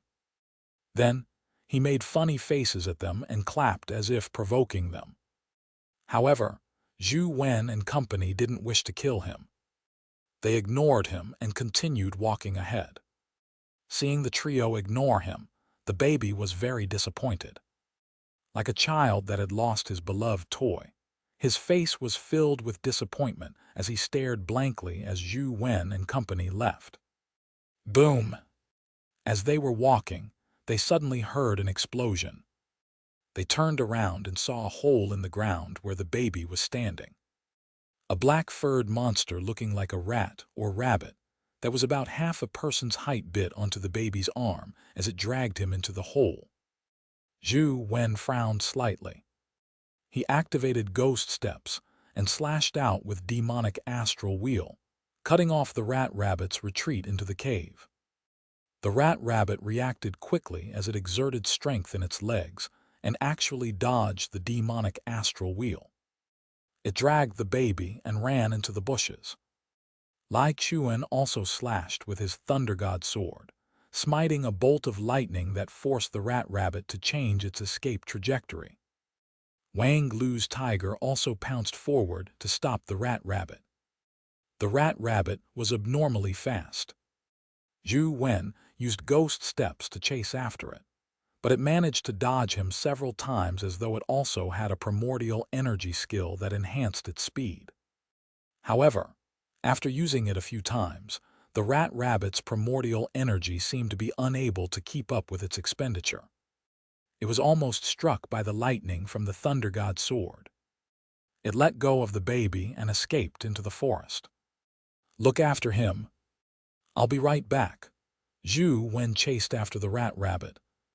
The rat rabbit was likely at the epic stage, but its ability was a little special.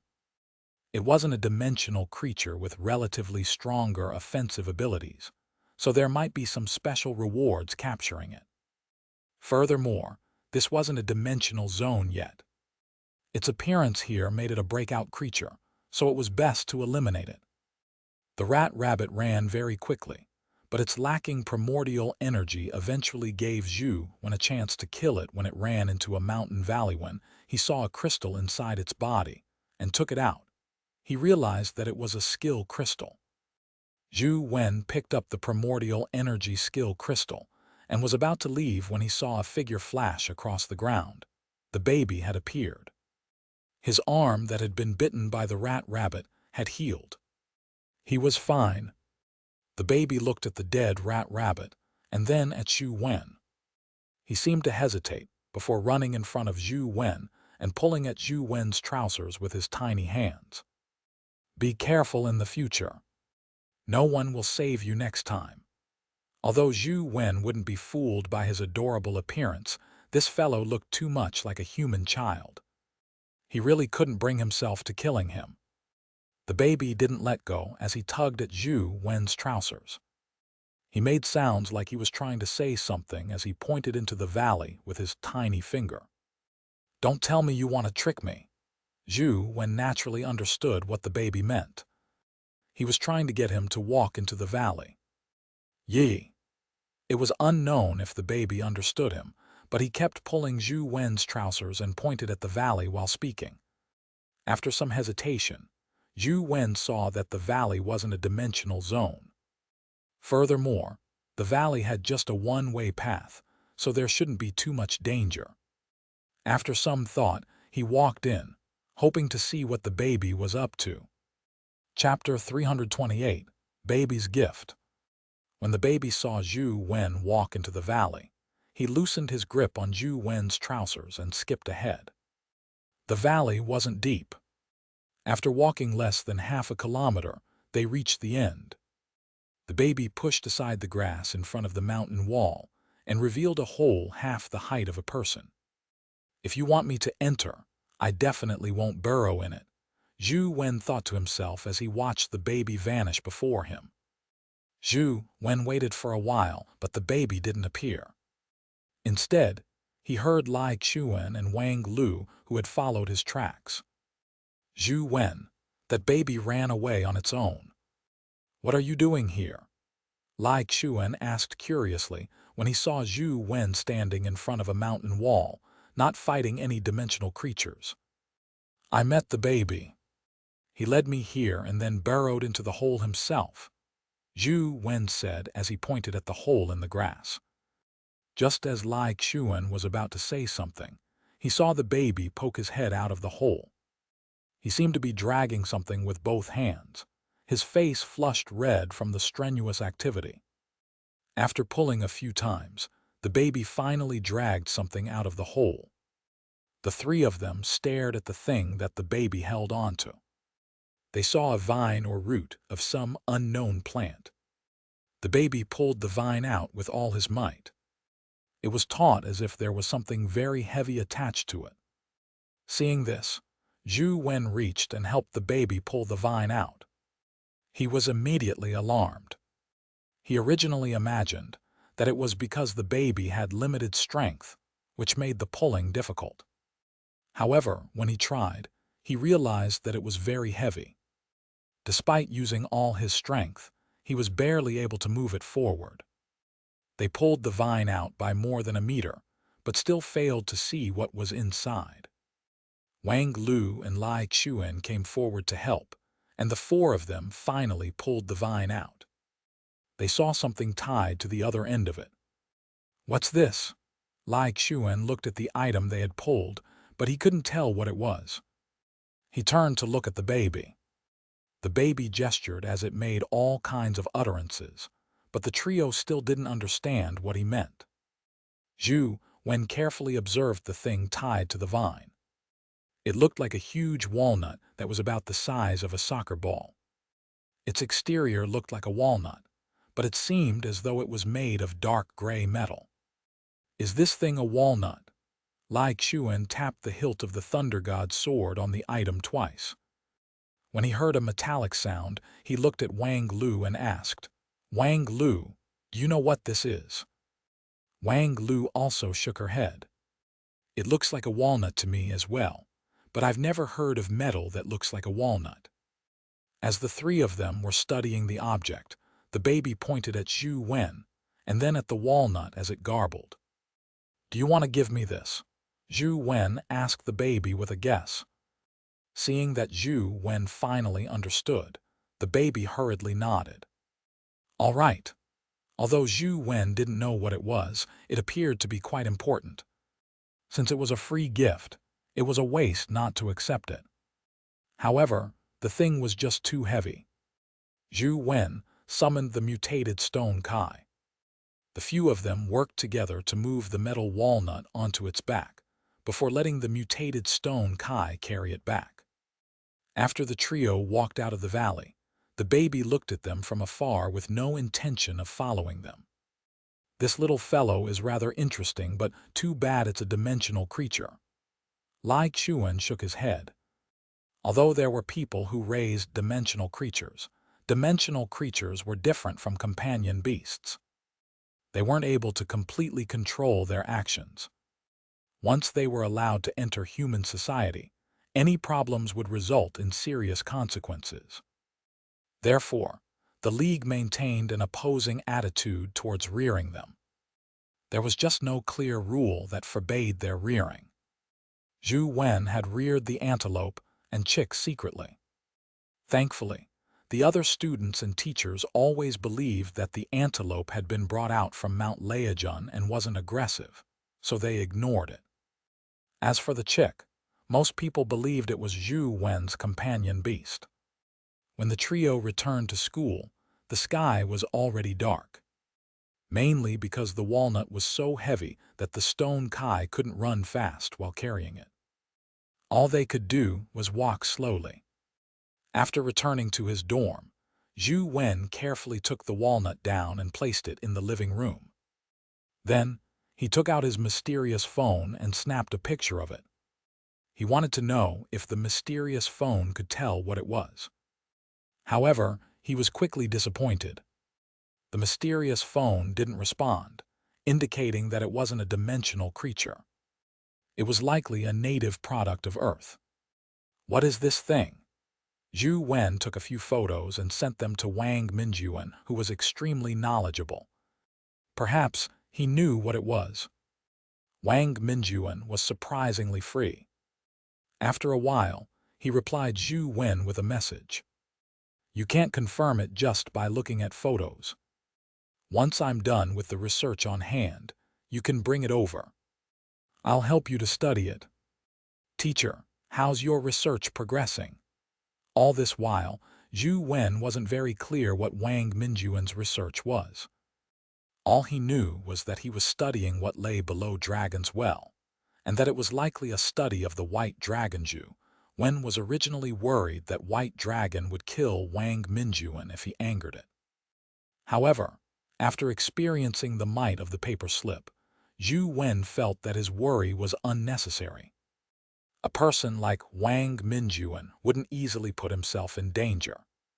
"The progress is going quite well, but I've encountered some snags. At the moment, I'm trying to think of a solution." Wang Minjuan sighed and said, "Currently, there are signs from other parts of the League that the chance of dimensional creatures breaking out is rapidly increasing. If it continues at this rate, it might only take another few years before the dimensional zones no longer have any restrictions on dimensional creatures, or rather, they will be very weak. When the time comes, humanity's situation will be much worse than when the dimensional storms first happened. This wasn't the first time Zhou Wen had heard such words. In the past, and Sheng had also mentioned this to him, but he didn't make it as clear as Wang Minjuan. Teacher, will the dimensional zone's restrictions really fail in a few years? Zhou Wen asked. It won't exceed 10 years. When the time comes, the restrictions on the dimensional zones will definitely fail, Wang Minjuan answered with certainty. Only 10 years. Zhou Wen felt that Wang Minjuan wasn't someone who would randomly say things. If he said 10 years, the chances were very high that it was the case. In fact, 10 years refers to the point when the restrictions on the dimensional zones are completely lost. And during this period, the restrictions of the dimensional zones will constantly decrease. Humanity doesn't have 10 years. Wang Minjuan paused before suddenly asking Zhou Wen, Little Wen, if you are made to choose between pain and death, which would you choose? Chapter 329, Failed Fusion. It depends on how painful it is, Zhou Wen said after some thought. Worse than death, Wang Minjuan said tersely. Zhou Wen was momentarily at a loss for an answer. This was because the words worse than death were too vague. He didn't know what kind of concept it was because he hadn't experienced such pain. Zhou Wen felt that physical pain could sometimes be endured for a moment, but a psychological blow might very well result in a pain worse than physical pain.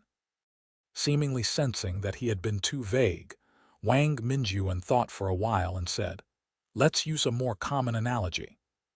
If there's a woman you love very much, and she's raped in front of you, but you don't have the ability to save her.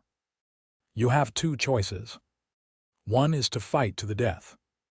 Even though you know you can't save her, you insist on dying to protect her.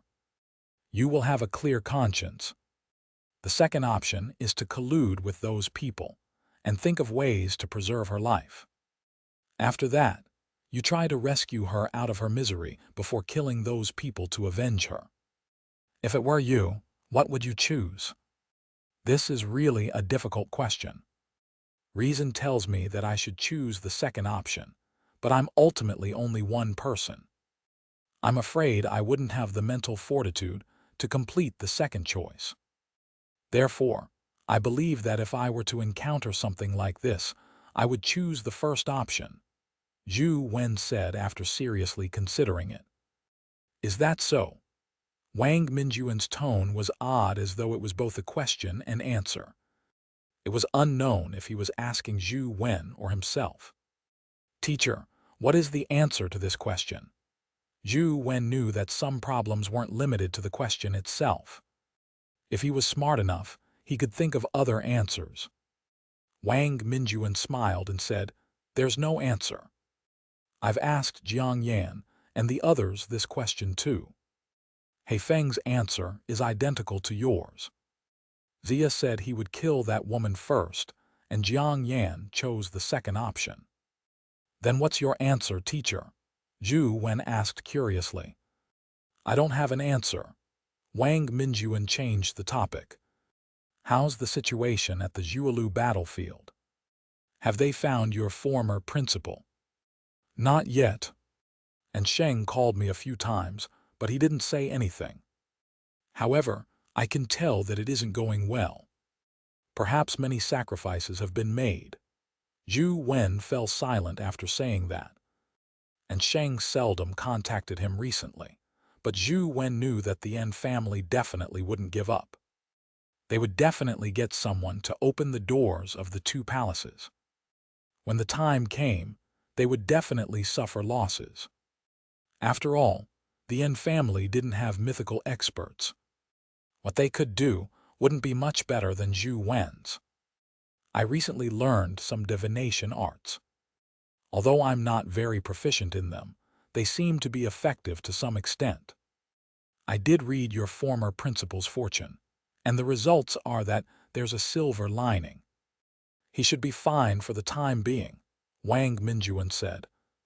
Zhou Wen didn't know if Wang Minjuan was comforting him, or if he really had learned divination, but he felt better after hearing that. After hanging up, Zhou Wen continued grinding. However, he didn't make much progress. Be it the white cocoon in the war wagon or the 2 palaces in the temple, he was at an impasse. Zhou Wen's strength had seemingly reached a bottleneck. No matter how many primordial energy skills he learned or cultivated any other primordial energy arts, they weren't of much use. He felt that he couldn't continue grinding aimlessly. Therefore, he planned on organizing his thoughts. Zhou Wen, legendary. Life Providence, Sigh of the King. Strength, 21. Speed, 21. Constitution, 20. Primordial Energy, 21. Primordial Energy Skill, Demonic Astral Wheel, 9 Dragon's Art, Dragon Gate Flying Immortal Skill, Ghost Steps, Transcendent Flying Immortal, Ashen Palm, etc. Companion Beast, Truth Listener. Banana Fairy. Tyrant Behemoth. Mutated Stone Kai. Mutated Sword Fang Fish. Mutated Lotus Flower Ant. Silver-Winged Sky Spider Youngling. Ghost Bride. White Shadow of Poison. Mutated Overlord Snake. Dr. Darkness. Mutated Demonized General. Saber Shield Knight, etc. In terms of primordial energy skills, they were mainly focused on speed and movement techniques. There wasn't much of a problem in this area. With sufficiently fast speed, one was better at attacking and escaping than the average person. Among companion beasts, there were only a few that were frequently used. The mutated lotus flower ant was clearly unable to keep up with the current battles. However, the real deciding factor was still the mythical banana fairy. Truth Listener had yet to finish its incubation, so it was unknown what changes it would undergo in the future. Typical companion beasts have all kinds of problems. It's not that their stats are bad, but that their life providences are bad or their primordial energy skills are lacking. In short, they have all kinds of flaws. Just like Overlord Spear, Ever Victorious is indeed a good skill, but the mutated Overlord Snake's level is too low. Its stats are only considered average. Even with Ever Victorious's skill, it's difficult to use it to the fullest. After some thought, Zhou Wen still had a route to take.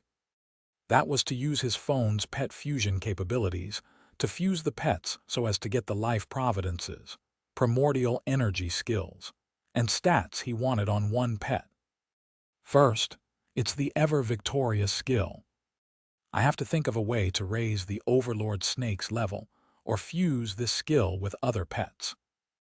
Zhou Wen matched the mutated Overlord Snake with his other pets and looked at their compatibility score.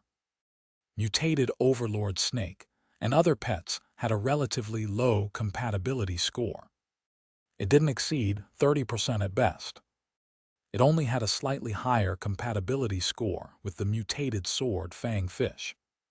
He didn't have any better options, and keeping them didn't seem to be of much use.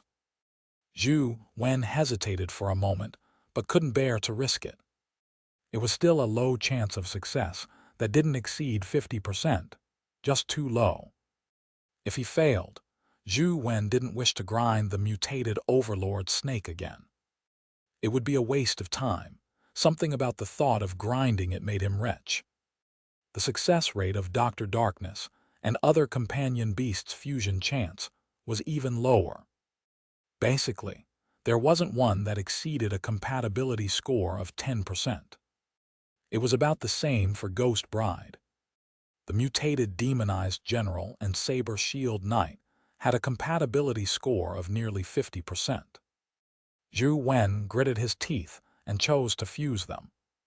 The two weren't very useful now, and if they couldn't progress further, keeping them wouldn't be of much use. Boom! With the sound of the explosion, there was nothing on the phone. The mutated demonized general and the saber shield knight vanished as the words fusion failed appeared. Zhou Wen was instantly depressed. The mutated demonized general could still be grinded, but it wouldn't be easy to obtain the saber shield knight. Unwilling to give up just like that, Zhou Wen fused the mutated lotus flower ant and a mutated Buddha heart lotus, hoping to increase its stats a little. The compatibility score was nearly 70%. Zhou Wen originally believed that it would definitely succeed, but to his surprise, with a bang, they vanished once again. That actually failed. Zhou Wen was extremely depressed. He wasn't willing to give up, so he decided to place the mutated Overlord Snake and mutated Sword Fang Fish together and risk it again. Chapter 330, Overlord Sword. I can't fail 3 consecutive times, right?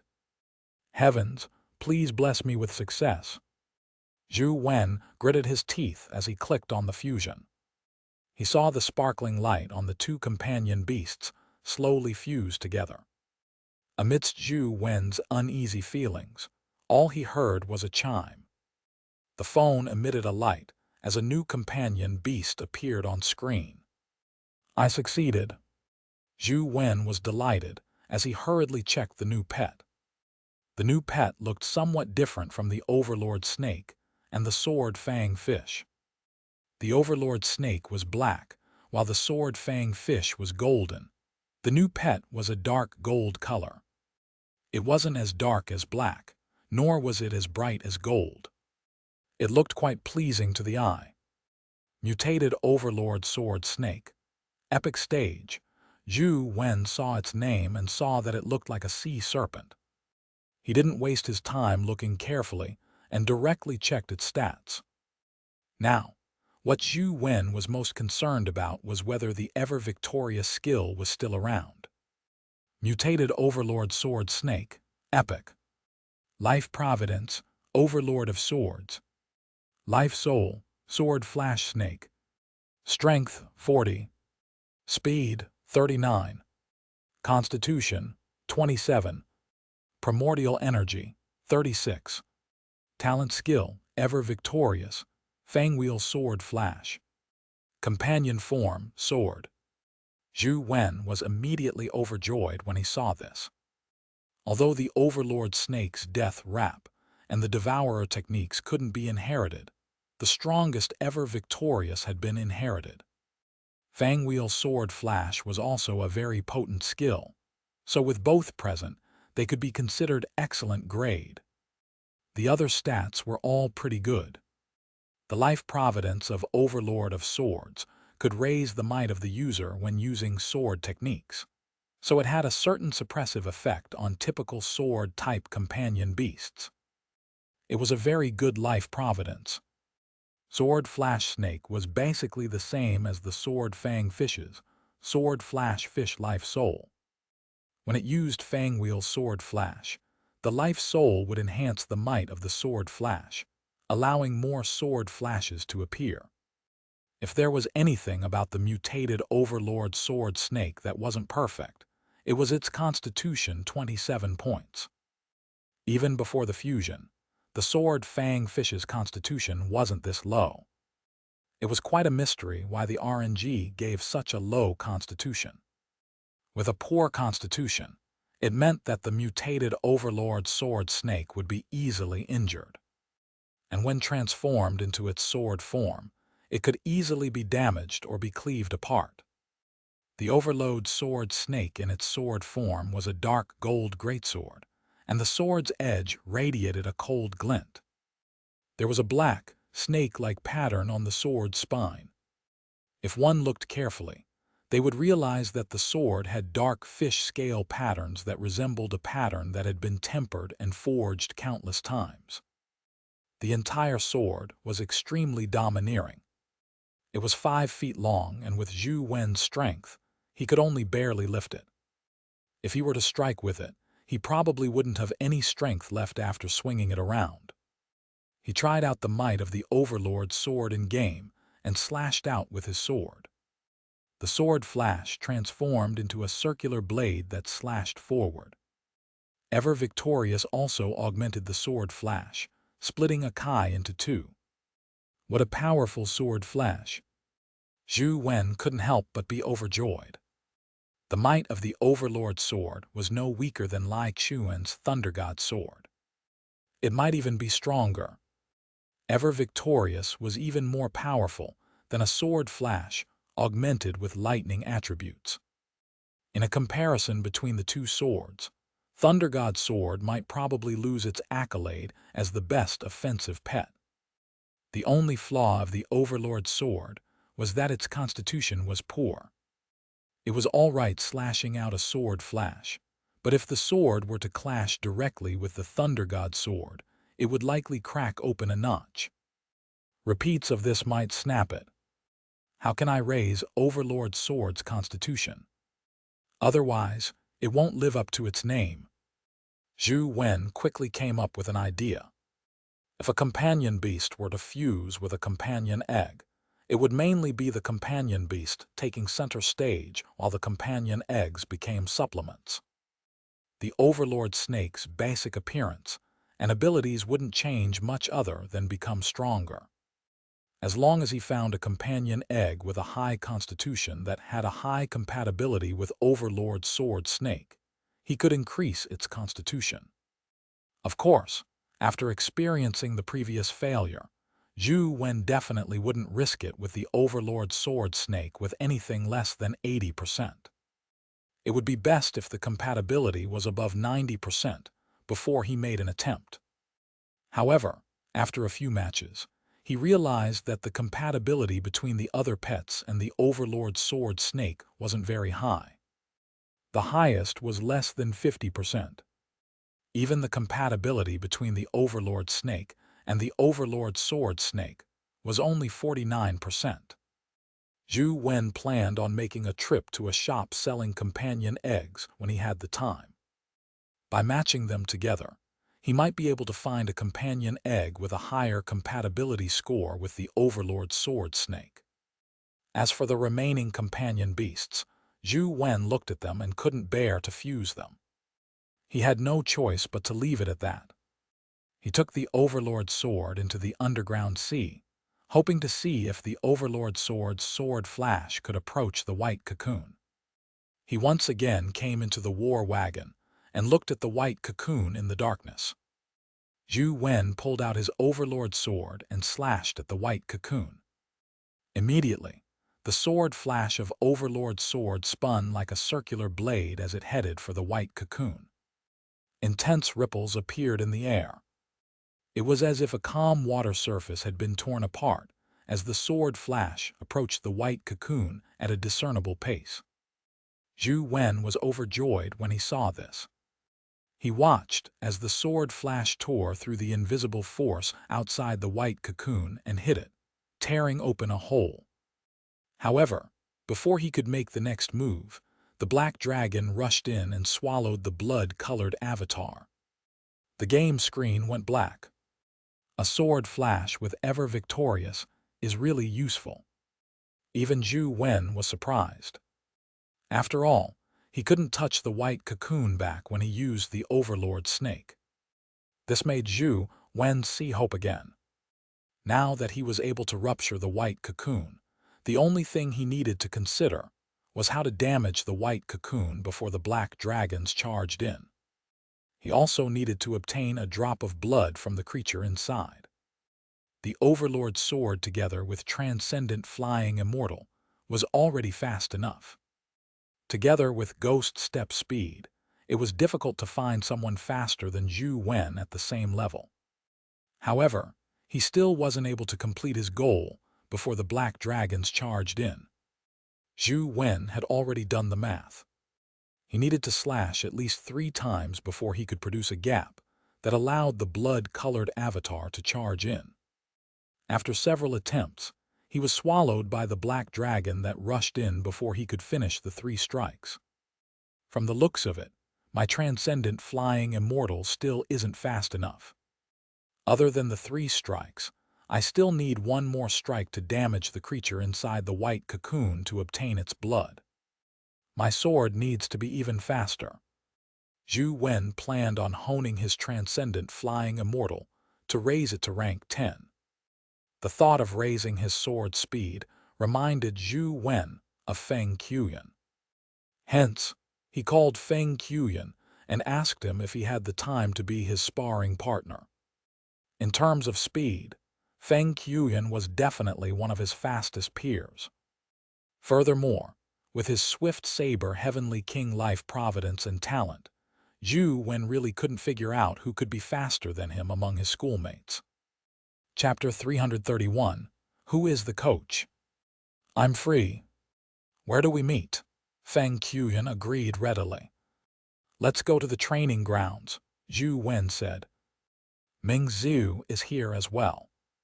He wants to join. Can I bring him along? Feng Qiuyan asked. It's just practice. He can come if he wants to.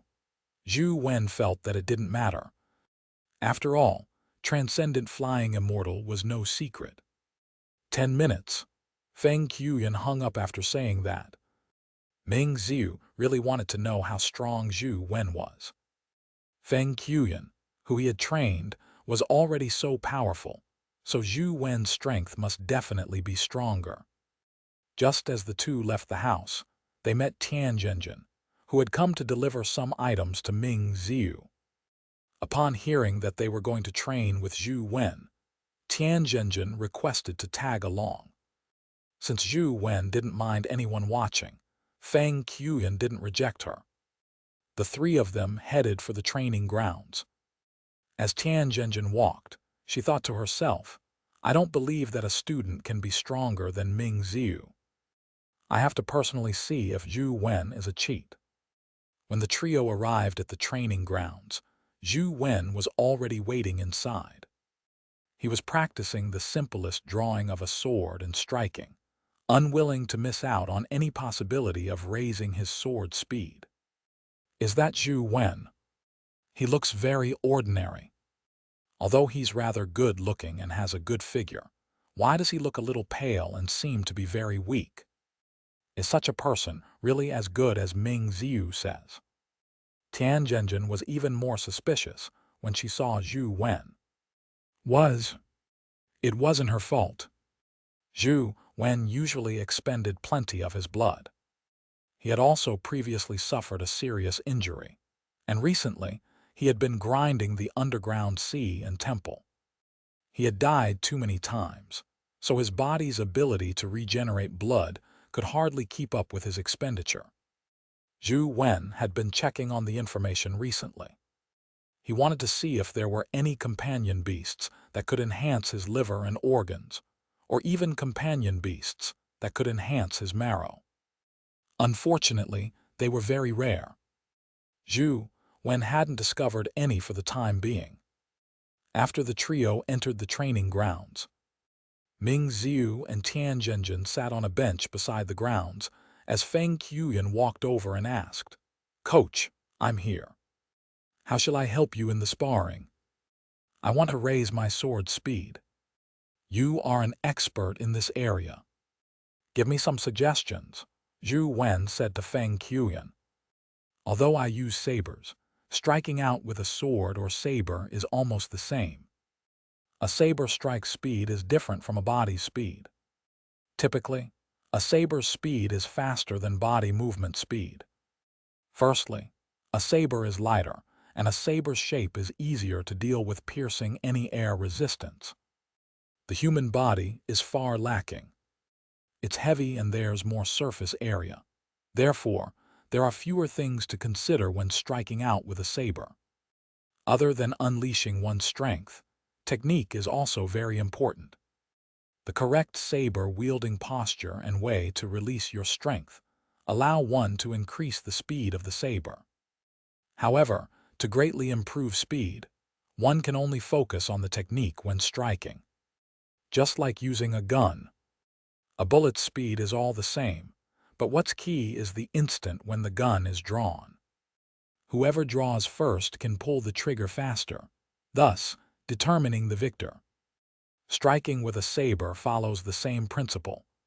Feng Qiuyan explained certain key points to Zhou Wen. Zhou Wen tried the techniques and key points that Feng Qiuyan had explained to him, and found them especially useful.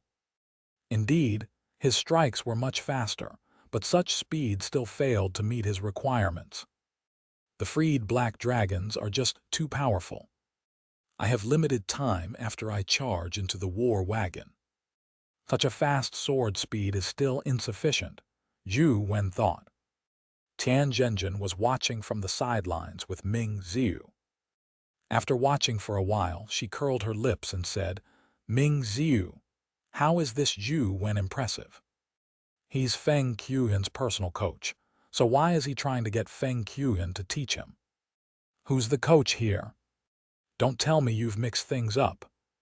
Perhaps there's a deeper meaning to Zhou Wen's actions," Ming Ziyu said uncertainly. Although from the looks of it, Zhou Wen was indeed seeking advice from Feng Qiuyan, Ming Ziyu had a deep impression of Zhou Wen's potency. Therefore, he didn't think as much as Tian Zhenjin, believing that Zhou Wen had plans. It's obvious. Zhou Wen is learning from Feng Qiuyan. What kind of deeper meaning can there be? Tian Zhenjin increasingly felt that Ming Ziyu had been brainwashed by Zhou Wen. Watch and see. Zhou Wen likes to do the unexpected. Perhaps this is also a teaching method, Ming Ziyu said after some thought. Zhou Wen had already grasped the method Feng Qiuyan was talking about. All he needed was time to practice. However, even if he reached true mastery, the improvement in his speed would still be insufficient. Use your swift saber to attack me, Zhou Wen said to Feng Qiuyan after some thought. He wanted to observe Feng Qiuyan's saber techniques in actual combat, to see if there was anything he could use as a reference to raise his sword speed.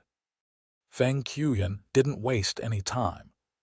He picked up a practice wooden saber from the rack, but he glanced at the practice greatsword in Zhou Wen's hand and said, "Coach, if you want to be swift with the sword, this type of greatsword isn't suitable.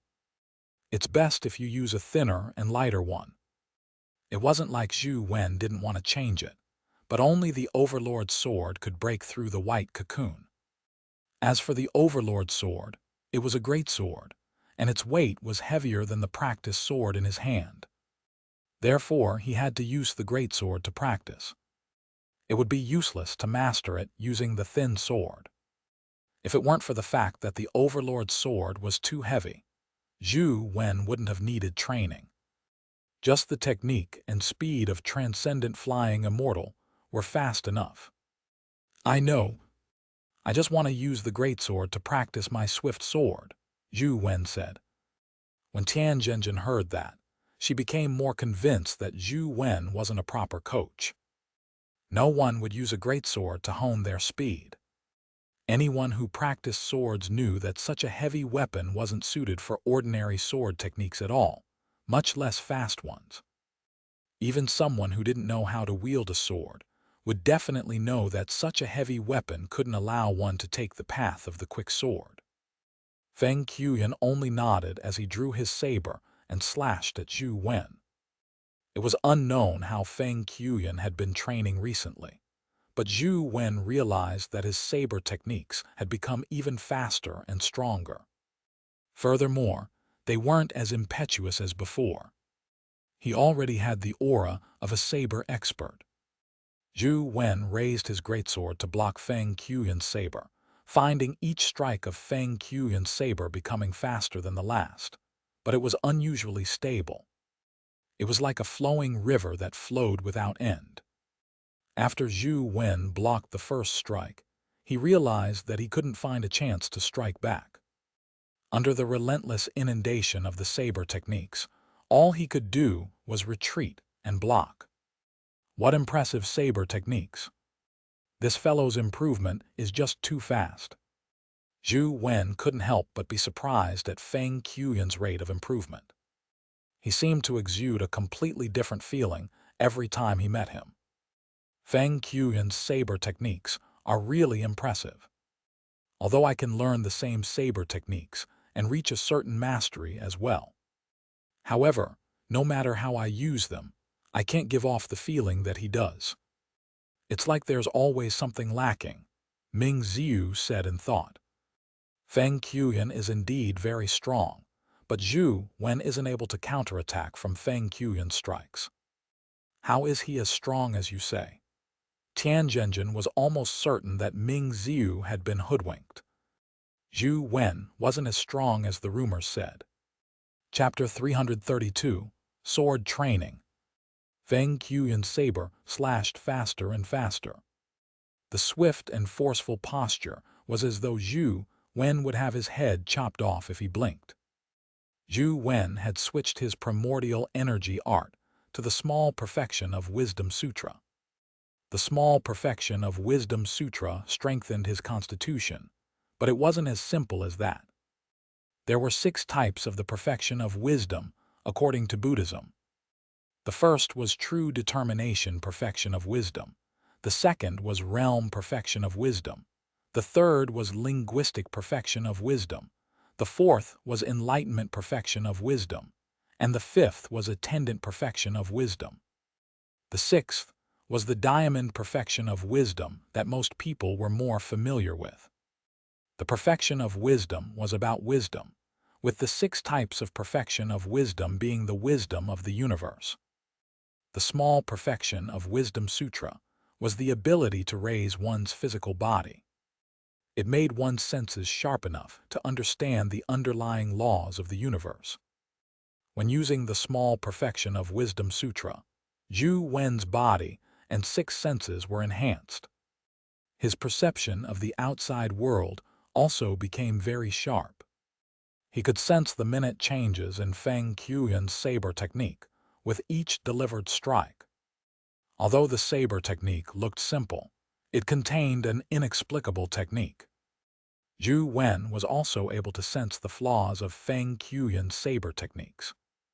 The great sword was too heavy, and it suffered immense resistance as well. He wasn't able to match Feng Qiuyan's speed. All could Zhou Wen only use the flaws in Feng Qiuyan's saber techniques to barely fend off his attacks. However, it had to be said that Feng Qiuyan was indeed a martial arts prodigy. If Zhou Wen were to exploit any flaws he used once, Feng Qiuyan would immediately correct them, preventing him from exploiting them a second time. Fast, fast, fast. Feng Qiuyan's saber was so fast that most couldn't have a clear grasp of what was happening even without blinking. Tianzhenjin didn't even blink as she watched from the side. However, all she could see were flickering saber flashes and shadows, preventing her from seeing its trajectory. Ming Ziyu could only barely keep up with Feng Qiuyan's saber speed and his saber techniques. Zhou Wen, who was directly facing Feng Qiuyan, felt this more acutely. He thought to himself, Feng Qiuyan is really incredible.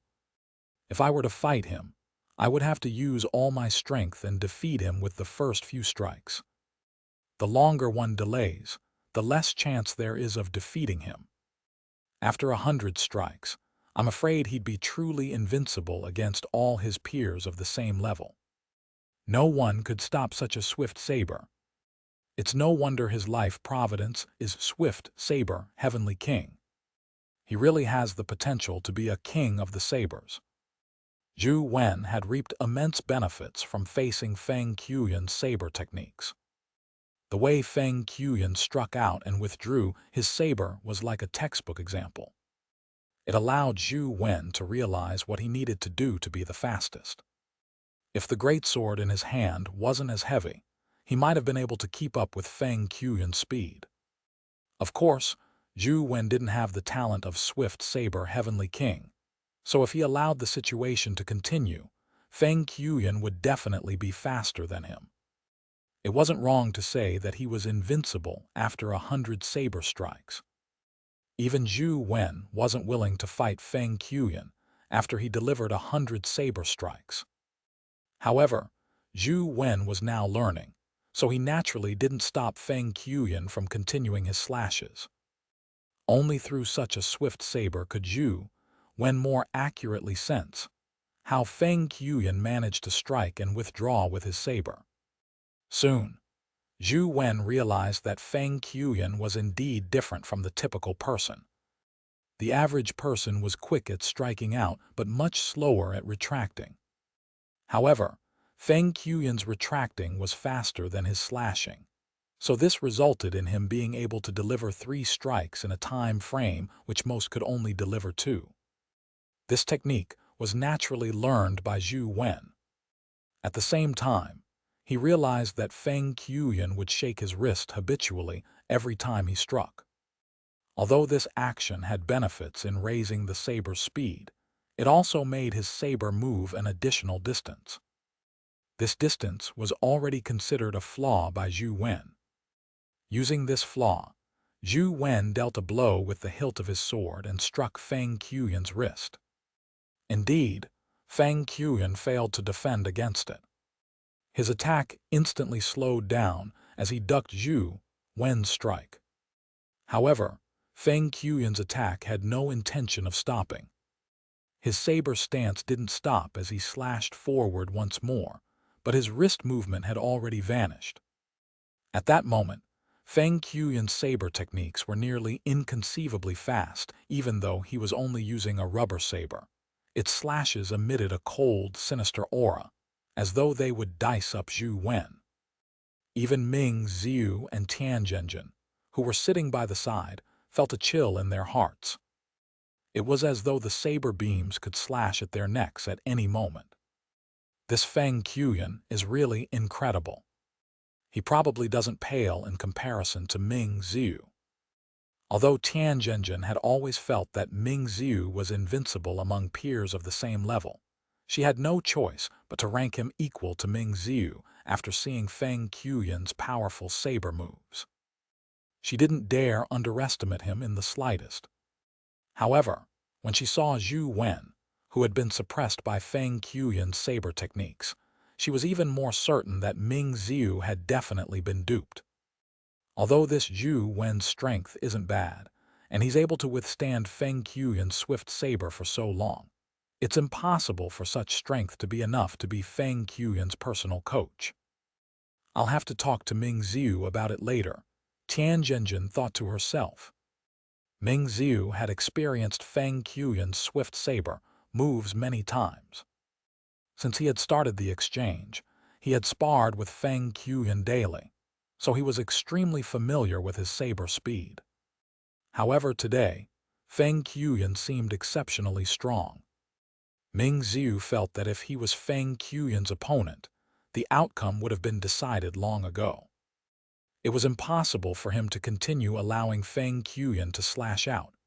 Otherwise, he would definitely lose. However, Zhou Wen clearly didn't have any intention of winning. He continued letting Feng Qiuyan's swift saber accelerate even faster. What does coach want? Ming Ziu was puzzled as he frowned in thought. In the blink of an eye, Zhou Wen had managed to simplify his striking and withdrawal to the extreme. However, he still felt that he couldn't match Feng Qiuyan's saber speed. The saber was so fast that it was almost invisible. Even Feng Qiuyan himself was beginning to lose control of such speed. Veins protruded from his fingers as his hand, which held the saber, trembled. It was as though the saber might lose control at any moment. Feng Qiuyan, be careful. I'm about to strike. Zhou Wen was unable to withstand the pressure. He suddenly shouted and dragged the greatsword in his hand as he slashed upwards. He had used Transcendent Flying Immortal. Transcendent Flying Immortal had been simplified and improved by Zhou Wen. Although he couldn't reach the level of Feng Qiuyan's saber retraction being faster than his saber striking, he was able to reach near parity. All sorts of tiny actions were simplified to the extreme. Nothing was superfluous or redundant. Compared to the past, Zhou Wen's transcendent flying immortal was more domineering and direct. It lacked some lithe and grace, but it was incomparably domineering. Tianjin originally imagined that Zhou Wen was about to be cleaved down by that unbelievable fast saber, but to her surprise, Zhou Wen's aura changed. Instantly, he resembled a powerful demon that had descended into the world. He became one with the sword and streaked across the sky at lightning speed. Sword shadows intersected with Feng Qiuyan at the center, forming an arc with the sounds of swords and sabers clashing. It was impossible to tell how many times their weapons clashed. Despite Feng Qiuyan's swift saber, he couldn't keep up with the domineering swordplay. After the sword shadows that filled the sky dissipated, Zhou Wen and Feng Qiuyan stood facing each other. The saber in Feng Qiuyan's hand hung to the ground as Zhou Wen's greatsword rested on his neck. This person is too terrifying. Tianjin was alarmed. She felt that Zhou Wen's strike was the most domineering and grandest sword technique she had ever seen in her entire life. Chapter 333, People of Different Realms. Zhou Wen was delighted by the improvement in transcendent flying immortal. He wanted to thank Feng Qiuyan for sparring with him. Otherwise, he wouldn't have been able to make such progress in such a short period of time. However, before Zhou Wen could say a word, Feng Qiuyan said, "Coach, thank you for your guidance. I've learned something." "What did you learn?" Zhou Wen was somewhat confused, unsure what Feng Qiuyan meant. Feng Qiuyan said solemnly, "Coach, you specifically came to point out the flaws in my saber techniques. You truly care about me, and I will definitely not disappoint you. I will definitely be accomplished in the future. Coach, don't worry. Who the hell has expectations for you?" Zhou Wen looked at Feng Qiuyan with a mixed expression. Seeing Feng Qiuyan's sincere and serious expression, he couldn't bring himself to thank him. All he could do was say helplessly, "Train well. I have something to tend to. I'll be leaving now." "Coach, don't worry. I'll definitely work hard," Feng Qiuyan shouted as Zhou Wen walked away. Zhou Wen didn't turn his head as he waved his hand. He really didn't know what to say. He clearly hadn't taught anything, but Feng Qiuyan always made rapid progress. This left Zhou Wen puzzled. Coach's swordsmanship is really amazing. Ming Xiu walked over and said with a fiery gaze. He had been researching the sword technique his father had passed down. He wanted to modify it so that it could truly join the ranks of formidable sword techniques. Initially, he had no clue how to proceed, but after seeing Zhou Wen's transcendent flying immortal, he had a vague idea. Tianjin said from the side, "Zhou Wen's sword technique is indeed quite good, but he only defeated Feng Qiuyan once." Tianjin was already convinced that Zhou Wen was very strong. The strike was indeed domineering, and it left a deep impression on her. However, from the beginning to the end, Zhou Wen had been constantly suppressed by Feng Qiuyan. At the end of it, he only had a one-strike advantage. From her point of view, the two of them were evenly matched, and Zhou Wen had only won by a narrow margin. However, Feng Qiuyan shook his head and said, "That's just what you see on the surface. Actually, Coach wasn't asking me to teach him the technique of a swift sword, but to point out the flaws in my saber techniques." "Is that so?" Tianjin was quite doubtful of Feng Qiuyan's words. Feng Qiuyan asked, "Didn't you realize that Coach rarely counterattacked? Isn't it because he was suppressed by your swift saber?" Tianjin asked. Feng Qiuyan said in all seriousness, "Of course not. The reason Coach didn't counterattack is that he wanted me to demonstrate my saber techniques to the fullest extent so that he could find the flaws in them. He didn't counterattack much, but every time he did, he hit the flaws in my saber technique, making me realize my weaknesses so that I can correct them in time." Is that so? Tian Zhenjin's eyes widened in disbelief. However, this came from the horse's mouth. She just couldn't doubt him. Ming Ziyu also said, "That's true. Every time Coach made a move, he did strike at the flaws in the saber technique. To be able to see through the flaws in an opponent's saber technique so quickly in a battle, his martial arts attainments are indeed much better than ours." With even Ming Ziyu saying that, Tian Zhenjin couldn't keep up her doubts. However, Ming Ziyu didn't know that Zhou Wen's powers weren't purely because of his martial arts attainments. It was an ability that came with the small perfection of Wisdom Sutra. Feng Qiuyan nodded in agreement. Indeed, Coach is caring. He knew that my saber techniques were flawed, so he came specially to point them out to me. Only after I corrected all the flaws in my saber techniques did he defeat me with one strike. If he had gone all out from the beginning, I wouldn't have been able to withstand that strike of his, so how could I deliver 100 strikes at Coach? Feng Qiuyan didn't know that Zhou Wen's transcendent flying immortal wasn't that strong in the beginning. It was only because he learned the beneficial traits of 100 saber strikes did he evolve it into something so terrifying. That's what happened. Tian Zhenjin was alarmed. On careful thought, it did seem to be the case. If Zhou Wen were to directly use that extremely domineering strike, wouldn't Feng Qiuyan have lost in one strike? With this in mind, Tian Zhenjin couldn't help but sigh. Sunset College indeed lives up to its reputation as the best college in this district. To think a student could be this strong. My horizons have been too stilted in the past. That's very normal. You guys haven't been here for too long. As time goes by, you will understand Coach's true strength. In the past, when Coach played games on his cell phone while competing with me, he didn't even spare me a glance. I wasn't his match either. Furthermore, I was completely defeated. The competition Feng Qiuyan mentioned was actually back during their first encounter at the ball launcher. It wasn't a real battle, however. When Tian Zhenjin and Ming Ziyu heard this, it left them shocked beyond words.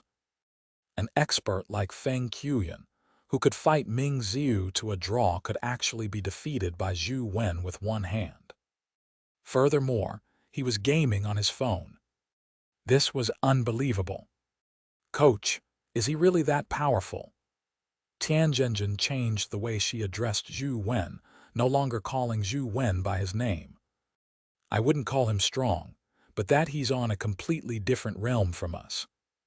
All right, it's time for me to train. After Coach's guidance, not only did he make me correct the flaws of my saber techniques, he even made me realize something new. His final strike was to tell me that no one would foolishly wait for me to deliver more than 100 strikes. If I can't resolve this problem, my saber techniques can only be considered inferior. Now, I'm going to practice my saber techniques and resolve this problem. After saying that, Feng Qiuyan turned and left. I'm also going to practice my swordplay. Coach's strike has inspired me greatly. I think I have a direction in my research of my own sword technique. Ming Ziyu also left hurriedly. Tian Zhenjin followed Ming Ziyu with a complicated expression. She turned back and looked in the direction in which Zhou Wen had left. I thought Ming Ziyu was invincible among his peers. I never expected there to be such a strong peer in the world. It's truly terrifying. Zhou Wen naturally didn't know what they were thinking. Now, his transcendent flying immortal had improved significantly. All he needed to do was train for a period of time to hone his striking and retracting, allowing him to advance to rank 10 quickly. Zhou Wen didn't do anything significant for the next few days. He just trained his transcendent flying immortal in-game. He wanted to push it to the limit and slice through the white cocoon in a perfect manner to obtain a drop of blood from the terrifying creature within to see if he could advance to the epic stage. Although he already had quite a number of epic pets, such as the mutated stone Kai, the purple air bell, and the white shadow of poison, which were all very strong, he would ultimately suffer if his strength was too weak. It didn't matter how powerful his pets were if he were to be killed.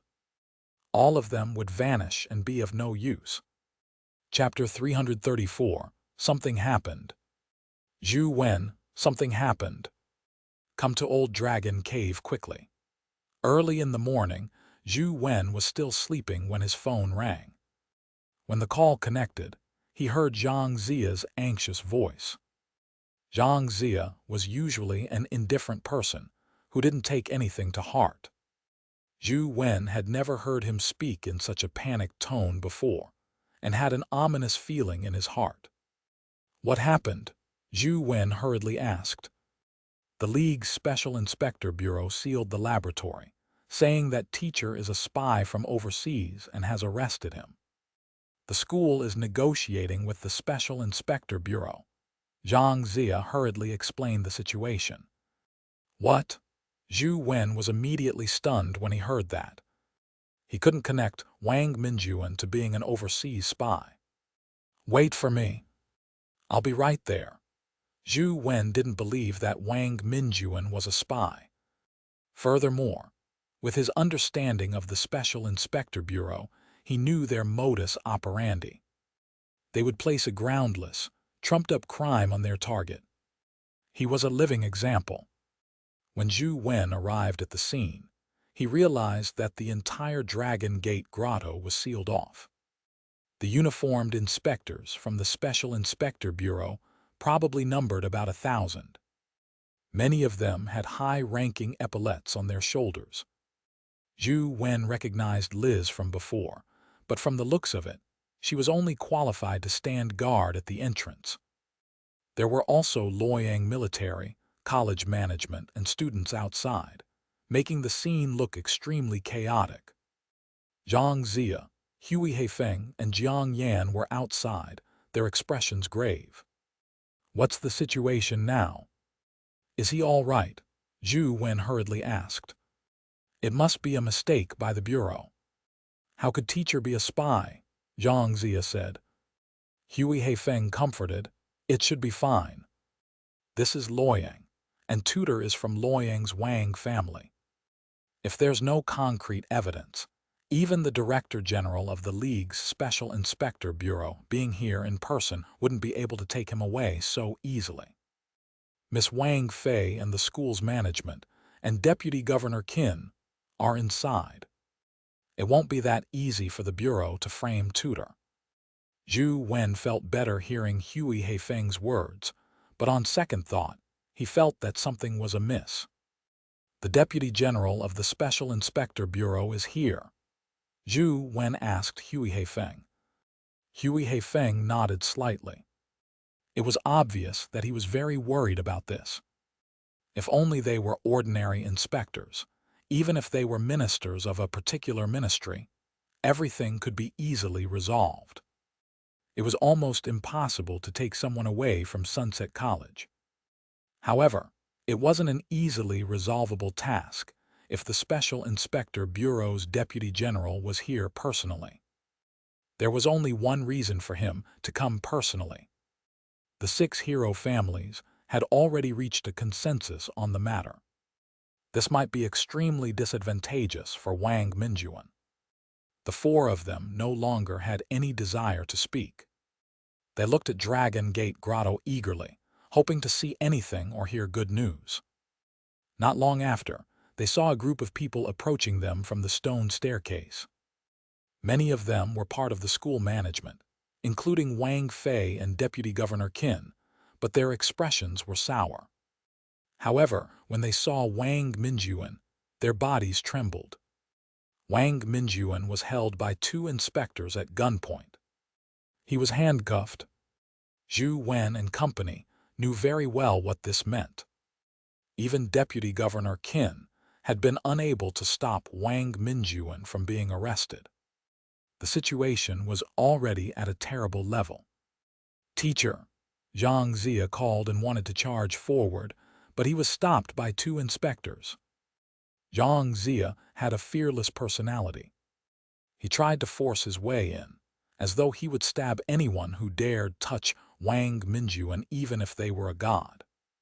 "Zia, stop it." Wang Fei came over to stop Xianxia. Xianxia knew of Wang Fei and Wang Mingyuan's relationship, so he didn't charge madly when she stopped. However, his eyes remained glaring at the inspectors. "They're Wang Mingyuan's students, right? Bring them in for interrogation." A brawny, elderly man in a military uniform and jacket said as he glanced at Xianxia and company. "Yes, Deputy General." Some of the inspectors immediately took the order and wanted to arrest the rest. "Deputy General, they are only ordinary students.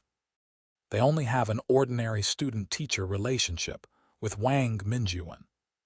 As to them having any problems, we will conduct a thorough investigation. There's no need to trouble your bureau." Deputy Governor Qin extended his hand as a gesture. The troops beside him immediately protected Zhou Wen and company, forming a confrontation with the inspectors. "Governor Qin, there is concrete evidence that Wang Mingyuan is an overseas spy. Can you guarantee that his students weren't brainwashed by him and have been made downlines?" The elder said coldly as he stared at Qin Wufu. "No, which is why I'll take them in for proper investigation. Our Sunset Army will not spare a bad person, but we won't malign a good person either," Qin Wufu said. With Qin Wufu not backing down, the elder frowned slightly. Kaya Osiyuan walked over and whispered something into the elder's ear before looking at Zhou Wen. "Learner." The elder's gaze landed on Zhou Wen, and he said indifferently, "So he's from the Yen family. It's no wonder that Governor Qin is protecting him so flagrantly. Forget it, I'll let him off on account of the Yen family. However, if our investigations show that he's involved, I'm afraid the Yen family won't be able to shirk their ties with him, even if they want to." Then, he ignored Qin Wufu's reaction and led the inspectors outside. Wang Mingyuan appeared very calm while he was being escorted out. He nodded at Zhou Wen and company with a smile, but he didn't say a word. "Miss Wang Fei, did they frame him? Think of something. We can't let them take him away. The Special Inspector Bureau is a place where even the innocent will come out half dead. We mustn't let teacher enter a place like that," Xianxia said as he tugged at Wang Fei. He knew that with his own strength, there was no way he could save Wang Mingyuan even if he were to risk his life with the Deputy General present. Wang Fei held back Xianxia as she said with a heavy expression, "We'll talk when we get back." Everyone watched helplessly as Wang Mingyuan was escorted away. However, there was nothing they could do. "Miss Wang, can you explain the situation?" Zhou Wen asked. Wang Fei sighed softly. "Although I don't believe that Uncle Mingyuan would be that kind of person, the evidence is conclusive." The four of them were stunned when they heard that. Xianxia said, "Impossible. How can teacher be that kind of person? It must be the Special Inspector Bureau wronging teacher. They are a bunch of mad dogs that bite anyone they see." Wang Fei shook her head slightly and said with a wry smile, "Those documents have Uncle Mingyuan's signatures. Many of the things were gathered by Uncle Mingyuan himself. Those things can't be faked." Zhou Wen and company were taken aback, momentarily at a loss for words. Chapter 335, Meeting. "I don't care if teacher is an overseas spy. I absolutely cannot let them take him away. Death is inevitable in a place like the Special Investigation Bureau. Miss Wang, think of a way to snatch him back before they leave Luoyang and destroy the evidence. Then, we can just let teacher escape into dimensional zones," Xianxia said. Wang Fei shook her head and said, "Don't spout nonsense. You can't do that kind of thing. There's no way for him to be a barbarian forever in the dimensional zone, right? Besides, the Director General of the Special Inspector Bureau brought a mythical companion beast with him, who could snatch him under his nose. Upon hearing this, Xianxia felt deflated. He frowned and said, "Is there no other solution?" Wang Fei remained silent. If she had had a choice, the Wang family and Luoyang military wouldn't have allowed the Bureau to take him away from the school. Jiang Yan suddenly said, "Perhaps Tutor has been expecting this. Since he didn't escape, it means that he doesn't plan on escaping." "What do you mean?" Xianxia asked with a glare. Jiang Yan pondered for a moment before continuing. "Think about it. Wouldn't there always be someone in the laboratory amongst the four of us? Yet for some reason, none of us were in the laboratory out of coincidence. No one was there. Isn't that a coincidence?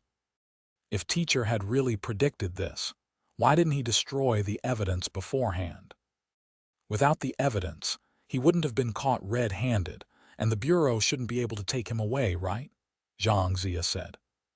Jiang Yan shook his head slightly. "Let's not talk about Zhou Wen. Hui Heifeng often goes out too. The two of them can't be counted. But the two of us spend our days in the laboratory, and we seldom head out at the same time. Even if something happens, someone will usually be left behind in the laboratory. I left because Teacher asked me to go to the Myriad Buddha Cave to hunt golden warriors. What's the reason for you not being in the laboratory? Teacher got me to buy something outside campus for him." Xianxia also felt that something was amiss. It seemed as though Wang Minjuan had deliberately sent them away. Hui Heifeng added, "I was planning to go to the lab today, but yesterday, Tutor told me of a new fist technique that led me to practice late into the night, so I didn't go in." The four of them increasingly felt that Wang Minjuan had really expected that something would happen today before he sent them away. "Let's leave the talking until we are back in the military camp. Before the Bureau leaves, don't go back to the dorms.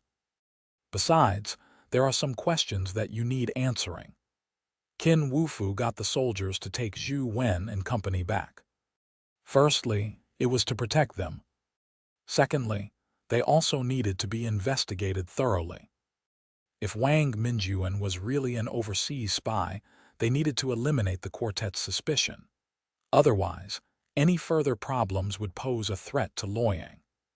Zhou Wen had no idea what was up with the overseas spy. When he was questioned privately, he only recounted the details of his interaction with Wang Minjuan. After that, the four of them were detained in the military camp and were not released. However, the treatment they received wasn't bad. Each of them had a single room. "Miss Wang, what's up with being an overseas spy?" Zhou Wen asked in puzzlement when Wang Fei came to see him. Wang Fei sighed and said, "The overseas factions were established during the early stages of the League. They were a few devils who escaped overseas to create a human faction. Before the appearance of the 6 heroes, they did whatever they wanted and committed countless crimes. Every one of them was an evil fiend. Their hands were stained with the blood of the innocent. The most famous Jing Daoxian was one of them, but for some reason, Jing Daoxian remained in the League all year round and seldom returned overseas." "You mean that Teacher is one of those devils?" Zhou Wen really couldn't believe that the gentle Wang Minjuan was a vile devil. "Although I don't believe it either, the evidence is just concrete. Furthermore, he was caught red-handed. Even Uncle Minjuan didn't provide an explanation and tacitly admitted it." Despite having her doubts, Wang Fei had no choice but to believe the truth. Although that was what was said, Zhou Wen still couldn't believe that Wang Minjuan would be such a heinous devil. The military camp had its rules. Zhou Wen's phone and whatever he had on him had been temporarily confiscated by the military. Without his phone to game, Zhou Wen could only wait in a single room. This didn't last long. The next day, Qin Wufu ordered his subordinates to release the four. He also told Zhou Wen that the bureau had already escorted Wang Mingyuan back to Holy City yesterday. Zhou Wen got back his phone and items, all of them untouched. Only then was he slightly relieved. The four returned to the lab at Old Dragon Cave and found it in a mess. Not only was all the furniture and equipment damaged, but there were also holes dug into the walls. The quartet exchanged looks. None of them spoke for a moment. They were unable to accept the fact that Wang Mingyuan was an overseas spy. Xianxia, you have the best solutions. Tell me, is there any way to save teacher? Xianxia asked while gritting his teeth. Xianxia shook his head slightly. Unless we can advance to the mythical stage, no one can save Tutor in this situation. Then, how will they deal with him? Xianxia asked again. Xianxia thought for a moment and said, if Tutor really is an overseas spy, and even the Director General of the Bureau was activated, then his status can't be low. Or perhaps he has some secret that even the Senate wants. That's why he was forcefully arrested. In that case, it's possible that they won't kill Tutor for now, or if he is willing to give them what they want, he might still have a chance of surviving. Other than that, we can't do anything.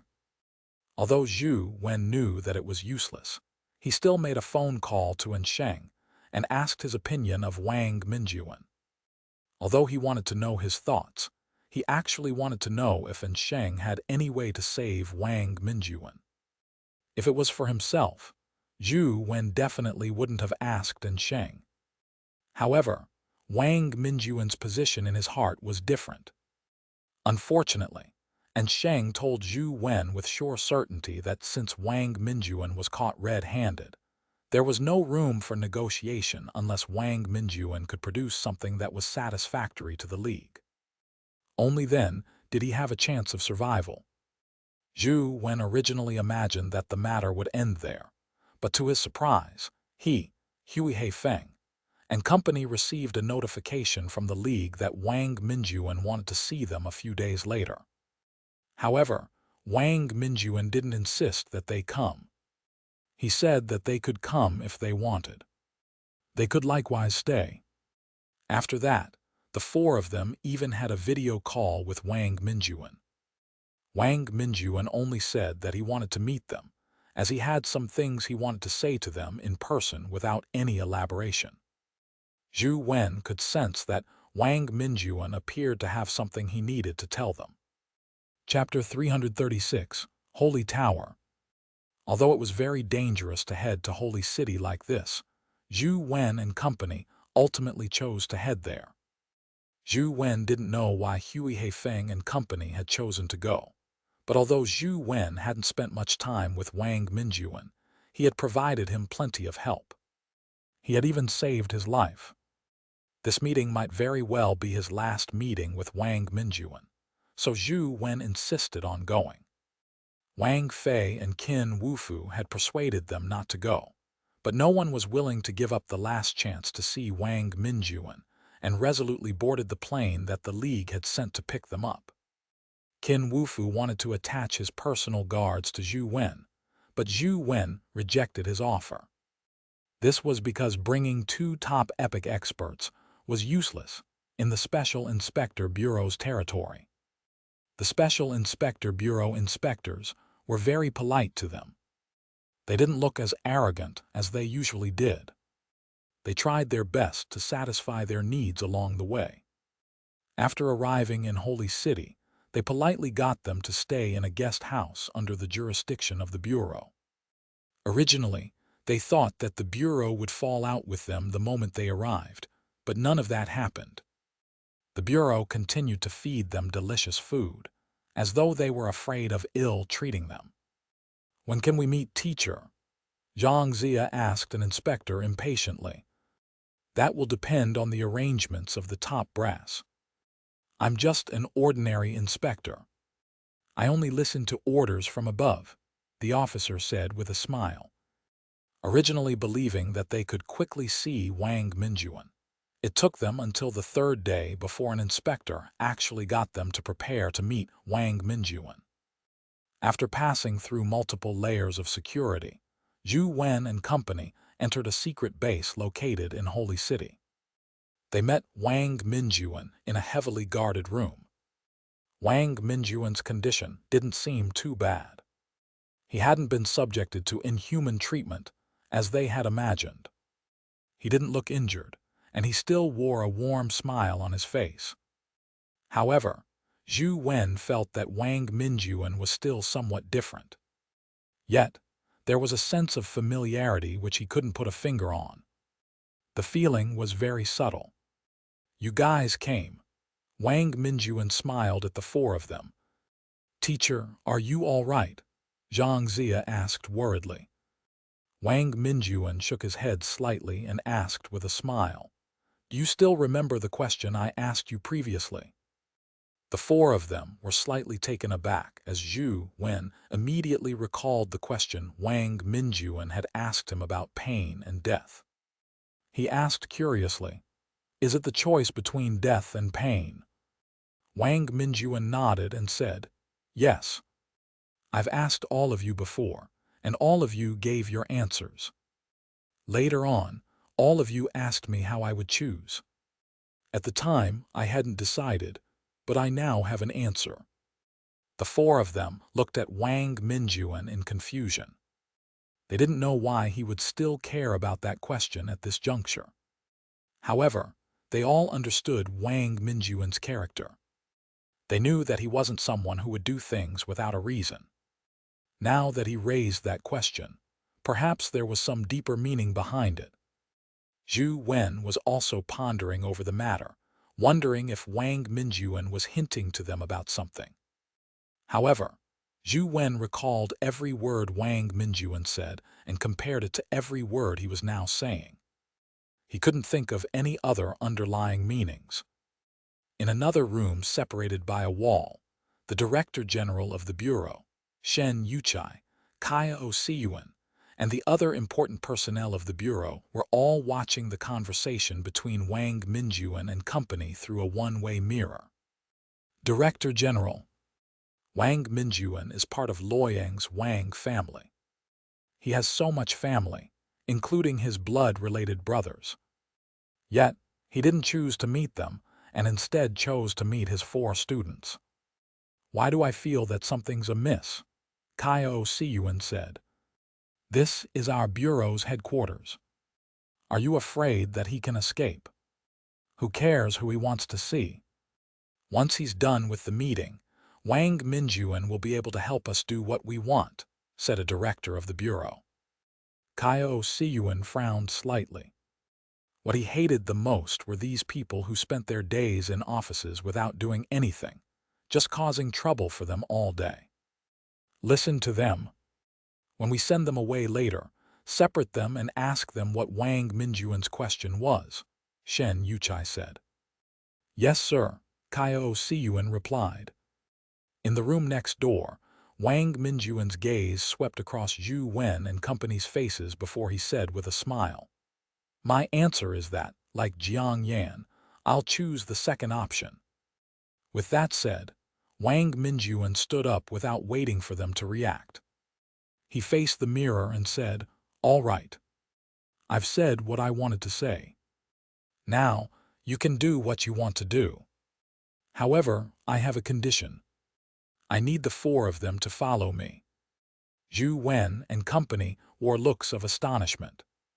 Clearly, Wang Minjuan's words weren't directed at them. They didn't know what was happening, nor did they know what Wang Minjuan was up to. Sir, Wang Minjuan can't be trusted in the police station. He must have some plans for taking Zhou Wen and company with him. We can't agree, Xianxia said. It's just 4 students. Even if we let him take them, what trouble will there be? The director was always at loggerheads with Xianxia and Xianxia frowned slightly and pondered for a moment before saying into the microphone, Wang Minjuan, you have too many requests. As the only person who can open the holy tower, I don't think I have a lot of requests, right? Wang Mingyuan smiled as if he was certain that Shen Yuchai would agree to his request. Shen Yuchai's gaze passed through the glass and met Wang Mingyuan's eyes. After a while, he said coldly, "This is your last request. If I hear any requests from you again, I'll kill one of your students with every new request. Deal?" Wang Mingyuan nodded slightly. Zhou Wen frowned slightly, unsure what Wang Mingyuan meant. However, Xianxia muttered to himself, "Didn't the holy tower shut down long ago? Can tutor open the closed holy tower?" Zhou Wen heard Xianxia and was about to ask something when an inspector came over and led Wang Mingyuan, Zhou Wen, and company out. Very soon, they were escorted to a car. There seemed to be a special design in the car that prevented them from hearing or sensing anything outside. They didn't even know whether the car was driving or not. "Teacher, what's going on?" Although there were still inspectors monitoring them, Xianxia couldn't help but ask Wang Mingyuan. "I've already told you the answer. Now, I just want you to accompany me along my final journey," Wang Mingyuan said calmly, his gaze complicated. Jiang Yan said, "From what I know, the Holy Tower is likely the defensive hub of the entire Holy City, and it's also the hub of Holy City and Holy Land. Originally, the 6 hero families could use the connection between the Holy Tower and the 6 holy temples in the Holy Land to form a defensive net with the strength of the 6 holy temples. The strength of the defensive net was so strong that it could even stop a mythical creature's attack. However, Jing Daoxian used some unknown method to shut down the Holy Tower, causing the defensive net in the Holy City to vanish as well. As a result, Jing Daoxian was able to storm the League building and launch a killing spree. Although the League has been researching this matter all this while, no one has been able to reactivate the Holy Tower to this day. Chapter 337, Blast of Light. "Teacher, can you activate the Holy Tower?" Jiang Yan asked Wang Mingyuan. Wang Mingyuan nodded slightly, but didn't say a word. Instantly, the vehicle fell silent. The Holy Tower was not actually a tower in the ordinary sense of the word. It was a divine statue that was over 100 meters tall. It was snow-white like jade, as if a person had spread open his arms towards the heavens and was praying for something. Legend had it that, before Jing Daoxian stormed into the League building and started his massacre, the statue emitted infinite holy light that enveloped the entire holy city. No matter how many powerful dimensional creatures there were, they were unable to tear through the holy light. However, even though the statue remained white and clean, it didn't have any of its godly radiance. It was just a majestic statue. In front of the statue, there were many military officers and inspectors. Among them were 6 eye-catching figures, 4 men and 2 women. If anyone knew them, they would be shocked to see all 6 appear at the same time. These 4 men and 2 women were the heads of the 6 families right now. They were senators from the Senate. When the 6 of them stood together, they had even more authority than the League president. After all, the League president's bills had to be approved by the Senate. "Sir, Wang Mingyuan is here." Even the powerful Shen Yuchai had to be respectful in front of the 6 of them. He did not dare commit a faux pas. One of the 6, a noble, goddess-like lady, asked calmly, "Is everything ready?" "Everything is ready. Wang Mingyuan has already agreed to activate the Holy Tower," Shen Yuchai said. "Very good. We have been waiting for this day for too long. If Wang Mingyuan can really reactivate the Holy Tower, he would be the greatest contributor to the League. It's just a pity." Another elegant middle-aged man said calmly, but he didn't finish his sentence. "Based on the information obtained from him, it's indeed feasible. However, There are one or two key points that our researcher can't figure out. We need Wang Minjuan to do it personally, a secretary-looking person said. Then let him go, the woman said calmly. Yes, Shen Yuchai responded and got someone to bring Wang Minjuan over. When Wang Minjuan walked past the six of them, the elegant man looked down at him superciliously and said, Wang Minjuan, after the Holy Tower is reactivated, we will pardon all your crimes and give you the chance to redo things. You must seize this opportunity and not waste our kindness. I will grab hold of the opportunity. Wang Minjuan wore shackles, a manifestation of a special companion beast. Even a mythical creature would find it difficult to escape if it was bound by the shackles. With the inspectors escorting them, Zhou Wen and company followed Wang Minjuan to the statue. Are the four youths Wang Minjuan's students? The elegant middle-aged man asked as he looked at Zhou Wen and company. Yes, one of them is related to the An family, Shen Yuchai said. In extraordinary times, even the Ans are no exception. To be able to sacrifice for the League is considered priceless. I believe the Ans can understand, the elegant middle-aged man said ethereally, as though he had determined Zhou Wen and company's fate. Wang Minjuan stopped in front of the Holy Tower. In front of him stood a stone cauldron, which was in front of the statue. Everyone's attention was drawn to him. Even the six people standing at the top of the League couldn't help but stare at Wang Minjuan, anticipating his actions. Wang Minjuan turned to look at the League official beside him and said, The sacrificial ceremony can begin. Let's go according to procedure. If anything goes wrong, it won't be my fault. If something goes wrong, you'll be the first to die. That official gave a cold snort before looking at where Shen Yuchai was. Seeing Shen Yuchai nod slightly, the official gave the order. A group of soldiers walked up and lined up before the stone cauldron. Then, they cut their fingers and dripped a drop of blood into the stone cauldron. As more and more blood dripped into the stone cauldron, it suddenly ignited. It was as if the blood was gasoline.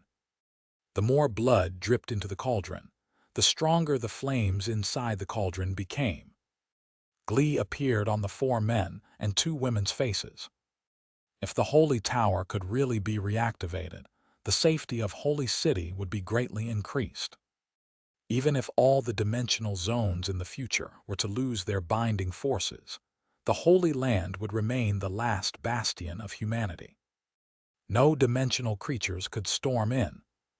But as more and more soldiers offered up their blood, the flames in the stone cauldron rose higher and higher.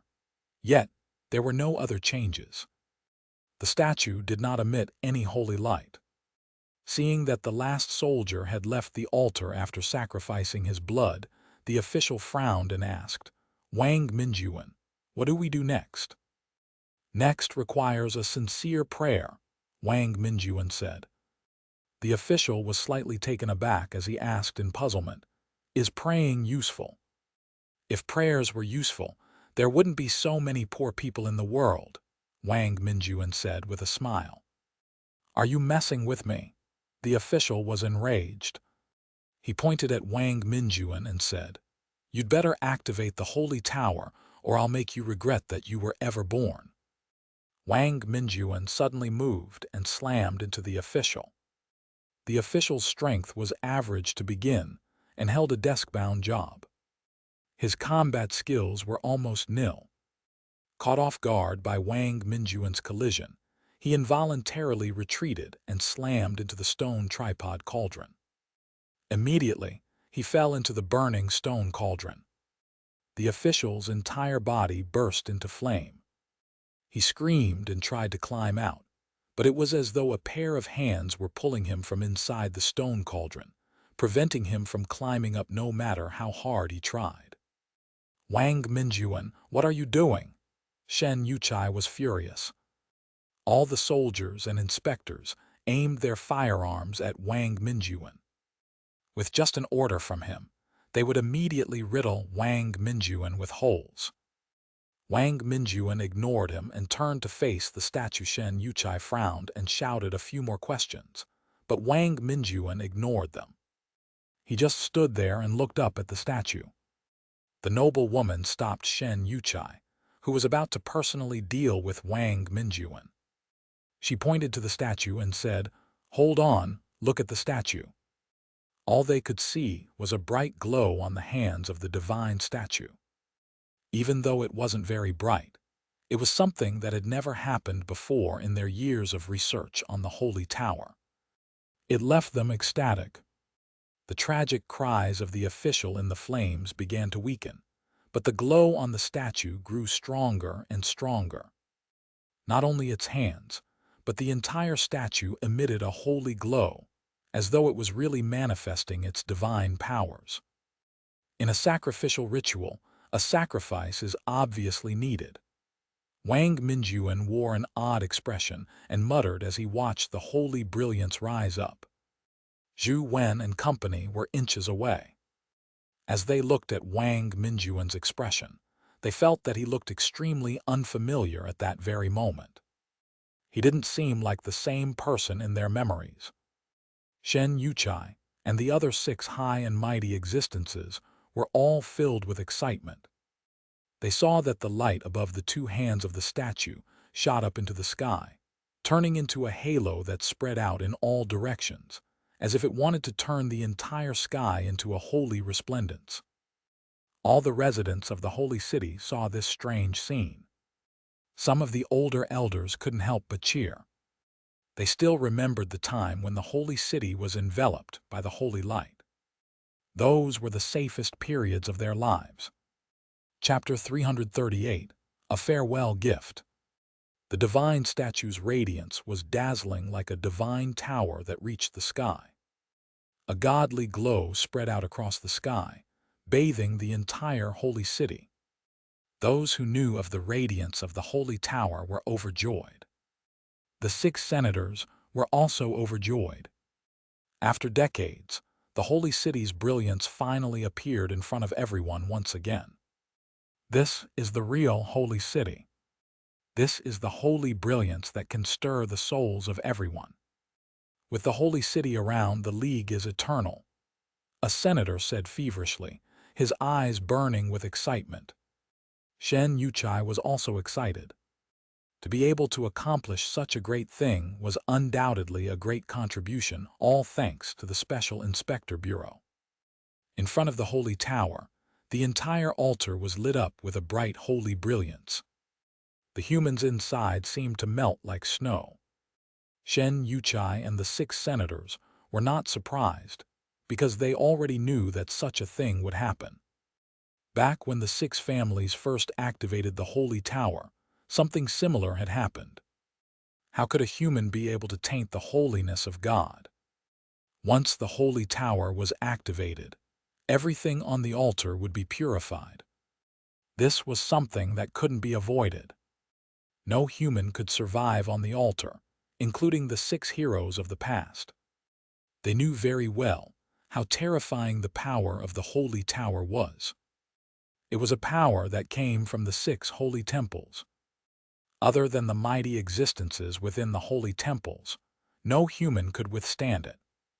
Zhou Wen felt his body being corroded by the intense holy brilliance. He hurriedly summoned the stone Kai and transformed into a stone armor to protect his body. However, the armor rapidly melted under the terrifying holy brilliance, as though it was being eaten by termites.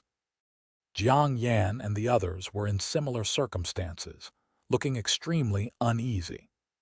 "Teacher, let's escape now," Xianxia said as he slashed at the brilliance before him. However, his sword ended up being melted. He failed to deal any damage to it. "Escape? Why would I escape? I came here to wait for this moment." Wang Minjuan looked at the resplendent statue in front of him with a determined gaze. "Teacher, what are you trying to do?" Although Zhou Wen had always felt that Wang Minjuan wouldn't harm them, everything Wang Minjuan was doing now was beyond his imagination. Wang Mingyuan turned his head and said to Zhou Wen and company, "We're master and disciple after all. There are some things I need to give to you. Just treat it as Wang Mingyuan's final inheritance in this world. Keep it as a memento." Crack! The shackles on Wang Mingyuan's body split apart automatically and fell to the ground like garbage. Before they landed on the ground, they were melted by the holy brilliance. Wang Mingyuan exuded a strange power that blocked the holy brilliance, preventing his 4 students from suffering any more damage from it. Zhou Wen looked at the power emitted by Wang Mingyuan and felt that it was somewhat familiar. However, he couldn't figure out the reason for its familiarity. Wang Mingyuan had been held for many days. He was probably only left with his prison uniform. However, when he extended his palm into the void, he seemed to tear through it as he grabbed something out of thin air. It was a thick diary that looked old, but it was very well preserved. Zhou Wen had seen it in the past. It was a diary that Wang Mingyuan had always carried with him. Whenever he had any ideas and inspiration, he would jot them down in the diary. "Xianxia, your personality is the most similar to mine and you like research. This contains my years of experience and thoughts. I'll give it to you," Wang Mingyuan said as he handed the diary to Xianxia. Xianxia took the diary with both hands, saying nothing. Wang Mingyuan didn't say anything further. The power around him grew stronger. His body seemed to be affected by it. It was as though he was gently trembling. Zhou Wen could even see the rippling power flowing around him. Wang Mingyuan took out another sheathed sword and handed it to Xianxia. "You're too extreme, so it's inevitable that there will be some deviation in what you do. Perhaps giving this sword to you will be of some help to you." Xianxia remained silent as he received the sword and stared straight at Wang Mingyuan. Wang Mingyuan knew what Xianxia wanted to hear, but he didn't tell him anything. Instead, he took out something else and handed it to Hui Heifeng. "You have great ambitions and will definitely accomplish much in the future. These are the savings that I've saved over the years. They're useless now. Take them." "Yes, tutor." Hui Heifeng didn't decline it. He respectfully received the small box, unsure what it contained. Finally, Wang Mingyuan's gaze landed on Zhou Wen as he said with a smile, "You are the simplest of the 4 of them.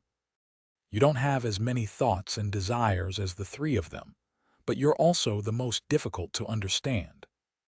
Although I know what you want, I can't do it now. Apart from that matter, what other wishes do you have? There's no harm in telling me." At this moment, the power on Wang Mingyuan's body was almost tangible, transforming into streams of light that constantly circulated around his body. The familiar aura Zhou Wen sensed intensified. Now, Zhou Wen finally remembered where he had felt such an aura. Beneath the dragon's well, the white cocoon protected by the white dragon contained the same aura. However, the white cocoon's aura was very weak, so weak that it was almost undetectable. This left a very vague impression on Zhou Wen. However, Wang Mingyuan's aura was very strong. It was so strong that it left Zhou Wen stifled. Could it be that teacher? Zhou Wen had an extremely nasty thought as he looked at Wang Mingyuan. "I don't have much time. Answer me. What do you want?" Wang Mingyuan had a strange expression as his entire body trembled. His voice seemed to be suppressed. Zhou Wen looked at Wang Mingyuan with some bitterness. After a moment he said, "Teacher, can you give me a drop of your blood?" Zhou Wen's words stunned Wang Mingyuan, Xianxia and company. Wang Mingyuan looked at Zhou Wen and smiled. "You're indeed the most difficult person to understand." With that said, Wang Mingyuan ignored Zhou Wen. He slowly turned around and back-faced the 4 of them as he gazed at the resplendent statue. "I'm really very happy to spend time with you guys. Unfortunately, things must always come to an end. Today, we shall bid each other farewell. From now on, we will be unrelated. As a final farewell, I'll give you another tiny gift." With Wang Mingyuan's trembling words, the power in his body exploded, spewing out like an erupting volcano as his body changed. The black hair on his head instantly turned white and quickly grew. It almost reached the ground, and a pair of crystal-like horns grew on his head. His entire body was undergoing an unusual transformation. Unfortunately, Zhou Wen and company couldn't see Wang Mingyuan's face. Otherwise, they would definitely discover that his face had turned handsome and strange. His eyes emitted an indescribable odd glow. That terrifying power rose up from his body like countless divine beams of light that surrounded him. His clothes moved without any help from the wind as his body floated up to the statue. Chapter 339. A Drop of Blood. "What is that?" The 6 excited senators suddenly saw a figure appear within the resplendent holy brilliance. It was right in front of the statue. The noble woman stared at Wang Mingyuan, who was before the holy statue, and said in surprise, "That's Wang Mingyuan. No, that aura. Why does it feel like a dimensional creature? What is he trying to do?" The middle-aged man frowned, feeling a little uncomfortable. Naturally, no one could answer his question. They didn't know what Wang Mingyuan wanted to do. They even believed that Wang Mingyuan should already be dead. No human could survive the holy brilliance. He should have been purified a long time ago. Xianxia's expression was also changing at the same time. He had an extremely ominous feeling, as if something terrible was about to happen. Although all of them wanted to stop Wang Mingyuan, no one moved. They didn't dare enter the statue's confines. The holy brilliance came from the power of the 6 holy temples, so entering the altar was equivalent to fighting the 6 holy temples. Even a mythical companion beast wouldn't be able to withstand it and would be purified in the holy brilliance. Levitating in front of the statue, Wang Mingyuan stared at the statue and muttered to himself, "If there is an unforgivable crime in this world, then let me be the one to bear it." With that said, Wang Mingyuan slowly raised his arm high like a blade. His fingers pointed into the sky as the strange powers on his arm condensed into something corporeal. "What is he trying to do?" Xianxia's voice was already trembling. He seemed to have guessed what Wang Mingyuan was up to, but he couldn't believe that something like that would happen. "Wang Mingyuan!" The 6 senators roared in unison, but it was of no use. Boom! Wang Mingyuan slashed down with his arm. The terrifying power was like the heaven's blade, forcibly slicing the giant statue into 2. The split statue slowly collapsed to the sides. The whole of Holy City fell into a state of panic. Everyone stared blankly at the god-like figure floating in the air, as well as the 2 halves of the collapsing holy statue. Their hearts seemed to crumble along with it. Boom! Holy City seemed to quake due to the collapse of the holy statue. It shattered into pieces, but the holy brilliance coming from the sky didn't come to an end. Beams of holy brilliance descended from the sky like God's punishment. It was akin to the apocalypse. Without the holy statue that prayed to the heavens, Holy City directly crumbled to the ground. No one could predict what the consequences would be. Perhaps the whole of Holy City would be reduced to rubble. Instantly, everyone was stunned. Even the powerful senators who possessed mythical companion beasts felt their scalps tingle as they quickly retreated, hoping to escape this. Area. Boom! The bombardment of the holy brilliance did not hit the ground. In the air, the godlike Wang Mingyuan suffered the brunt of the terrifying holy brilliance. The boundless, holy brilliance inundated him, bathing his body in it. But he didn't seem to be injured at all. Instead, a terrifying power gathered in him, causing his body to continue to undergo a strange change. Boom! Amidst the holy brilliance, 6 pairs of butterfly-shaped wings of light appeared behind Wang Mingyuan, as a halo that represented godhood appeared behind him. It was as though a true god had descended. On the altar, Zhou Wen and company were already stunned. Wang Mingyuan exuded an extremely terrifying aura. They had never seen such a terrifying existence. Even though Zhou Wen had seen the white dragon at the bottom of Dragon's Well, and had seen the 9 black dragons in the underground sea before, none of them were as terrifying as the present Wang Mingyuan. Compared to them, the difference was like night and day. Wang Mingyuan emitted an indescribable god-like halo. When the halo landed on Zhou Wen and company, it made them feel as though their bodies had been baptized by holy water. Their bodies, flesh and bones, every cell were transformed. It was as though they had been reborn. Now, Zhou Wen finally knew what the last gift Wang Mingyuan mentioned was. However, Zhou Wen wasn't delighted when he saw the godlike Wang Mingyuan in midair. Instead, he felt strangely upset. Wang Mingyuan's aura transformed into a dimensional aura. Zhou Wen could no longer sense a human aura from him.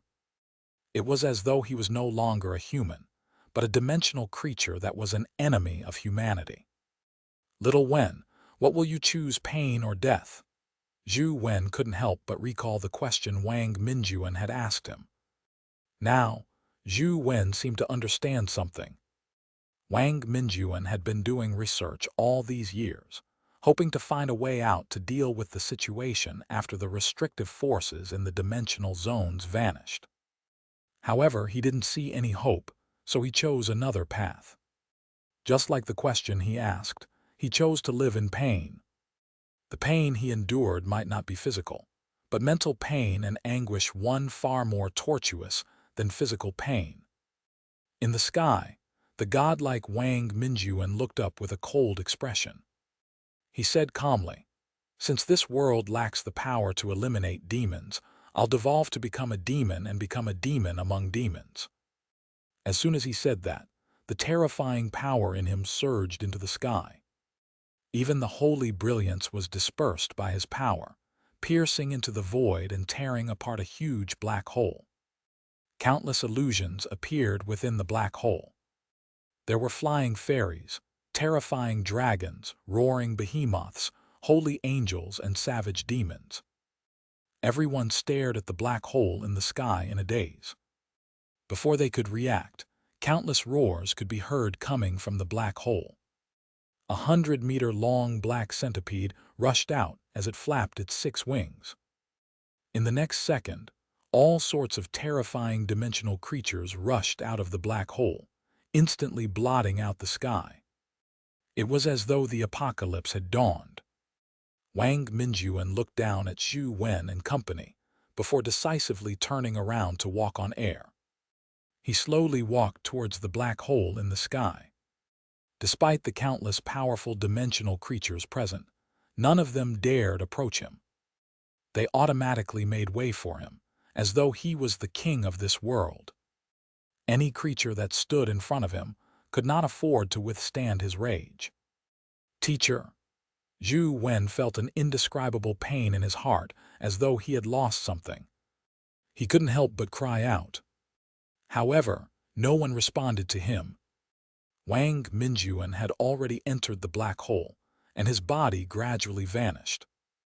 However, a drop of red blood flew across space and floated in front of Zhou Wen like a drop of crystallized blood. The drop of blood was bright red, giving off a warm feeling. It was holy and without any evil. Chapter 340, Disaster. Holy City was in pandemonium as terrifying dimensional creatures endlessly rushed out of the black hole like locusts that blotted out the sky. They charged into Holy City and wreaked havoc. The clashing of forces and human cries were everywhere. Many innocent humans died and countless families had been destroyed. Zhou Wen didn't know if Wang Minjuan's choice was right or wrong. That wasn't something he could figure out yet.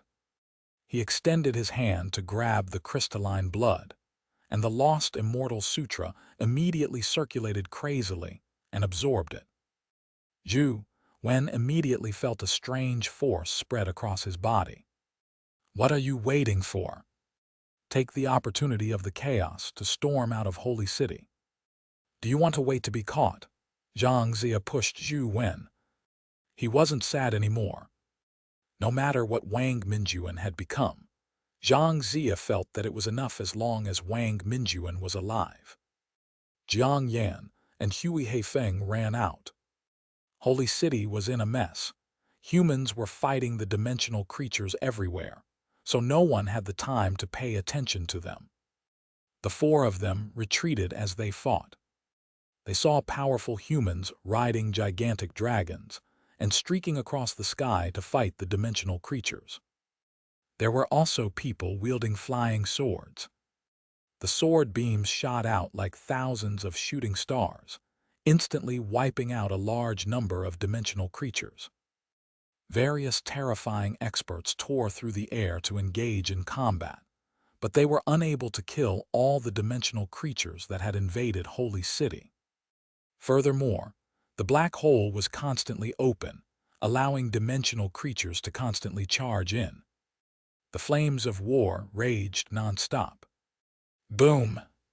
Zhou Wen and company were fleeing as a tyrannous eight-headed snake landed in front of them.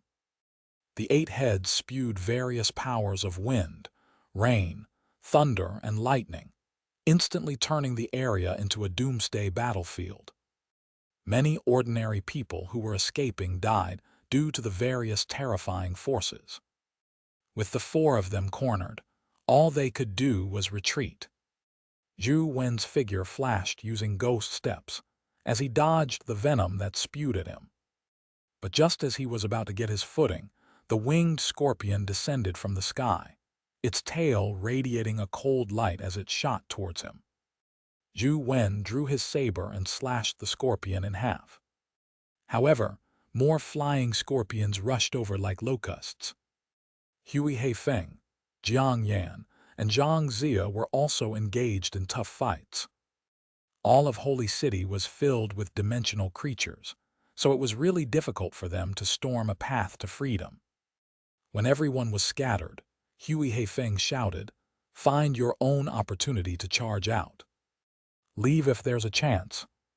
Rendezvous in school." Zhou Wen knew that their strength was minute in such a battlefield.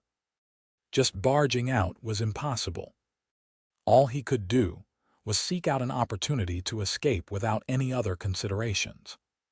He believed that with Jiang Yan, Xianxia, and Hui Heifeng's abilities, they wouldn't die so easily. Boom!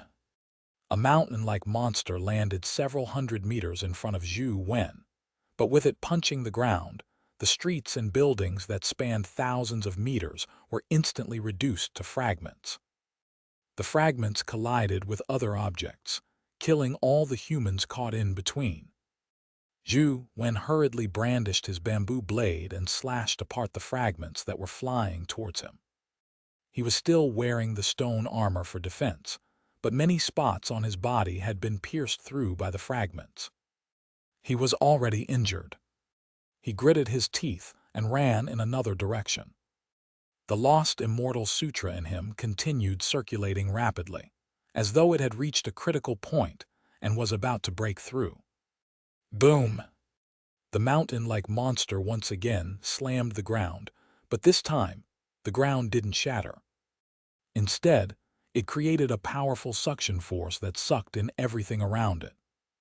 Zhou Wen stabbed his bamboo blade into the ground, but his entire body was dragged towards the mountain. Despite leaving a deep mark on the ground, the bamboo blade failed to stop him from flying towards the mountain-like monster. Zhou Wen turned his head to look and saw countless gaping mouths on the mountain-like monster.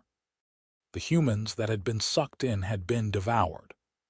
He had no idea what their outcomes were. With a thought, he activated the demonic astral wheel, using its suction force to keep him firmly on the ground and resist the mountain's suction force. This prevented him from flying towards it. However, the strange mountain suction force was just too potent. Zhou Wen was ultimately unable to escape the suction force. He could only barely stop himself from being sucked in. Just as Zhou Wen was wondering how he could escape the suction range of the mountain, he saw a figure tear through the air. It was a woman dressed in black. She had appeared on an ancient bronze sword and entered the region of the strange mountain, but she wasn't pulled in by it. All she did was float in front of the strange mountain. With a pull of her hands, a sword flash immediately condensed between her hands. With a nudge, the sword beam flew towards the mountain. As the sword beam flew, the surrounding void trembled as the sword beam split into two, then 2 to 4, 4 to 8, and 8 to 16. By the time the sword beam reached the strange mountain, it was already a cloud of swords. The strange mountain opened its mouth. After all, it was covered with mouths. It swallowed the cloud like sword beams. The black-robed woman frowned slightly. As she landed on the ancient bronze sword, the sound of the ancient greenish bronze sword reverberated. She flew back into the air and charged towards the strange mountain. The strange mountain didn't hesitate. It opened its mouth and sucked at the ancient bronze sword.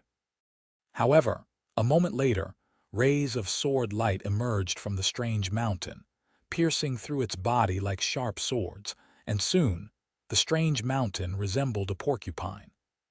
Boom! The strange mountain suddenly crumbled as the ancient sword returned to under the woman's feet. She didn't stop and flew towards other terrifying dimensional creatures on her sword. Wherever she went, the sword beam was like a turbulent river that slew countless dimensional creatures. Zhou Wen wasn't in the mood to watch further. Once the mountain was dead, the suction force would naturally vanish. He chose a direction and charged out of Holy City. However, there were too many dimensional creatures. Zhou Wen killed many as he ran, but he only reached the third ring road of Holy City. Xianxia and company were nowhere to be seen. Apart from the dimensional creatures, he could only see humans fighting for their lives. The majority of them were soldiers, as most ordinary people had turned into corpses. A little girl was crying in the ruins, and a centipede that was several meters long was crawling towards her. Zhou Wen's rationality told him that it wasn't the time to be nosy. Escaping Holy City was imperative, but he couldn't help but slash out a saber beam, cleaving the centipede into two. Follow me now. Zhou Wen saw that there was nothing around her except for corpses. Even if the girl's parents and family weren't dead, they probably weren't nearby. All he could do was take her out of Holy City before making plans. Chapter 341, Condensing a Life Soul. The girl was rather obedient as she reached out and hugged Zhou Wen's neck. Although she still had tears on her face, she had stopped crying. Suddenly, Zhou Wen felt his heart palpitate as he slashed at the girl in his arms.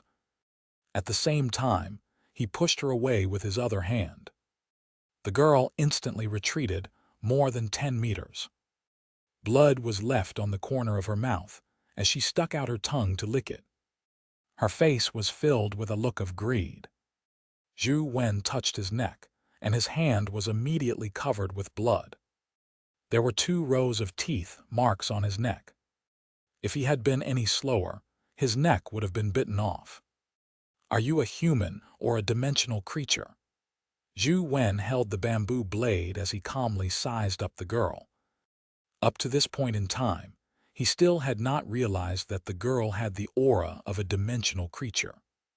She looked like a 2 or 3-year-old human girl, no matter how he looked at her. However, her actions and ability proved that she was no ordinary human girl. The girl ignored him. Her figure flashed as she pounced at Zhou Wen, so fast that she left blurry shadows in her wake. Without any hesitation, Zhou Wen used his bamboo blade coupled with transcendent flying immortal. Instantly, blade beams flashed as they slashed at the girl. However, the girl was surprisingly fast. Zhou Wen's lightning-like saber technique had actually been dodged by her. She was even faster and more bizarre than Ghost King's movement technique. The girl charged through the gaps in the saber strikes and lunged forward, wanting to bite Zhou Wen's neck. The banana fan appeared in Zhou Wen's other hand. It fanned at the little girl who came at him, sending her body flying into the air. Zhou Wen followed with ghost steps and slashed out demonic astral wheel in midair. The blood-red saber beam slashed out, slashing at the girl like a blood wheel. It ripped through her clothes, but the demonic astral wheel failed to slice through her tender-looking, fair skin. It was as if the skin was not made of flesh and blood, but extremely tough steel. Zhou Wen could still understand the failure of demonic astral wheel, but when the sharp bamboo blade slashed at her, it actually failed to rip her skin apart. It left him alarmed. Bamboo blade was sharp. Even an epic creature with a relatively stronger physical defense couldn't completely withstand it. However, this slash didn't even manage to pierce through her skin. It merely sent her flying. All of this was quite frightening. The little girl landed on the ground as if she wasn't injured at all. She was only slightly angry as she pounced forward again. Zhou Wen retreated as he fought. Despite using all sorts of means, he was unable to injure the little girl. The girl was odd. She didn't have the aura of a dimensional creature, but her actions were like one. What was even stranger was that she didn't have any special powers. Other than having tremendous strength and extreme speed, as well as unimaginably tough skin, Zhou Wen wasn't even able to injure her when using Ashen Palm to inject a devastating force into her. Unable to kill her, Zhou Wen wanted to escape from her, but she had a deep hatred for him. She was constantly in hot pursuit. He had tried using ghost steps several times to escape, but she quickly caught up to him every single time. The girl was like a vengeful ghost that would not stop unless she had him dead. She kept chasing and attacking him, seemingly hoping to devour him alive. Zhou Wen could neither kill her nor escape. All he could do was retreat as he battled. The black hole in the sky slowly shrank, significantly reducing the number of dimensional creatures that rushed in. The 6 hero families had used everything they had in Holy City, cooperating with the military to slay the invading dimensional creatures. Although the situation was gradually brought under control, the losses this time were unprecedented since the establishment of Holy City. Back then, Jing Daoxian had only rushed into the League building and killed some League officials. Now, the disaster had embroiled all the ordinary citizens of the Holy Land. Countless people had died. Zhou Wen was certain that after today, his teacher would likely replace Jing Daoxian and become the devil that everyone despised. He would probably become even more infamous than Jing Daoxian. Teacher, is this really worth it? Zhou Wen didn't know if Wang Minjuan's choice was right. Just like Wang Minjuan had said, risking his life to save that woman or choosing to join the villains before thinking of a way to save her was a difficult question to begin with. Without any further time to think, Zhou Wen had already rushed out of Holy City's vicinity. There were fewer dimensional creatures around him, but the girl continued pestering him. Zhou Wen even struck her using Overlord's sword with Ever Victorious, but no matter how many times he did so, the girl didn't suffer any injuries as she continued pestering him. What in the world is this thing? Zhou Wen had a hard time battling her. If not for his companion beasts help giving him a chance for a breather to recover his primordial energy. He would have been bitten to death by the girl a while ago. Zhou Wen felt the lost immortal sutra in him circulated faster and faster. His entire body seemed to be undergoing a tumultuous change, as a kind of force was growing inside him. The origin of that force was his life providence, but it was connected to his blood and soul. It was an indescribable feeling. If he had to describe it, Zhou Wen felt as though his soul was being split. Of course, this was just what he felt. Am I about to condense a life soul? What is my life soul? As Zhou Wen retreated, he thought about it. Could it be a life soul in the form of a woman? Or could it be an artifact? The reason Zhou Wen thought of a woman first was because of his sigh of the king life providence. He vaguely felt that it had the appearance of a woman. Typically, a life soul would be tremendously influenced by a life providence.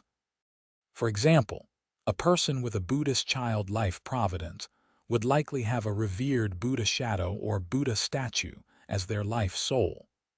For someone like Feng Qiuyan, who had the life providence of Swift Saber Heavenly King, it was a certainty that his life soul would definitely be related to a saber in the future. Therefore, Zhou Wen believed that his life soul was likely in the form of a woman, but this was just a guess. Crap! Zhou Wen's life soul formation reached a critical moment. His entire body was undergoing sublimation, and his soul had seemingly left his body. This temporarily stopped him from moving. To his chagrin, the girl was still chasing after him.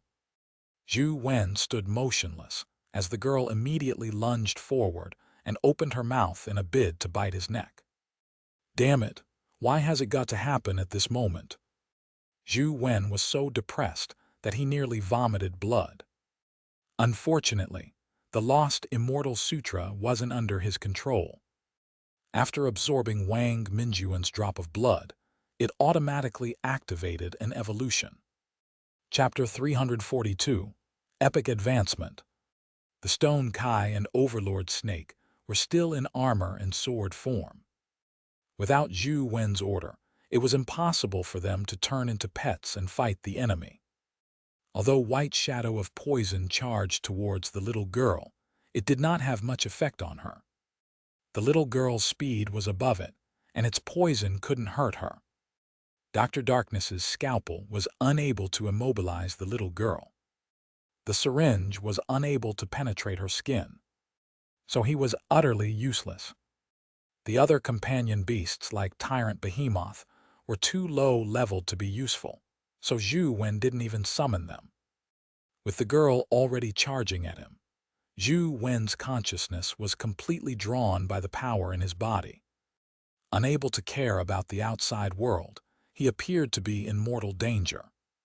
With a bang, Banana Fairy automatically got out of her companion form without any orders. She recovered her original form and sat on the banana leaf, putting herself between Zhou Wen and the girl as she exhaled. The Grand Yin wind immediately blew the little girl hundreds of meters away. The little girl knocked into a forest, slamming through many thick trees that spanned 2-arm widths. She left a long ditch in the forest. But very quickly, the little girl rushed out of the forest. There was still frost on her clothing, but her body wasn't injured. Seeing the little girl rushing back, Banana Fairy gritted her teeth and blew out another Grand Yin wind, blowing the little girl away. However, this time, the Grand Yin wind was clearly much weaker than the first. The distance the girl traveled wasn't as great as before. She only fell into the forest and slammed through 2 trees. The Grand Yin wind expended plenty of primordial energy. The short interval limited the amount of primordial energy that Banana Fairy could restore. Thus, the Grand Yin wind she blew out naturally weakened. The girl was too obstinate, as though she wanted to fight to the death. She charged over and pounced at Zhou Wen again. Banana Fairy blew another mouthful of Grand Yin wind, sending her flying again.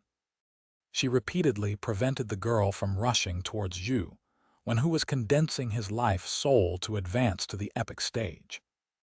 However, the grand yin wind that Banana Fairy blew out was weaker with each instance.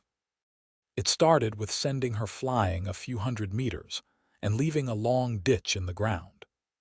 However, after 10 instances, the grand yin wind could only blow her a few meters away. After the girl landed, she dashed towards Banana Fairy quickly again, not giving her a chance to catch her breath. Banana Fairy's face was pale. The grand yin wind that she could produce had weakened drastically, but she remained in front of Zhou Wen without any intention of backing off. A gust of grand yin wind blew out again, but the girl wasn't sent flying.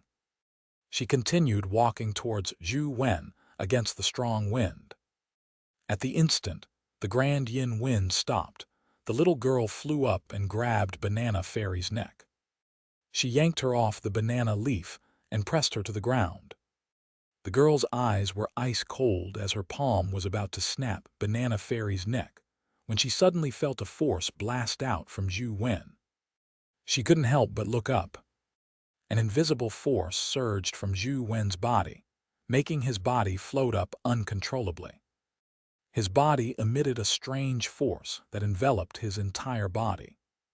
The girl stared at Zhou Wen in midair as her eyes shimmered. It was as though she had seen something that surprised her.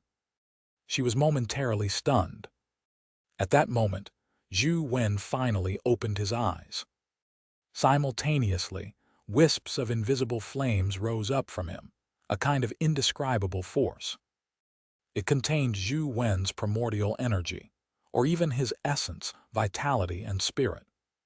However, it was different from ordinary primordial energy. It was not a pure energy body like a companion beast.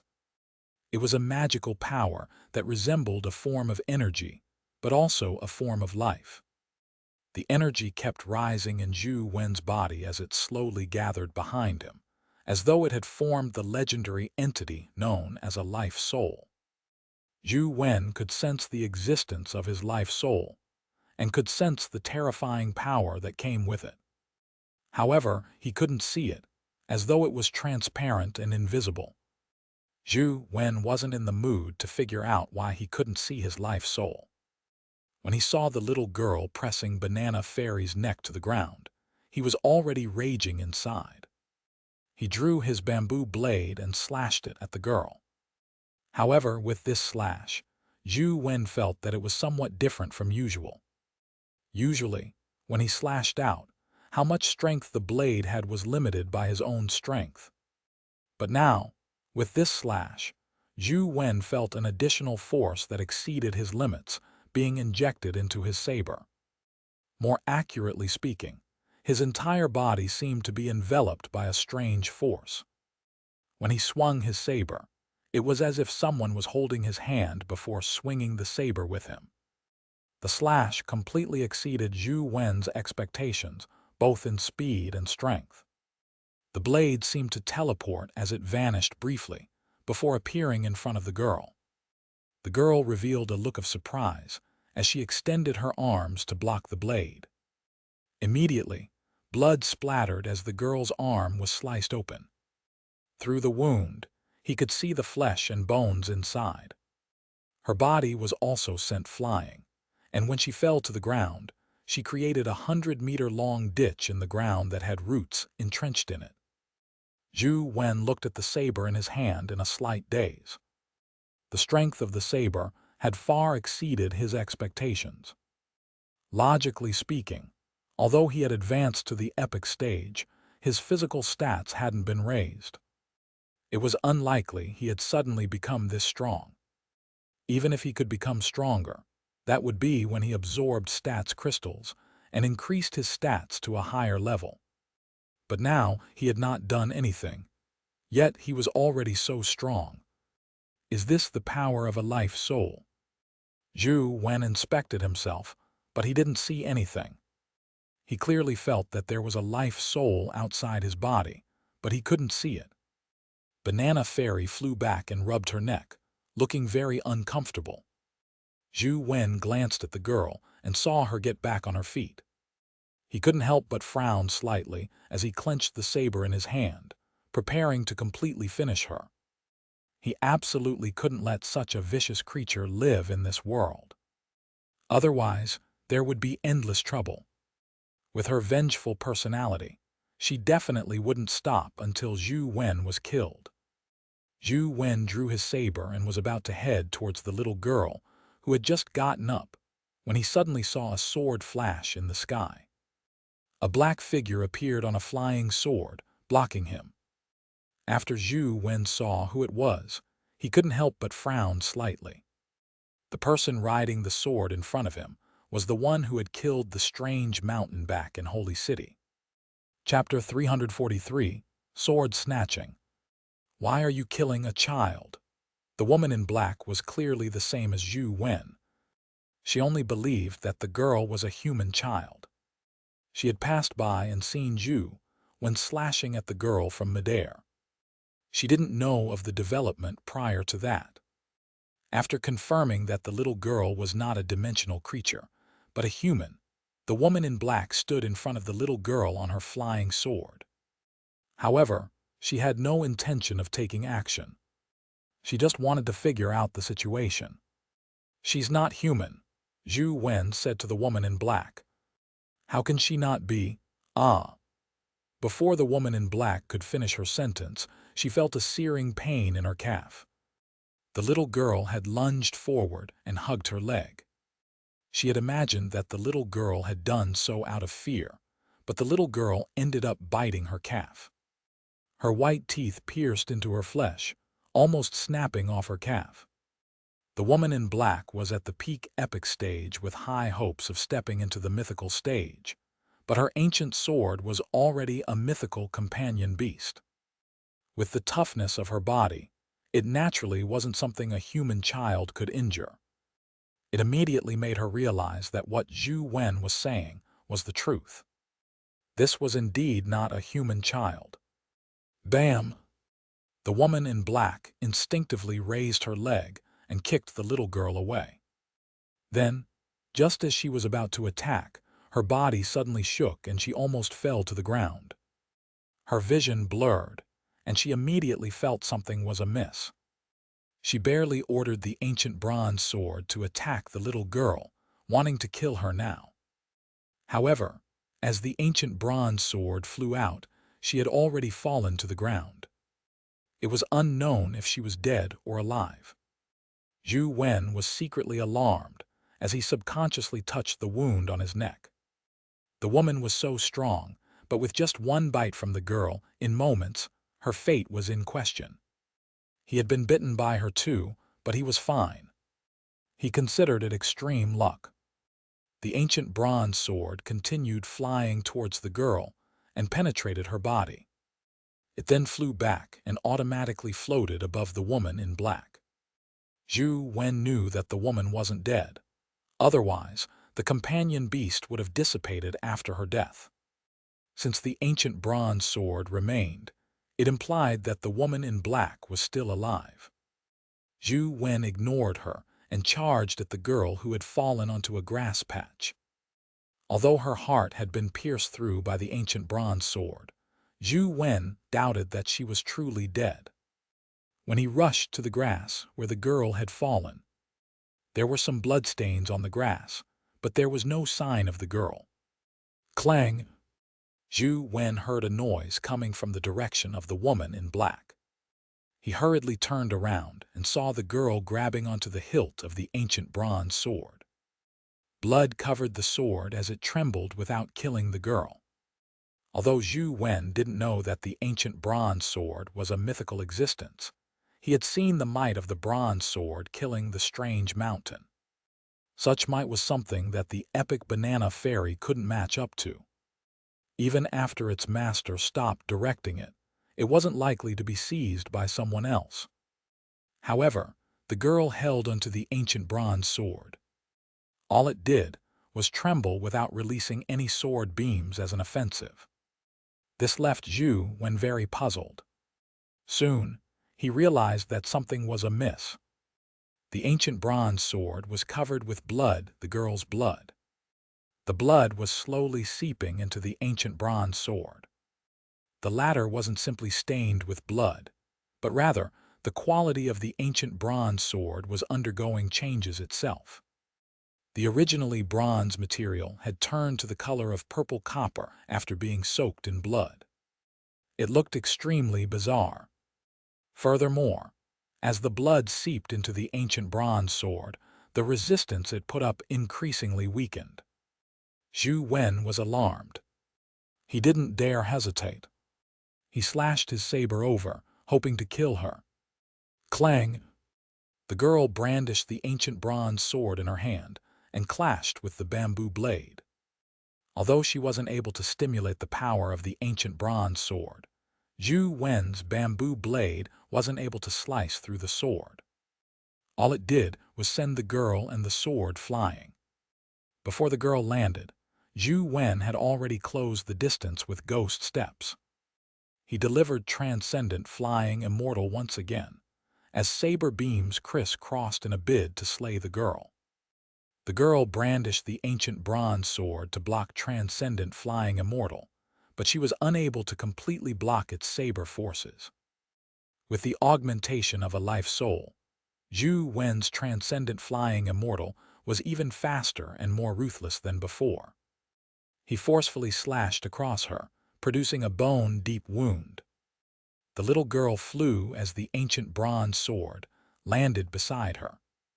Having been stabbed through the heart by the ancient bronze sword, Zhou Wen didn't dare hope that one strike was enough to kill her.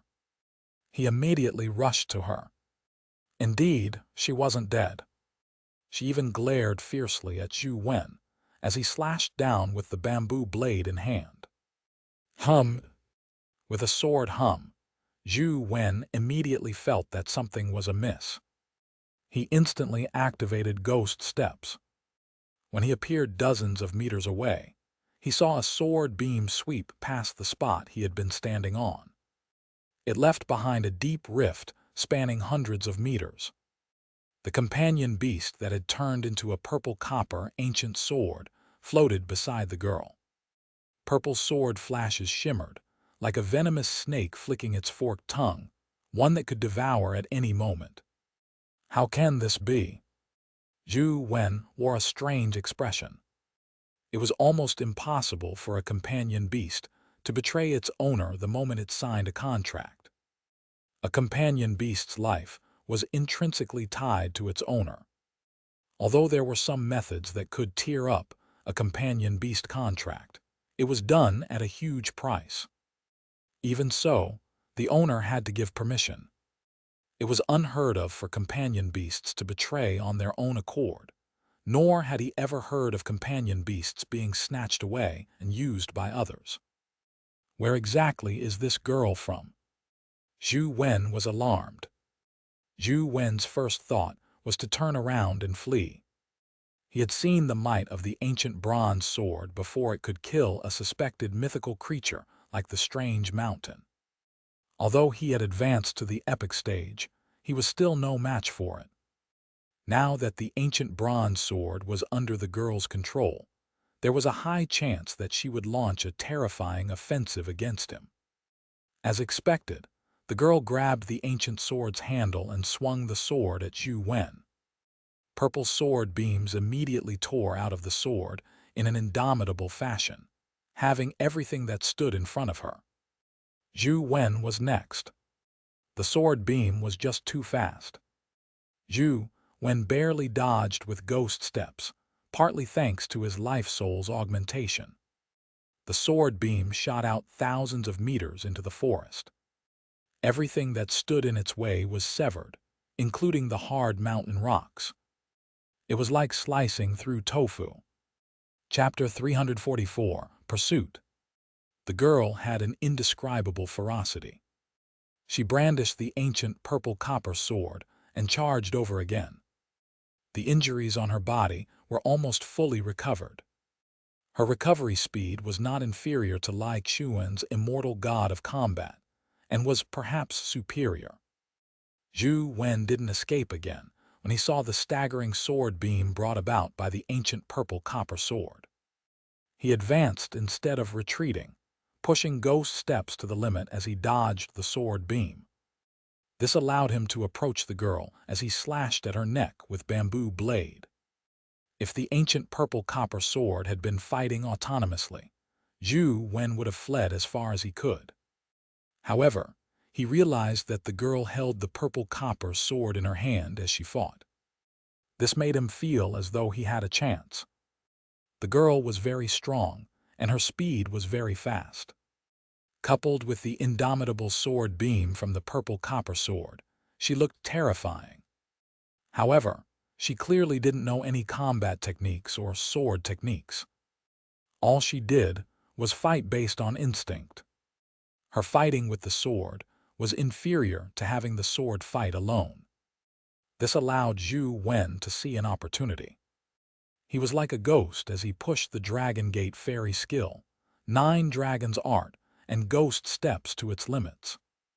The limited primordial energy problem that he had before was now gone. With his life soul, he felt as though he had infinite primordial energy. He could continuously use Ghost Steps, Transcendent Flying Immortal, and many other primordial energy expensive primordial energy skills, but he could not sense any signs of his primordial energy weakening. With his life soul, Zhou Wen felt as if he had activated a cheat that gave him unlimited skills. All sorts of primordial energy skills could be used without considering the primordial energy consumption. Although he was facing a huge crisis, Zhou Wen felt extremely carefree right now. The feeling of being able to use any primordial energy skill as he wished was just too good. In the past, he needed to do all kinds of calculations and conservation. Even with the augmentation of his Tao body, he could only use primordial energy skills intermittently. But now, the exhilaration of using one skill after another ad infinitum was something he had never experienced before. Now, Zhou Wen felt as though he had become an enhanced version of Lance. Lance could deliver an infinite primordial energy skill combo because he chose primordial energy skills that expended very little primordial energy. In contrast, Zhou Wen could now use all sorts of devastating, expensive primordial energy skills repeatedly. Furthermore, Zhou Wen's every move seemed to be equipped with a booster.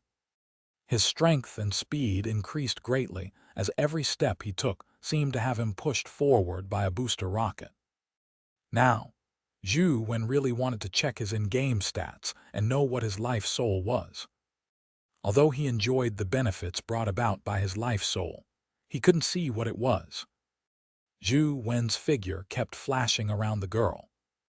Although he couldn't clash with the ancient purple copper sword's beam, the girl's brandishing was insufficient to hit him. Instead, Zhou Wen's bamboo blade would slice through the girl's body from time to time, producing cuts on her skin. If it wasn't for the ancient purple copper sword's immense strength and how annihilative the sword beam was, forcing Zhou Wen to retreat at times, the girl would have long been slain by him. The girl also felt that she was in extreme danger. No matter how she brandished the purple copper sword in her hand, it couldn't touch Zhou Wen's body. This infuriated her. The girl gritted her teeth and dragged the purple copper sword as she fled. How could Zhou Wen allow her to escape? He held the bamboo blade and pursued her. This girl was so vicious and terrifying. If she wasn't killed today, she might become greater trouble after she grew up and learned some techniques. She might even become another terrifying demoness in the history of the League. Zhou Wen wished for nothing more than to slay the girl under his blade. However, the ancient purple copper sword's beam was too powerful, making it difficult for him to directly slay her. It was also because the girl held it and limited its strength that Zhou Wen could chase after her. If the girl were to throw it out and let the ancient sword attack autonomously, the one running would probably be Zhou Wen. The girl clearly didn't understand this logic as she kept slashing with the purple copper sword, but it failed to hurt Zhou Wen. Instead, Zhou Wen left deep wounds on her body, one so deep that her bones could be seen. The two engaged in combat as the pursuit continued.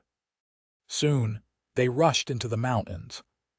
The purple copper sword's staggering sword beams sliced through some of the hills, testimony of the sword beam's shocking prowess. What was even more shocking was that the girl had gradually begun imitating Zhou Wen's movement technique and various techniques in battle. Although she was far inferior to Zhou Wen and could hardly cause trouble for him, she was improving rather quickly. What kind of origins does this fellow have? If she's human, how can she have such a terrifying physique and capabilities? A powerful existence like the woman in black had been bitten by her, and her outcome is now unknown. Even the ancient bronze sword has been forcefully snatched away. Such an ability is too terrifying. It's impossible for a human child to possess such powers. But if she's a dimensional creature, why doesn't she have the aura of other species on her? She looks human in every single way. Zhou Wen recalled the dimensional black hole that Wang Minjuan had opened. If this girl had really come from the dimensional black hole, her origins were definitely extraordinary. Unfortunately, all this was just speculation. Zhou Wen didn't plan on figuring out her origins. He only wanted to quickly kill her so that she wouldn't grow stronger. There were already many wounds on the girl's body. Many of the wounds would have been fatal to ordinary people, but she had managed to survive them. Furthermore, she could continue fighting. The wounds on her body also healed quickly in battle now. Other than beheading her, Zhou Wen had no idea how he could kill her. As the pursuit continued deep into the mountains, the girl suffered another strike from Zhou Wen, sending her flying as she landed beyond a cliff. Zhou Wen immediately rushed over and slashed his saber at the girl's neck, giving her no chance to land on the ground. The girl was in midair when she forcefully produced a sword beam, forcing Zhou Wen to dodge. He circled in the air like an eagle to dodge the sword beam before lunging at the girl who had fallen to the bottom of the cliff.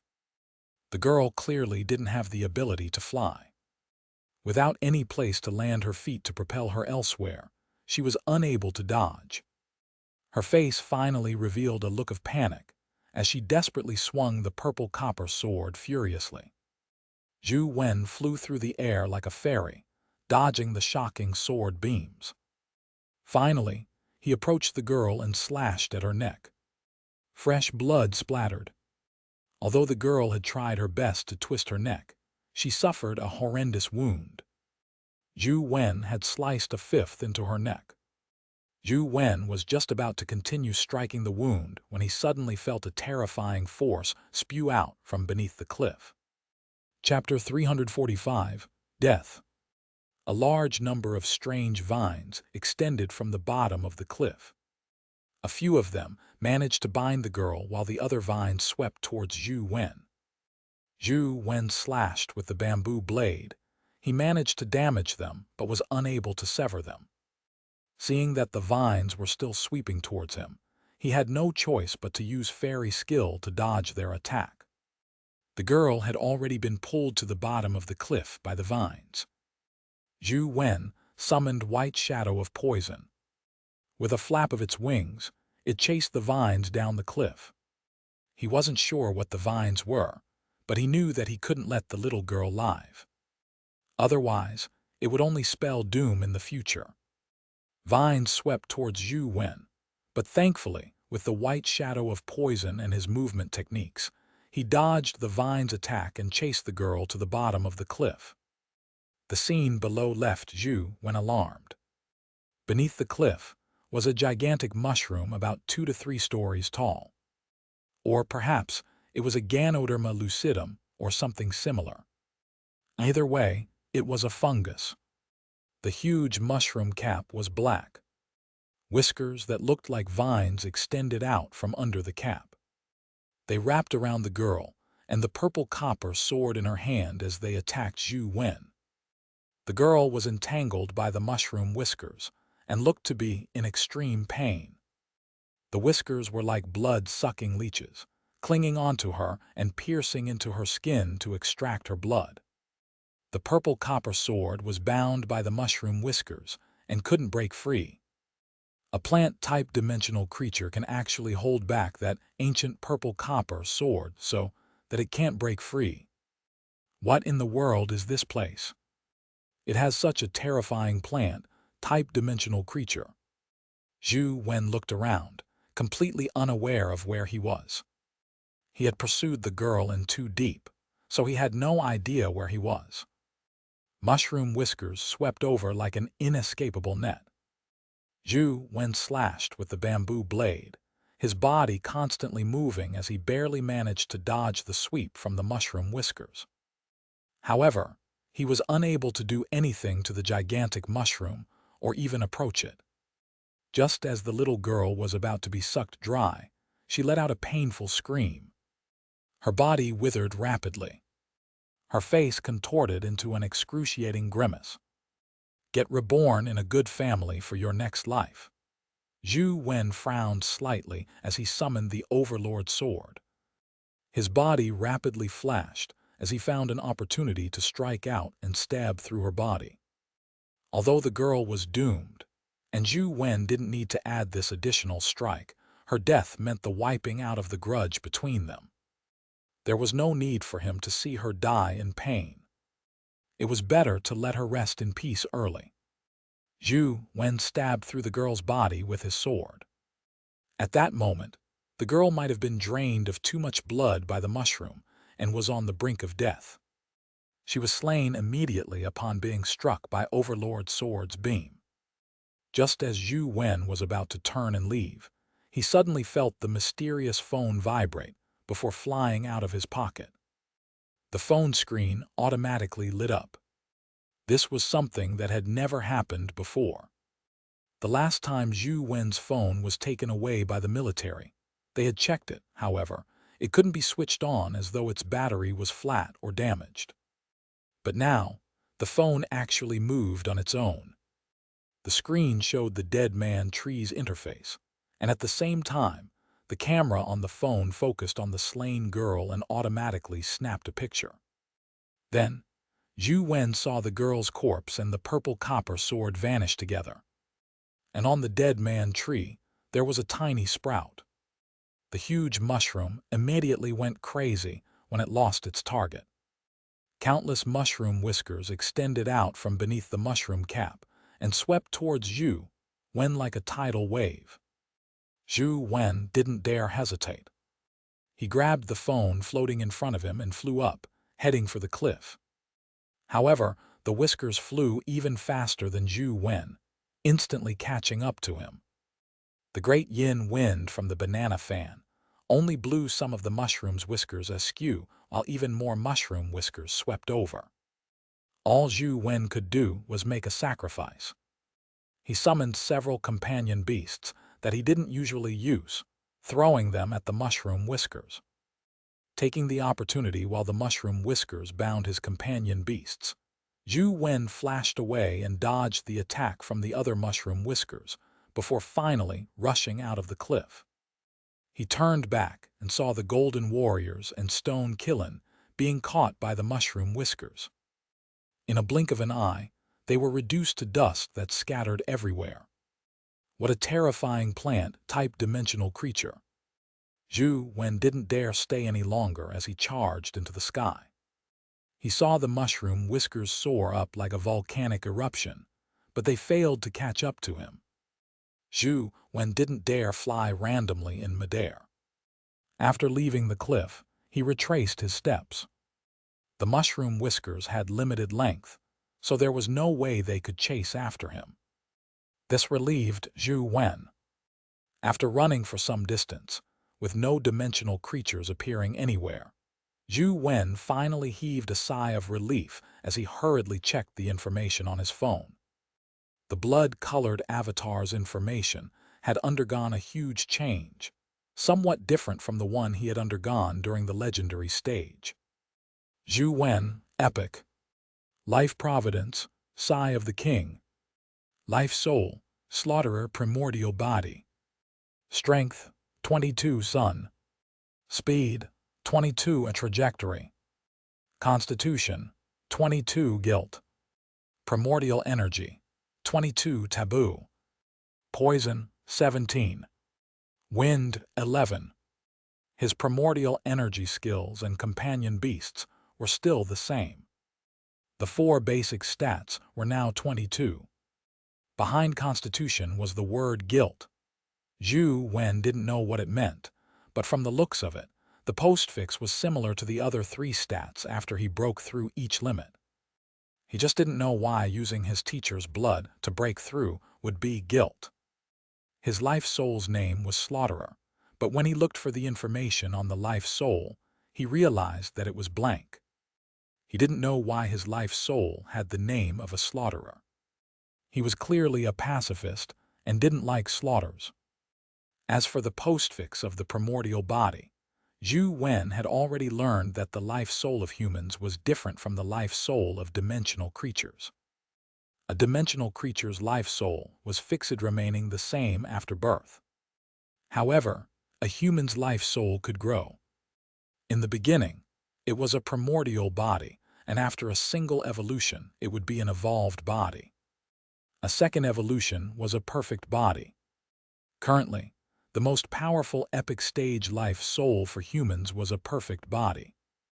Legend said if a perfect body further improved, one would reach the mythical stage. Of course, this was only a legend. Zhou Wen had never heard of any human having evolved to the mythical stage. Zhou Wen didn't wish to stay in the wilderness for too long. Thankfully, his memory was outstanding. He still remembered how he came. He rode the mutated stone kai and ran towards a small city nearby. When he arrived at the location with the signal, Zhou Wen gave Xianxia a call and asked him about the situation. Chapter 346, Return. Young Master Wen, you shouldn't have gone to Holy City. Holy City suffered casualties this time. Wang Minjuan's crime has implicated the Wang family. If it wasn't for the fact that they have some influence in the League, the entire Wang family would have been doomed. Even so, the Wang family is still in a terrible fix, and they won't have it easy. As for the 4 of you being Wang Minjuan's students, I'm afraid no one in the League will dare to hire you in the future. And Sheng clearly knew of what had happened at Holy City as he spoke to Zhou Wen. Zhou Wen fell silent. He didn't mind if no one dared to hire him, but with Wang Minjuan's infamy that would last generations, there was probably no way to whitewash him. Many lives were lost because of his actions. There was no way he could be rid of the guilt. Young Master Wen, where are you? I'll send someone to pick you up. As long as you return to Luoyang, no one in the League will touch you, and Sheng said. There's no need. I remember the way. I can head back myself. Zhou Wen rejected Sheng. As the path Sheng had taken previously wasn't too dangerous, he could return to Luoyang safely with his present strength. All right, be quick. Now that Holy City is in a mess, the 6 families and the Special Inspector Bureau don't have the time or manpower to do anything to you. However, things will be different after a while. You have to return to Luoyang as soon as possible, said Sheng. After hanging up, Zhou Wen rode the stone kai and headed for Luoyang. And Sheng was right. He needed to return quickly. In the past, the Bureau had tried to arrest him simply because of a tiny bit of suspicion. Now, his teacher, Wang Minjuan, had committed such a huge crime, and they had been right beside him when things went down. Therefore, Zhou Wen refused to believe that the 6 families would ignore them. Therefore, he had to return to Luoyang as quickly as possible. If there was no other choice, he could only escape into a dimensional zone. He didn't encounter any danger along the way. Zhou Wen rode on the mutated stone kai that moved faster than a car. However, it was too bumpy, making it very uncomfortable for gaming. Zhou Wen observed the dead man tree on his cell phone every day and saw the flower sprout growing bigger by the day. It was very similar to the situation after Yan Zhen's death. From the looks of it, after Yan Zhen died the last time, he was sucked in by the dead man tree. That's why no one saw his corpse. Zhou Wen roughly gained an understanding of what was going on, but he still wasn't sure if this was a good or bad thing. The dead man tree was an unknown and terrifying existence. Previously, everything on the phone had been under Zhou Wen's control, but now the dead man tree seemed to exceed his control. However, it was useless to worry about these things now. He couldn't throw away his phone just because of the dead man tree's existence. Xianxia, can you tell me exactly what happened? Zia Dongyu stared at Xianxia, his eyes filled with rage. Xianxia was one of the geniuses that the Zia family had. She had the greatest hope of advancing to the mythical stage. Her life soul had reached the perfect stage, and the mythical companion egg the Zia family had obtained from a dimensional zone was given to her because of her outstanding performance. Xianxia lived up to everyone's expectations. With the Zia family's resources, she had advanced the ancient sword to the mythical stage in less than 6 years. It could be said that Xianxia was the main pillar of the Zia family, but she ended up heavily injured while in the wild. The Zia family found her and managed to save her life, but she claimed that the ancient sword was gone. Xianxia was extremely calm as she recounted what happened that day. Are you telling me that you fainted after being bitten by a 3-year-old child? After you woke up, that ancient sword companion beast was gone. Zia Dongyu found it unbelievable. After a moment of silence, Xianxia said, "Now that I think about it, the young man was right. That child really wasn't human." What's that young man's name? What does he look like? Find him. As long as he's not dead, we must figure out the truth. Zia Dongyu held back his anger as he spoke. That was a mythical companion beast. The Zia family didn't have many mythical companion beasts. With one gone just like that, how could he not be angry? Xianxia knew what Zia Dongyu was suspicious of, but when she thought of the youth's appearance, Xianxia said, "I didn't take a careful look at that young man back then. I fainted after I was bitten. Now, I can't remember his face anymore. I just found him very ordinary looking, without any obvious characteristics." Zia Dongyu was even more furious, but there was nothing he could do about it. After venting his anger, he allowed Xianxia to leave his office. That young man must be one of Wang Minjuan's 4 students. I just don't know his name. Xianxia was also in front of the Holy Tower back then, so she naturally recognized Zhou Wen, but she just didn't know his name.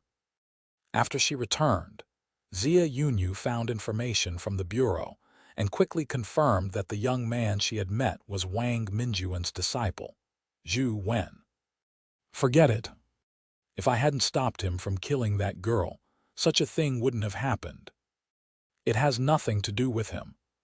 He's already in enough trouble, so why should I heap more on him?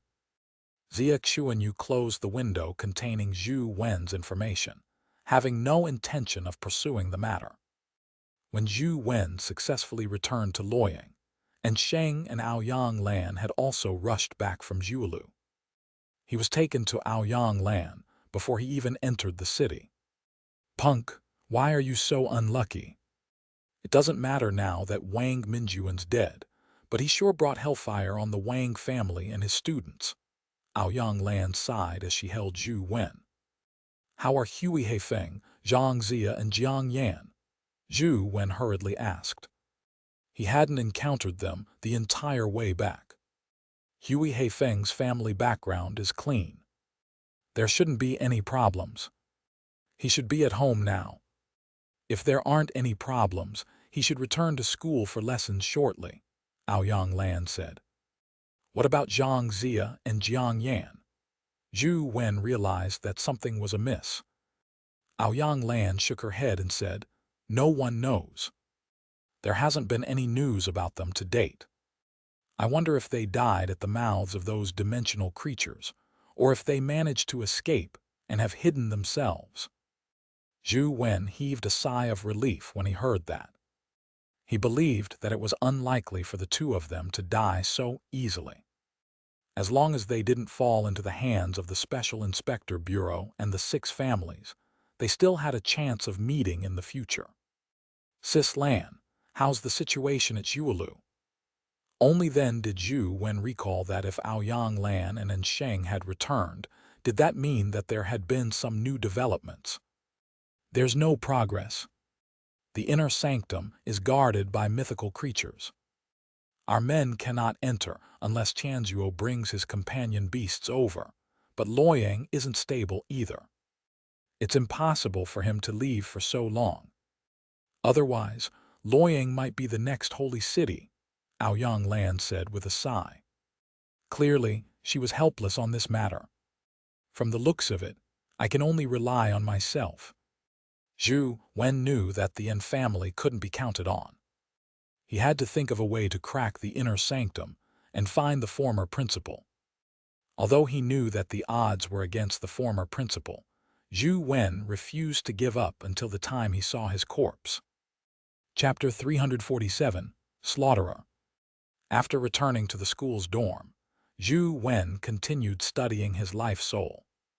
When an ordinary person advanced to the epic stage and condensed a life soul, they would sense their life soul to a certain extent and would know its approximate powers.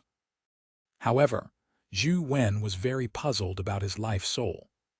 He could sense the existence of Slaughterer and sense its close relationship with him, but he was unable to communicate with it. It felt like Zhou Wen's life soul was a lifeless robot. All it knew was to follow a program. In any case, this feeling was extremely odd. Zhou Wen didn't discover anything after looking through the college's records regarding the epic stage. Why are my life providence and life soul so strange? It's fine if I can't read the information about the life soul, but I can't even see it. What's going on? Zhou Wen had tried many times in game. His life soul didn't seem to have a corporeal body. When attacked, Zhou Wen could sense the life soul on him, but it didn't stop any attacks. Any force would penetrate it and affect Zhou Wen as though it didn't exist. Zhou Wen couldn't command Slaughterer to take the initiative to attack, nor could he allow Slaughterer to use any skills. It was as though Slaughterer's effect was to passively increase Zhou Wen's strength and speed, as well as provide an infinite reservoir of primordial energy. Why does my life, soul, and life providence seem to be swapped when compared to others? Others have a life providence that provides passive abilities, while their life soul has active skills. Why is my life, soul a passive ability? Zhou Wen found it very strange. Zhou Wen wished that his life soul was like Dr. Soul's. It could aid Dr. Darkness and could also attack independently. That was Zhou Wen's ideal life soul. In fact, most life souls were like that. The life soul of the mutated Stone Kai was in an offensive and defensive state. At the very least, even Wang Minjuan's life soul was a bottle with a healing ability. However, Zhou Wen's life soul had no ability to attack on its own. It could only attach to him to provide support. Zhou Wen wanted to test out Slaughterer support, so he planned on heading to a test venue. After all, he had advanced to the epic stage, and the ordinary testing apparatus in his dorm didn't have such a high upper limit. He couldn't accurately make measurements with them. Just as he walked out of Four Seasons Garden, he saw Wang Fei walk over. Zhou Wen Do you have time? Can we have a chat? Wang Fei walked over and asked. Miss Wang, what's the matter? Zhou Wen guessed that Wang Fei was probably going to tell him about Wang Mingyuan. Indeed, Wang Fei sighed and said, I shouldn't have introduced you to Uncle Mingyuan. I originally wanted you to study well, but I ended up bringing you to harm instead. Miss Wang, it's nothing like that. I don't regret learning from teacher. No matter how others see him, he will always be my teacher, Zhou Wen said with a serious expression. Wang Fei stared blankly at Zhou Wen for quite some time. After confirming that he wasn't joking, she shook her head and said with a bitter smile, even those who share the same blood can't compare to a student. This world is really different. Miss Wang, has something happened? Zhou Wen felt that the Wang Fei today was a little different from the tutor Wang Fei he had known before. Wang Fei shook her head. It's nothing. From tomorrow onwards, I won't be your tutor anymore. I came to see you before I leave the school. I originally wanted to apologize, but since you don't mind being Uncle Mingyuan's disciple, there's no need for me to say sorry. Miss Wang, you are leaving the school, Zhou Wen said in surprise. Although he wasn't quite studious usually, this didn't stop him from believing that Wang Fei was a good tutor. After Uncle Mingyuan's incident, I can no longer remain in the school as a tutor. I'm a family member of a monster who betrayed all of humanity. No one can tolerate such a person to continue teaching. The League can't tolerate it, nor the parents of the students, so I, as a relative of a sinner, can only resign, Wang Fei said self-deprecatingly. Zhou Wen was at a loss for words. Wang Mingyuan's incident was terrible, and there were far-reaching influences. This was something expected. Anyone could be willful and say that one had to be responsible for their own actions. However, if something were to really happen, certain influences couldn't be avoided. That's good too. I've always felt that I'm unsuitable being a tutor. Perhaps the battlefield is where I belong. Wang Fei looked at Zhou Wen and said, Zhou Wen, study hard. Don't let others look down on you. After all, Uncle Mingyuan and I have taught you before.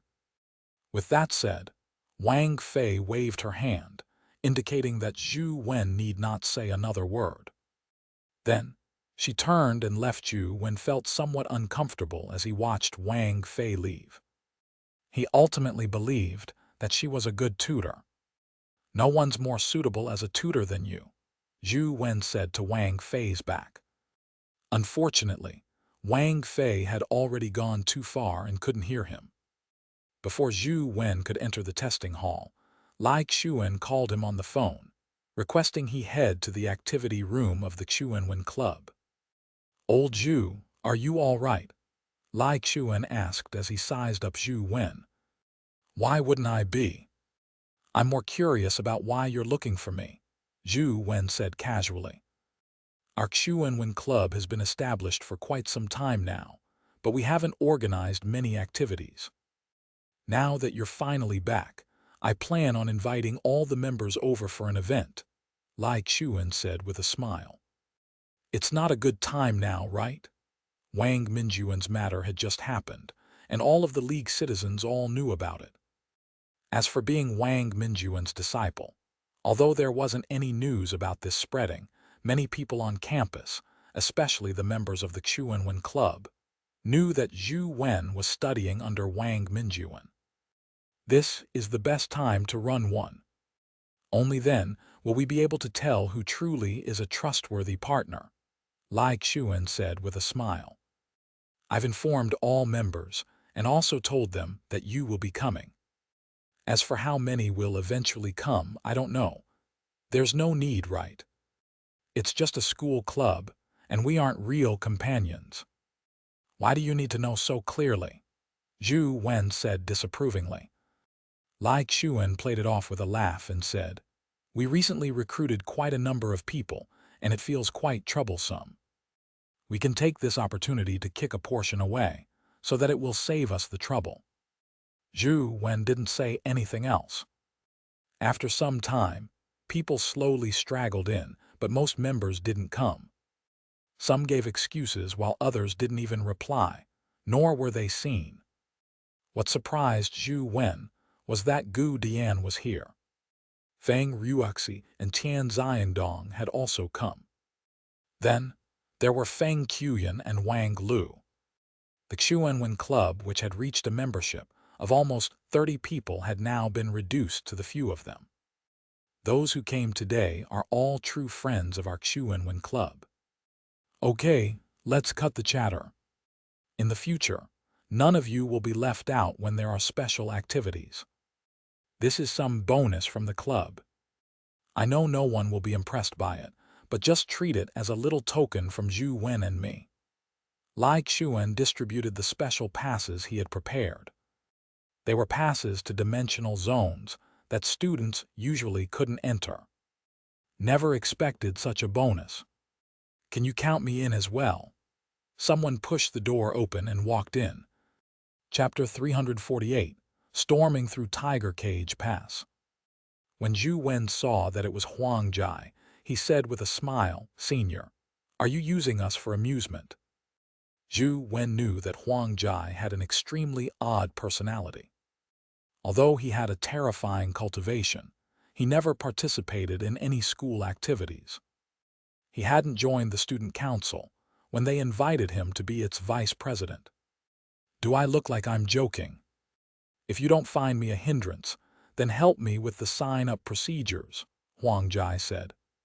Nothing of that sort, Senior Huang. We fully welcome you joining our Xuanwen Club. I'll do the paperwork for you. Lai Xuan was very happy. He originally thought that he would be purging members today, but he never expected to have one join.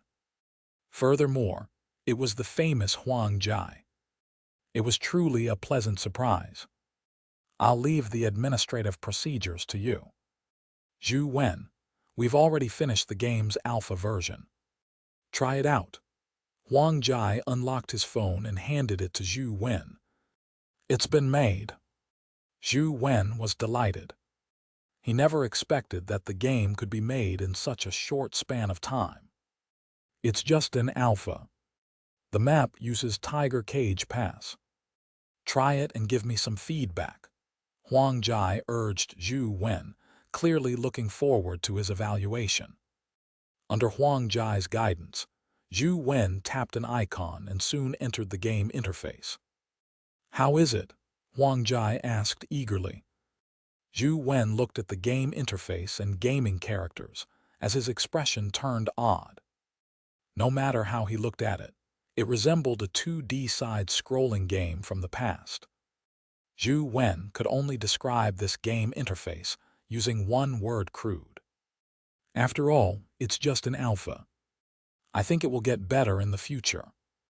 Zhou Wen could only console himself.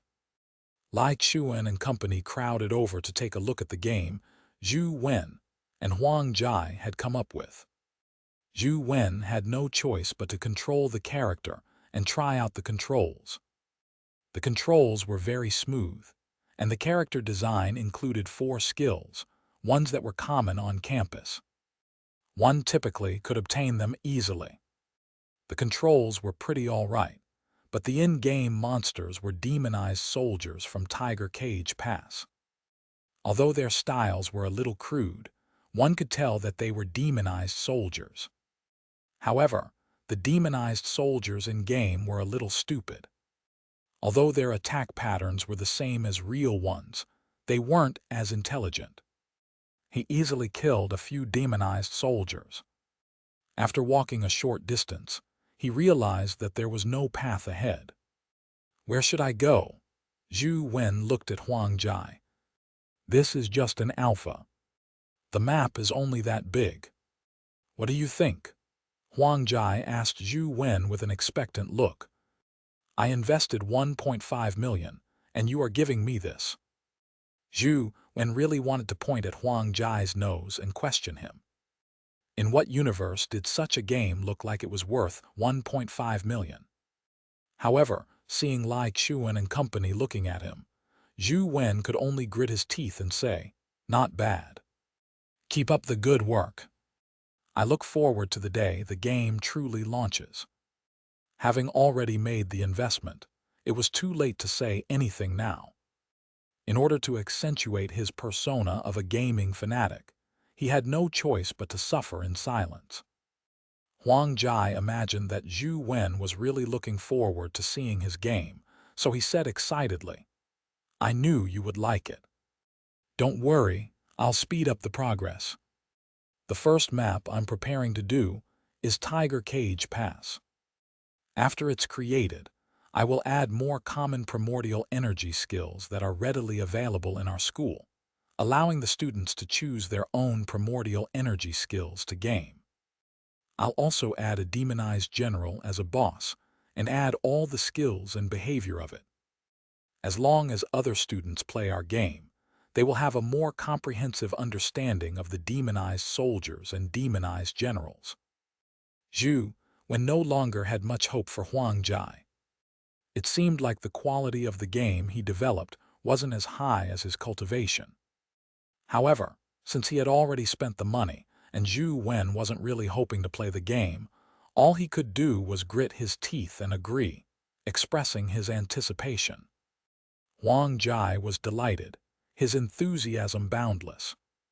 After settling the sign-up procedures, he went back to work on the game development. "Old Zhu, I think that game seems a little too simple." Although Lai Xuan usually only played simple games to kill time, he could tell that the game's interface was truly terrible. Zhou Wen had no choice but to speak up for Huang Jai. "What's important isn't the game's graphics, but the content of the game. In the future, the game will add all the dimensional zones on campus as dungeons. When the time comes, one will be able to understand the behavior and various skills of dimensional creatures by gaming, so it will be very beneficial." "Is that so?" Lai Xuan and the others expressed their doubts. Although the current level of technology wasn't much better than it was more than a decade ago, the standards of a 3D game were already rather mature. In terms of side-scrolling games like Huang Jai's, it just didn't seem right. However, they didn't really play games, so they didn't have much of an opinion about it. On the contrary, Wang Lu seemed somewhat interested in this. She got Zhou Wen to let her have a spin after the game was done. After Wang Fei left, the school assigned another tutor to their class. However, Zhou Wen had already advanced to the epic stage and was on the same level as his tutor. The teaching content used to teach ordinary students was useless to him. The school was most useful to Zhou Wen because of that massive database and those dimensional zones. Therefore, when he had nothing to do, Zhou Wen would crazily grind the dungeons.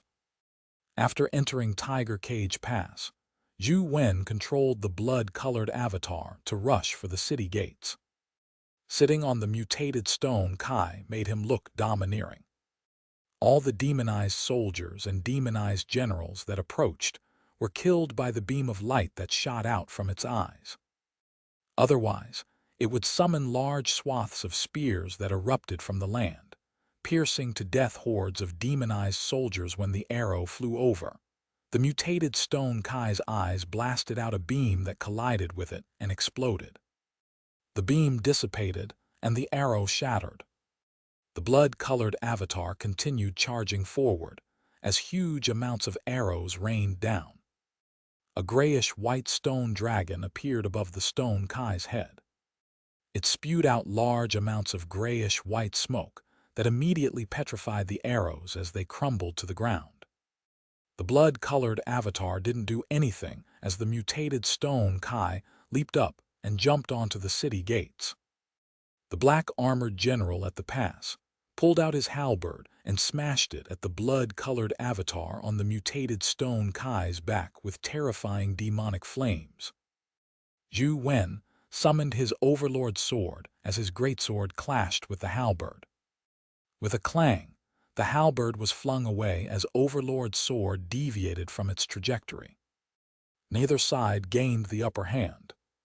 However, in the next second, Zhou Wen used Transcendent Flying Immortal. He became one with the sword as he transformed into sword shadows that slashed at the black-armored general. The black-armored general's demonic flames surged into the sky as he brandished his halberd and blocked the attacks. It was as though he had 3 heads and 6 arms as he successfully blocked the Transcendent Flying Immortal. What a powerful demonized general! Zhou Wen was somewhat surprised.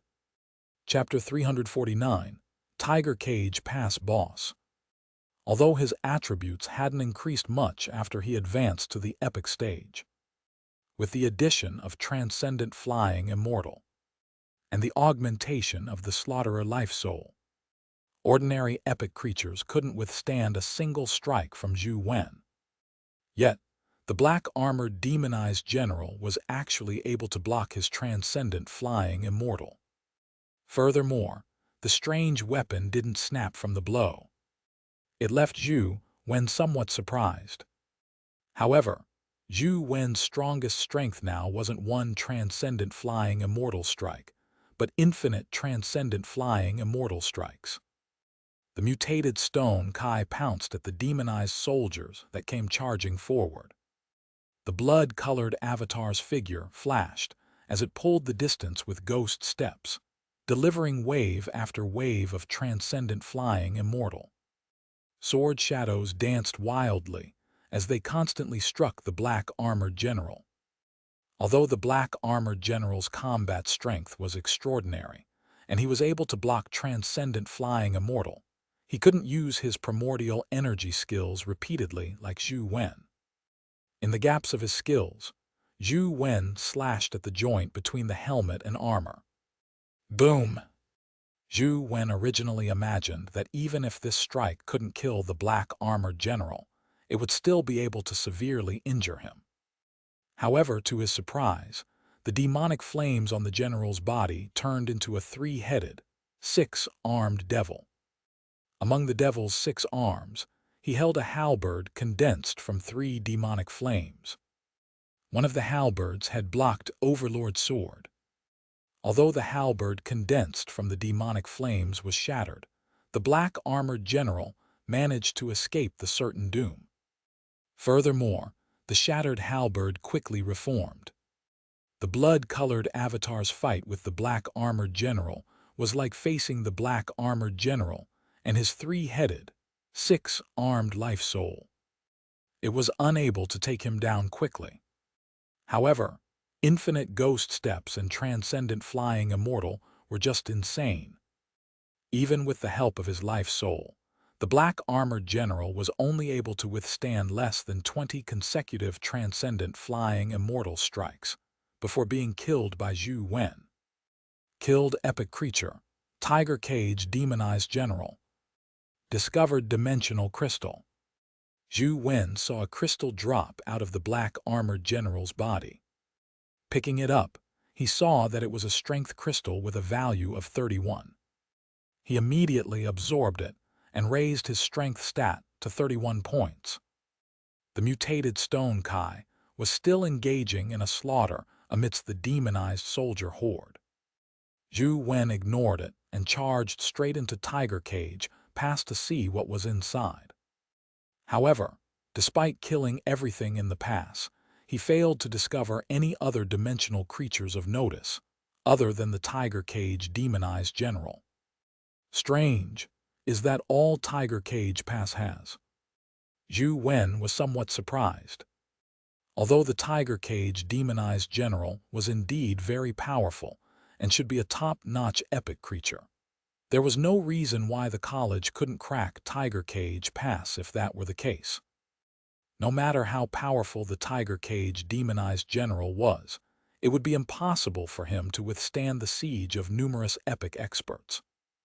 Suddenly, Zhou Wen realized that something was amiss.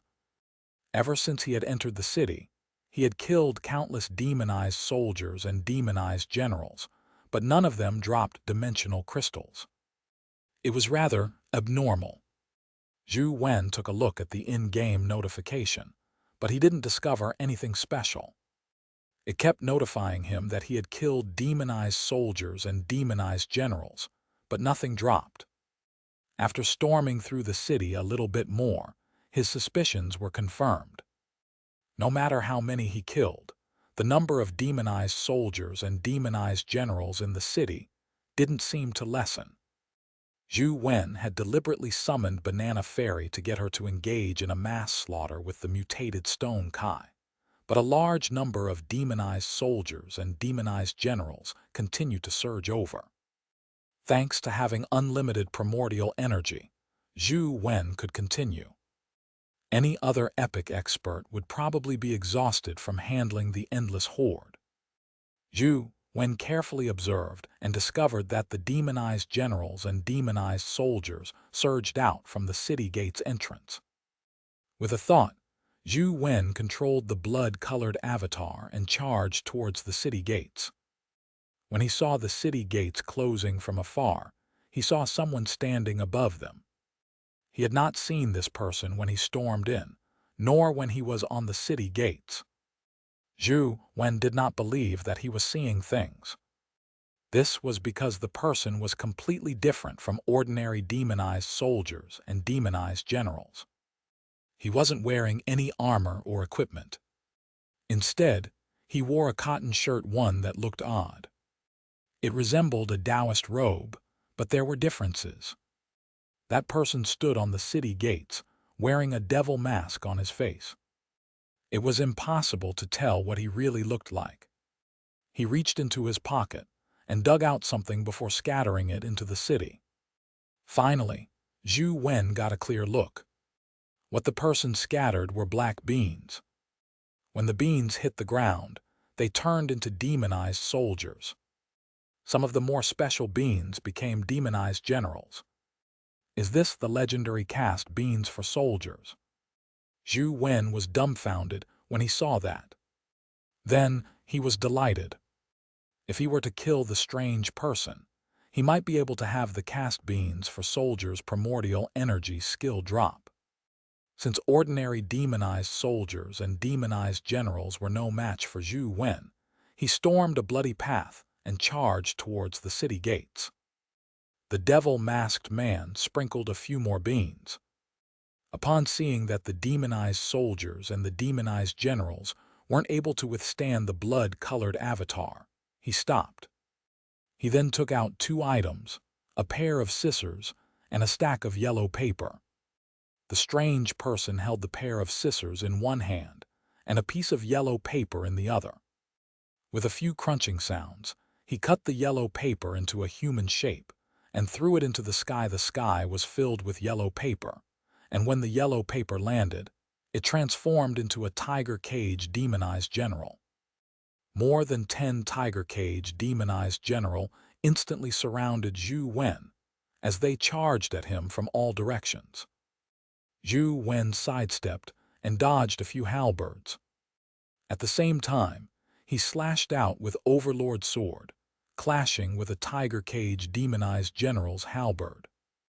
Then, he was astonished to discover that the tiger cage demonized generals which were cut from the yellow paper were actually comparable to a true tiger cage demonized general in terms of strength and speed. What was even more unbelievable was that all the tiger cage demonized generals produced a 3-headed, 6-armed devil life soul. Holy SHT, who's that strange person? This is way too sick. Zhou Wen was alarmed. This was the first time he had seen such a primordial energy skill. It was unimaginable that just a paper figurine would be able to reach the standards of a tiger cage demonized general. Could it be that the strange person is at the mythical stage? Zhou Wen guessed inwardly. At the same time, he also knew why no one could leave alive after entering Tiger Cage Pass. It was really difficult to stay alive with someone like that guarding Tiger Cage Pass. Shoot the horse before shooting the rider. Capture the leader before capturing the looting throng. It's useless for me to kill these Tiger Cage demonized generals. that are made from paper figurines. I might as well charge over to kill that strange person. Zhou Wen exerted strength under his feet as he unleashed his full speed with ghost steps, dodging the tiger cage demonized general's encirclement. He soared into the sky and attempted to fly up to the city gates. However, the strange person held a tiny triangular flag and waved it at the sky. Instantly, dark clouds gathered as lightning bolts struck down and hit the blood-colored avatar. The blood-colored avatar immediately went numb as it fell from the sky. Chapter 350, Magic. More than 10 tiger cage demonized generals immediately charged forward, bent on slashing the blood-colored avatar to death. The mutated stone Kai roared, and the stone dragon life soul spewed out large amounts of grayish-white smoke. It made several tiger cage demonized generals have no choice but to brandish their halberds to fend off the gray smoke. Meanwhile, Banana Fairy spat out a mouthful of grand yin wind.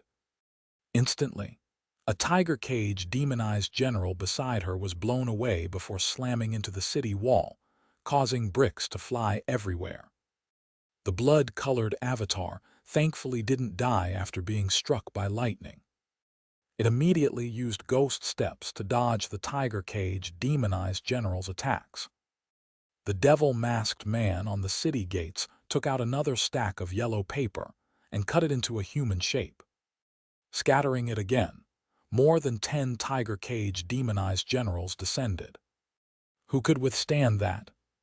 A tiger cage demonized general was already a top epic creature. Now, there were about 30 of them. Zhou Wen had to fight 1 against 30. If it wasn't for the fact that his life soul was empowering, and he had 2 powerful companion beasts helping him, he would have died long ago. Banana Fairy, come. Zhou Wen controlled the blood-colored avatar to beckon at her, summoning the Banana Fairy into his hand. He shook the fan and fanned a few times. In the past, due to his limited primordial energy, he had to rest once he fanned. He would wait until his primordial energy recovered before doing it a second time. But now, he was frantically fanning. He didn't have to worry about the primordial energy expenditure. Although the grand yin wind produced by Zhou Wen wasn't as strong as Banana Fairy's use of it, he could do it as many times as he wanted.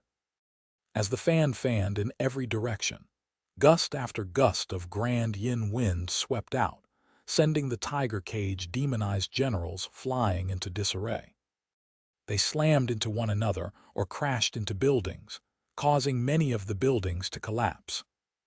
With the Overlord's sword in Zhou Wen's other hand, he slashed out without any hesitation, beheading the tiger cage demonized generals in midair.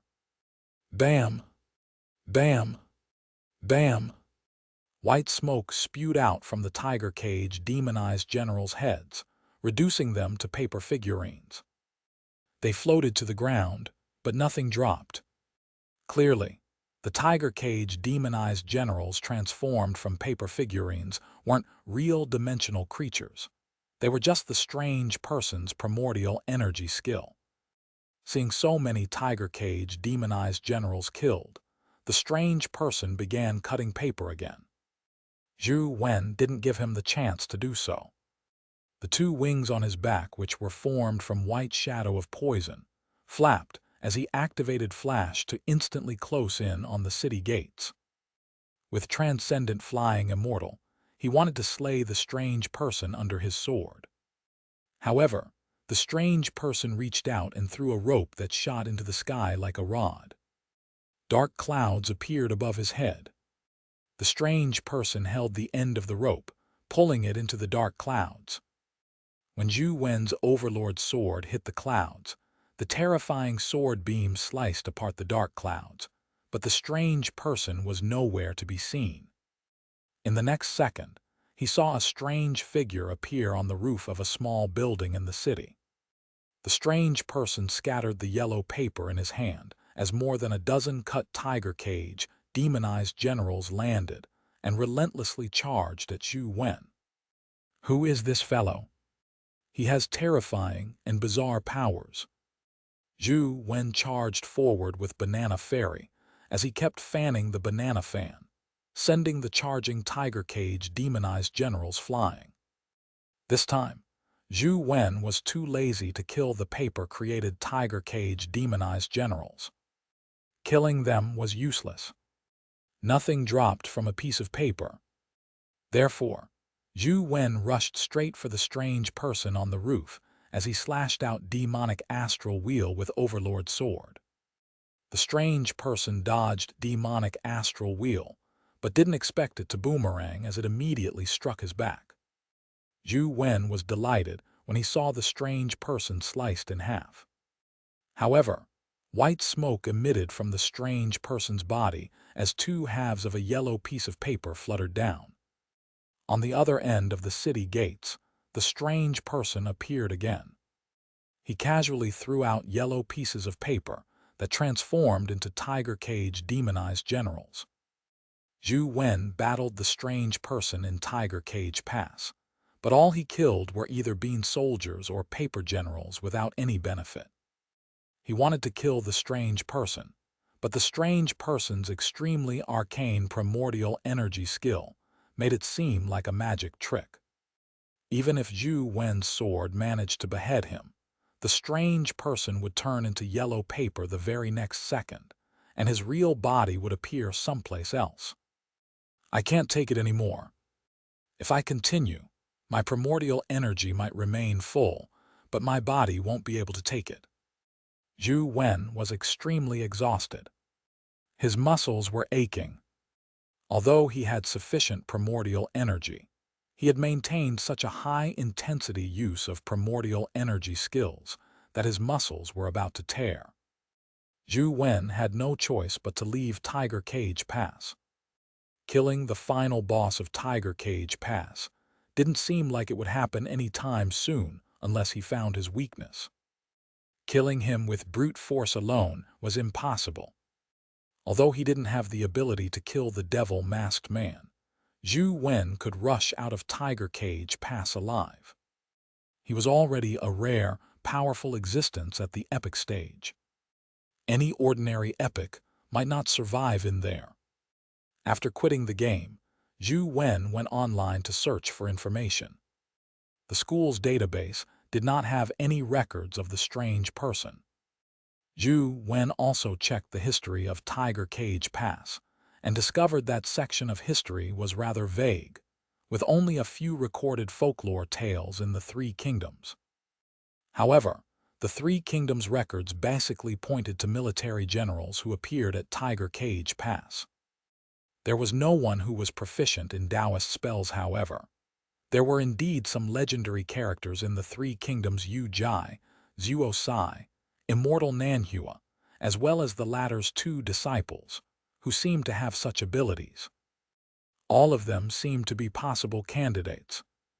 However, such information wasn't of much help for Zhou Wen's slaying of the devil-masked man. After all, the books didn't provide any methods to crack their Taoist spells. Zhou Wen roughly compared it and felt that the strange person was either Zuo Sai or Immortal Nanhua and his lineage. Zuo Sai was adept at all kinds of magical arts and was best at various bizarre spells. Immortal Nanhua's lineage was represented in the Three Kingdoms as using spells related to talisman soldiers. Zhou Wen studied it for a while and found several ways to deal with paper generals online. The most direct way was to attack with water. Paper figurines were the most afraid of water. Legend had it that once it rained, those paper generals would be useless. However, how could it rain in-game? The more realistic method was to find a companion beast that could spray water. As long as he could crack the strange person's paper figurines, there was a higher chance of killing him. Apart from the paper figurine avatar, the strange person also had a skill that allowed him to crawl into the clouds with the rope before vanishing. After Zhou Wen checked the internet, He found that there actually were such techniques recorded. Legend had it that these techniques were known as the immortal chains, but they had long been lost. There was no way to crack them yet. After some thought, Zhou Wen ultimately decided to leave the tiger cage past his boss for the future. This fellow was too difficult to kill. He would try again when he obtained a companion beast that could spray water. Zhou Wen decided on going to Ant Nest to kill the golden flying ant.